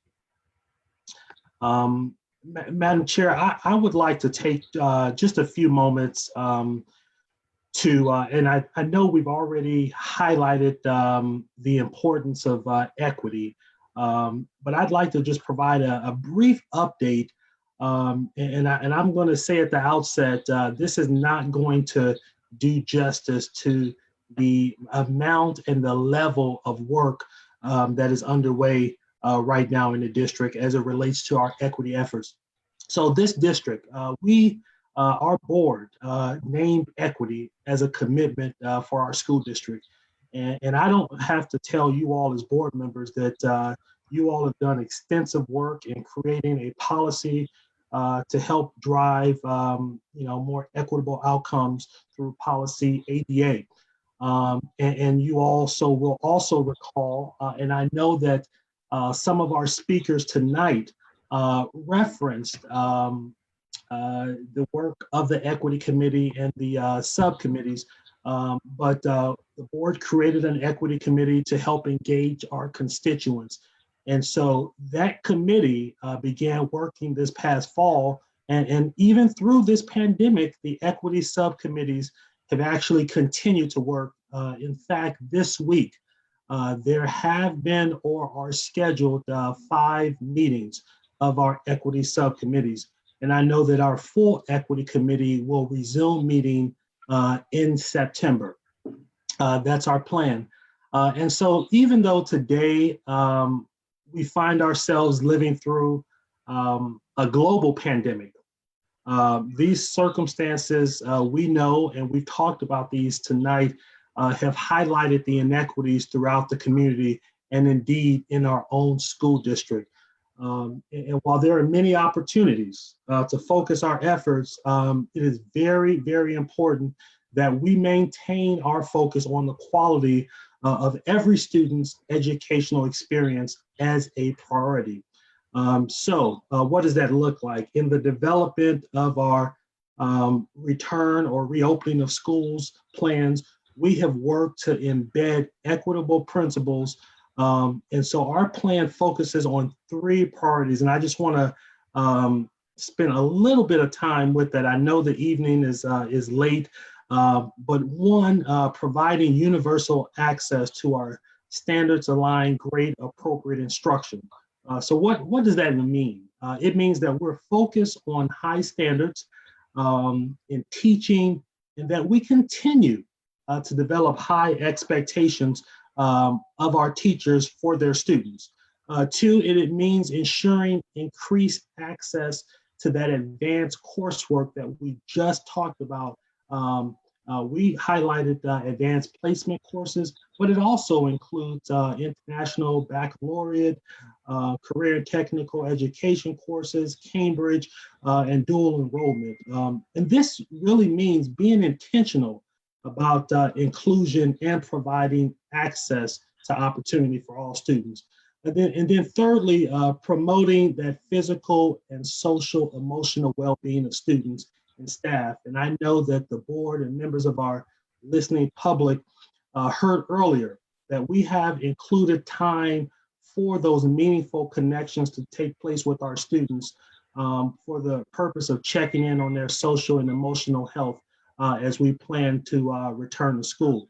I'd like to just take a moment to share a few examples of how equity shows up in our planning for opening schools in just a few short weeks.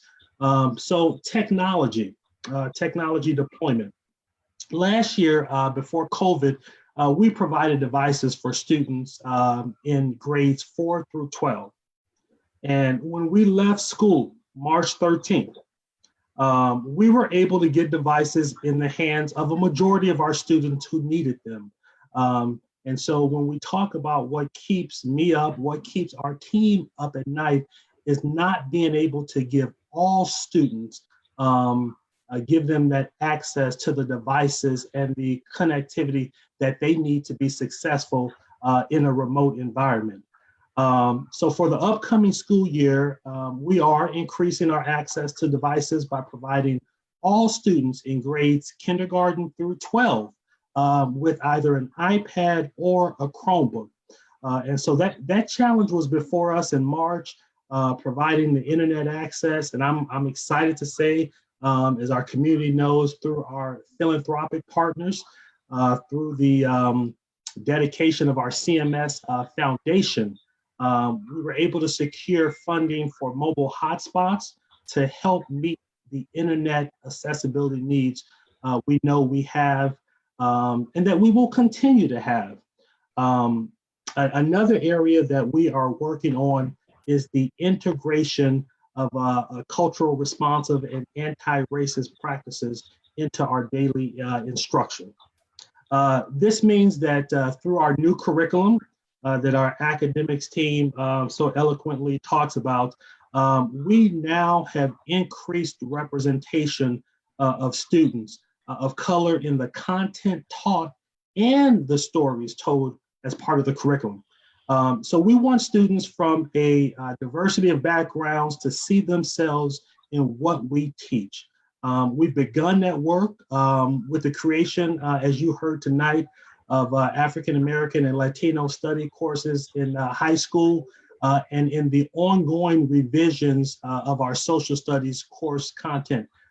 We've adopted a curriculum that integrates the narratives of people of color into modules, into our units, lessons, as well as into the characters of those stories.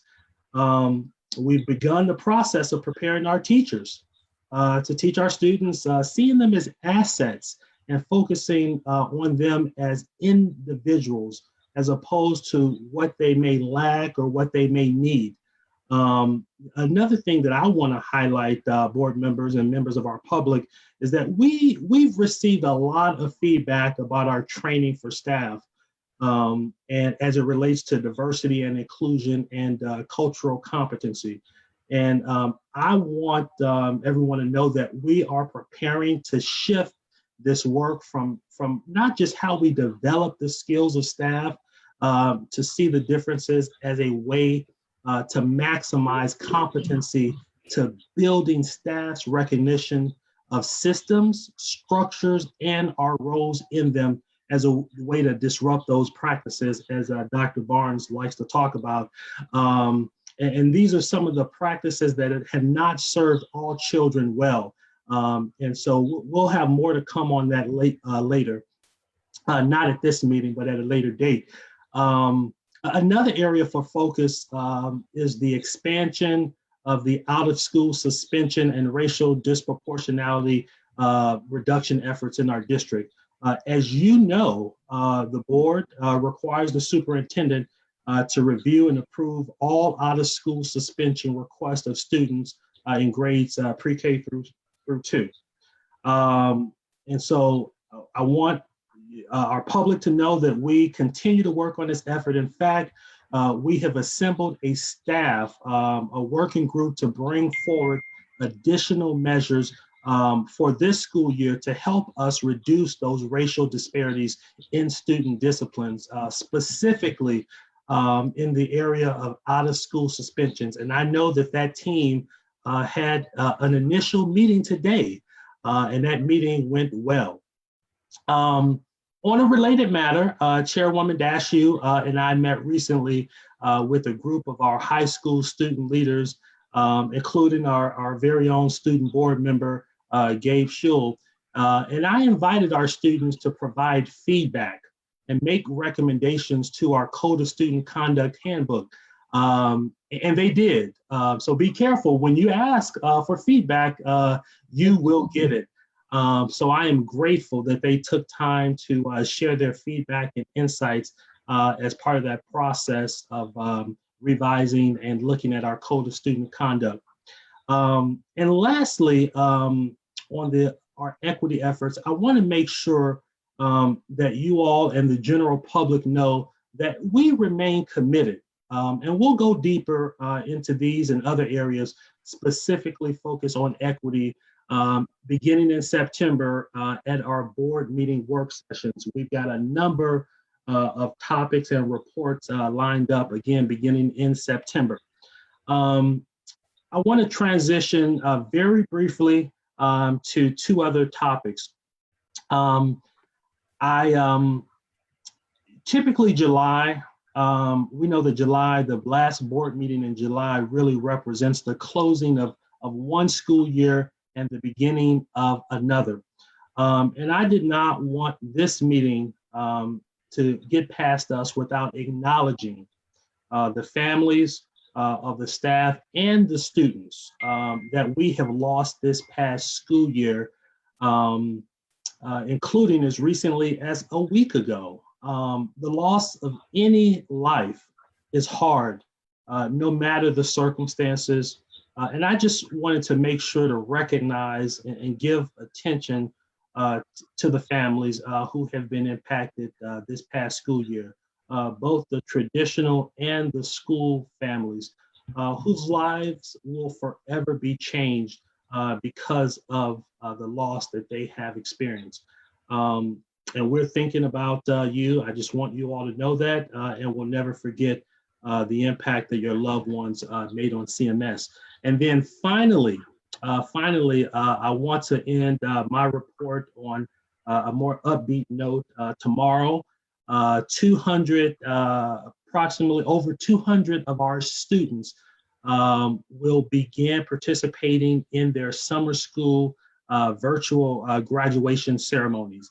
And on Thursday, I will have the privilege to participate in the diploma pickup celebrations at 4 schools in the district. So I look forward to celebrating with our students and their families. And I want to take this opportunity to congratulate our graduates and those educators and family members who have helped them to achieve this very special milestone. And with that, Madam Chair, that concludes my report. All right, thank you so much. At this time, I will recognize any board member who wishes to make a report. Ms. Marshall. Mute. Let's let Ms. Sawyer go first. She was raising hand. I was kind of moving things around. I'll get there. Oh, I'm sorry. Okay, Ms. Go Sawyer. first. Thank you. Superintendent Winston, I want to thank you for setting up a group to look at metrics for reopening. And I would like to suggest that in addition to the health metrics, the sort of public health metrics, that we also look at metrics related to our institution and our readiness, things like our staffing. Do we have custodians? Do we have cleaning supplies? Do we have PPE?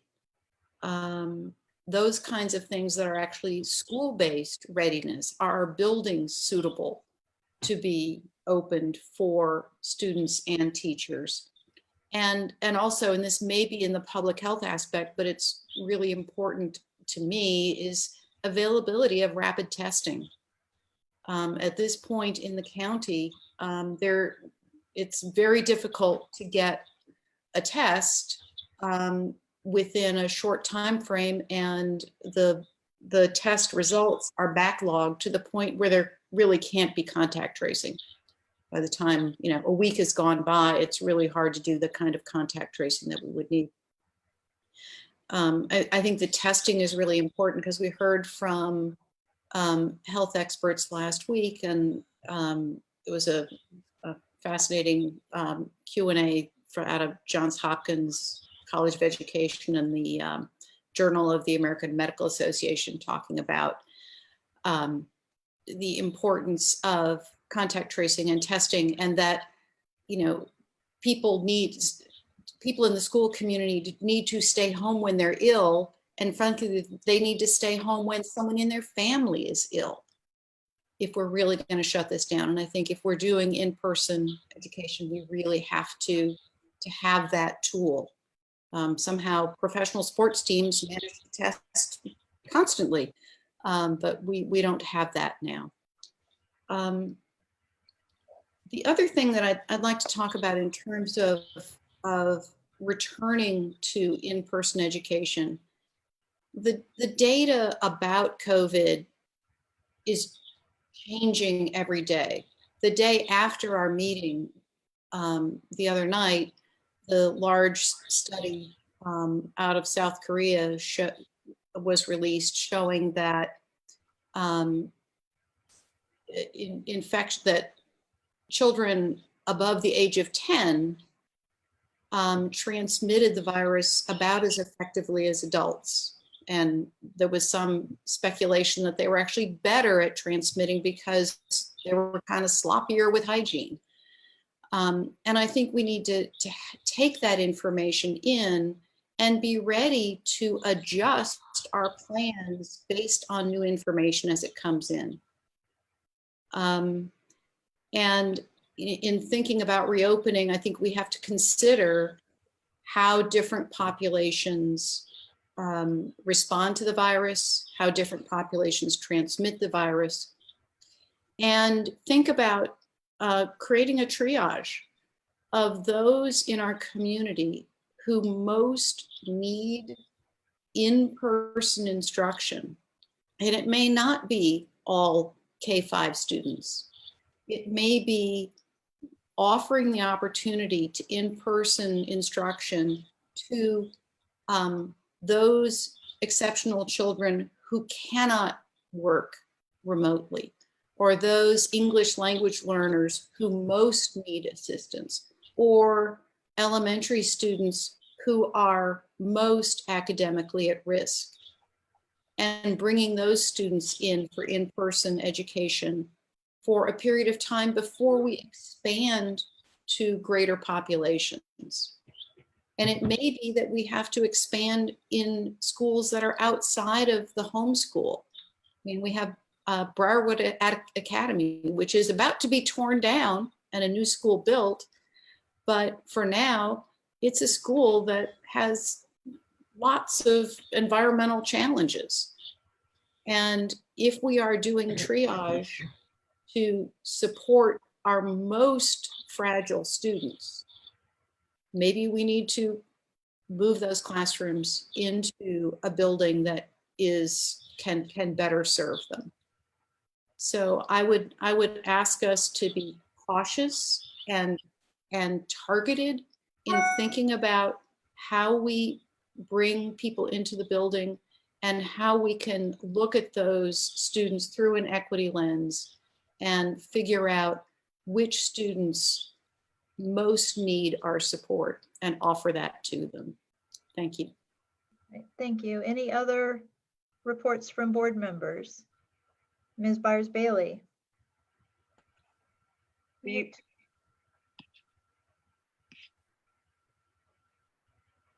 I thought Margaret was going to go after Carol. Not, okay.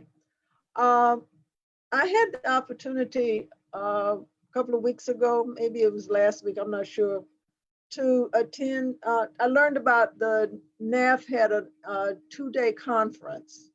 NAF is the National Association that a lot of our schools use for CTE programs. We have CTE through NAF, and we also have CTE through CMS.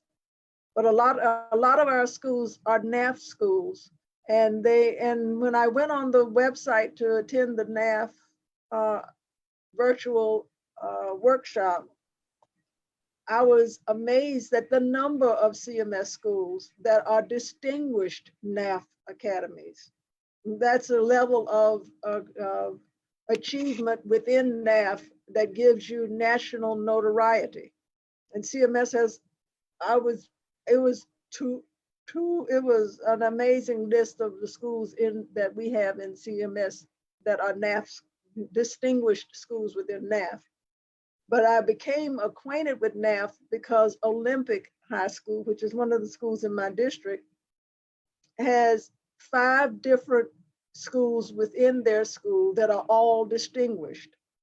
And when the first day of this national workshop, one of the students from Olympic was a part of a panel that and they were they were talking about what they were learning in CTE through NAF.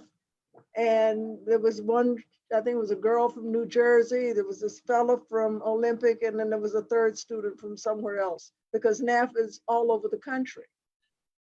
And the buttons on my chest just popped right off to be able to see this fella, you know, and they were most articulate. They were just, and I was just pleased and proud to see this particular student participate in this panel. And all 3 of them, they were just very impressive, and he was just as impressive as the other 2. And so I just wanted to lift that up. You know, we try to have CTE in every one of our high schools, but that was the other thing. I was just really blown away when I saw how many of CMS schools had that distinguished accreditation within NAF for their CTE programs. That's it. All right. Who's next? You had actually raised your hand at some point, Ms. Marshall. Okay. Yeah, now I really mean it. Okay, so I'm not going to speak for too long, but I do want to say some things that I think that you know, I think as we're all going through this past week, it's been pretty rough on a lot of folks, and I understand that. But we've got to start somewhere, and we are here. We're going to start in remote.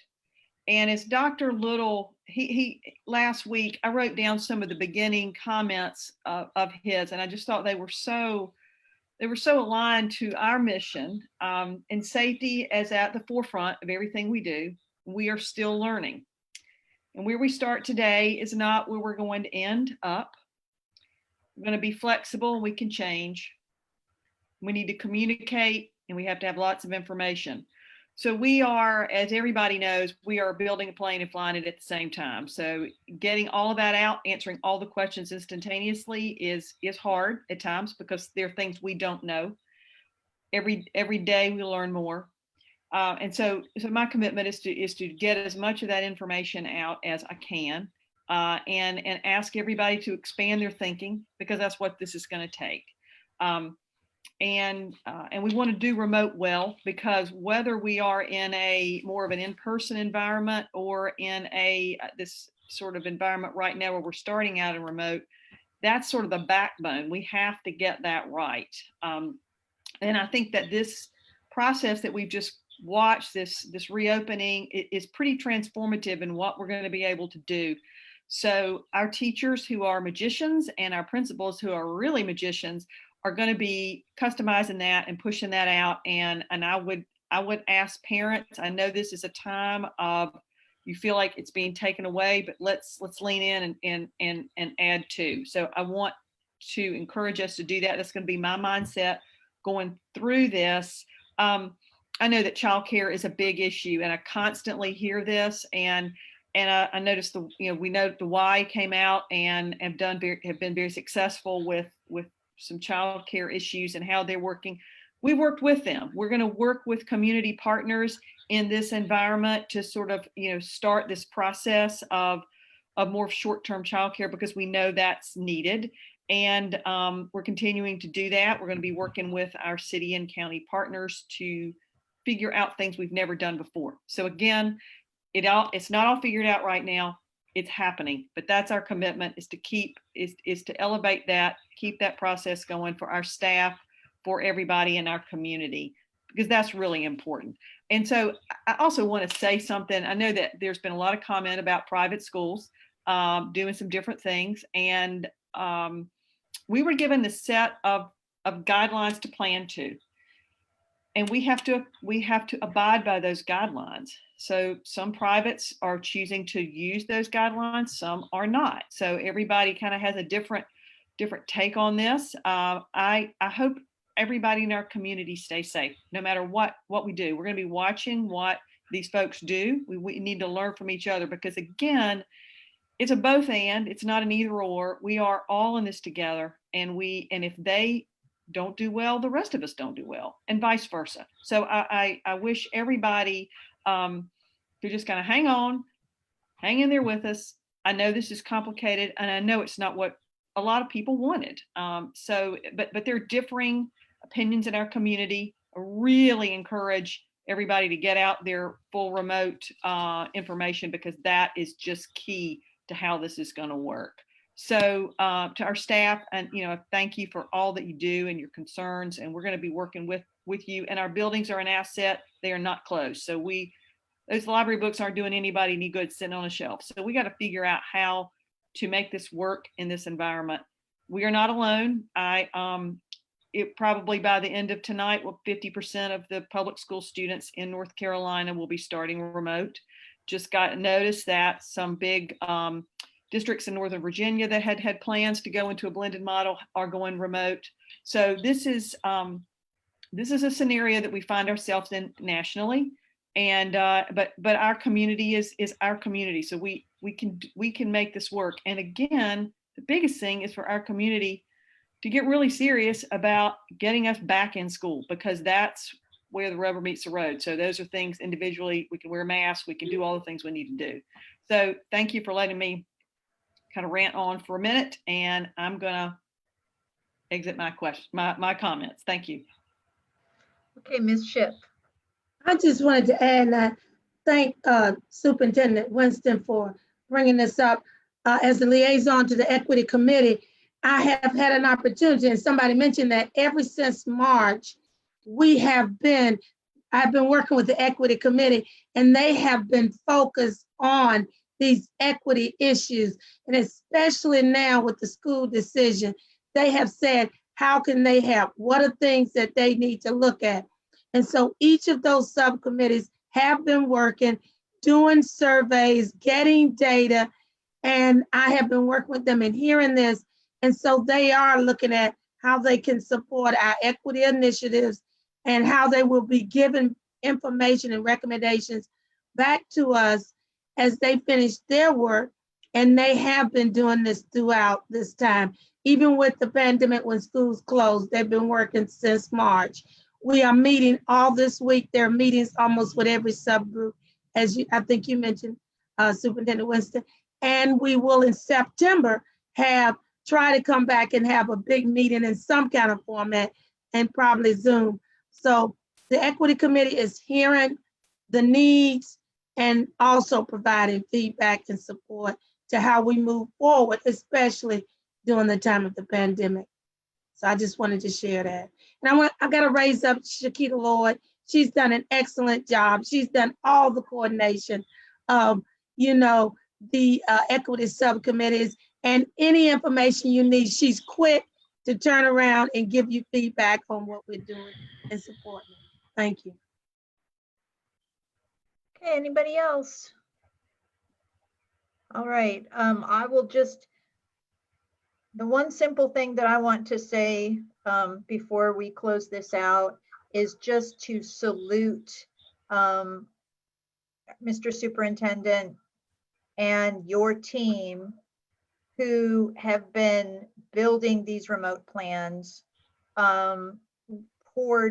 You have poured so much tenacity and creativity and skill into this product. And I just have to say hats off to you. I'm really impressed of the work, and I'm proud of you. Proud to be on your board. And this is just a crazy time on our planet and you are rising to the occasion, you and your team and the 70 teachers who came together to build these lessons, and the team members who are out there making connections in the community to, figure out how we're going to wrap our arms around our children while they're learning at home. So just hats off to you. Thank you so much for all of your work. I'm very, very grateful. And we will get through this. We will get through this. All right, I will now entertain a motion to adjourn. Second. All right, we have a motion and a second. All in favor, please raise your hands and say yes. Yes. Any opposed? All right, seeing no opposition, we're adjourned. Thank you, everybody. Good night.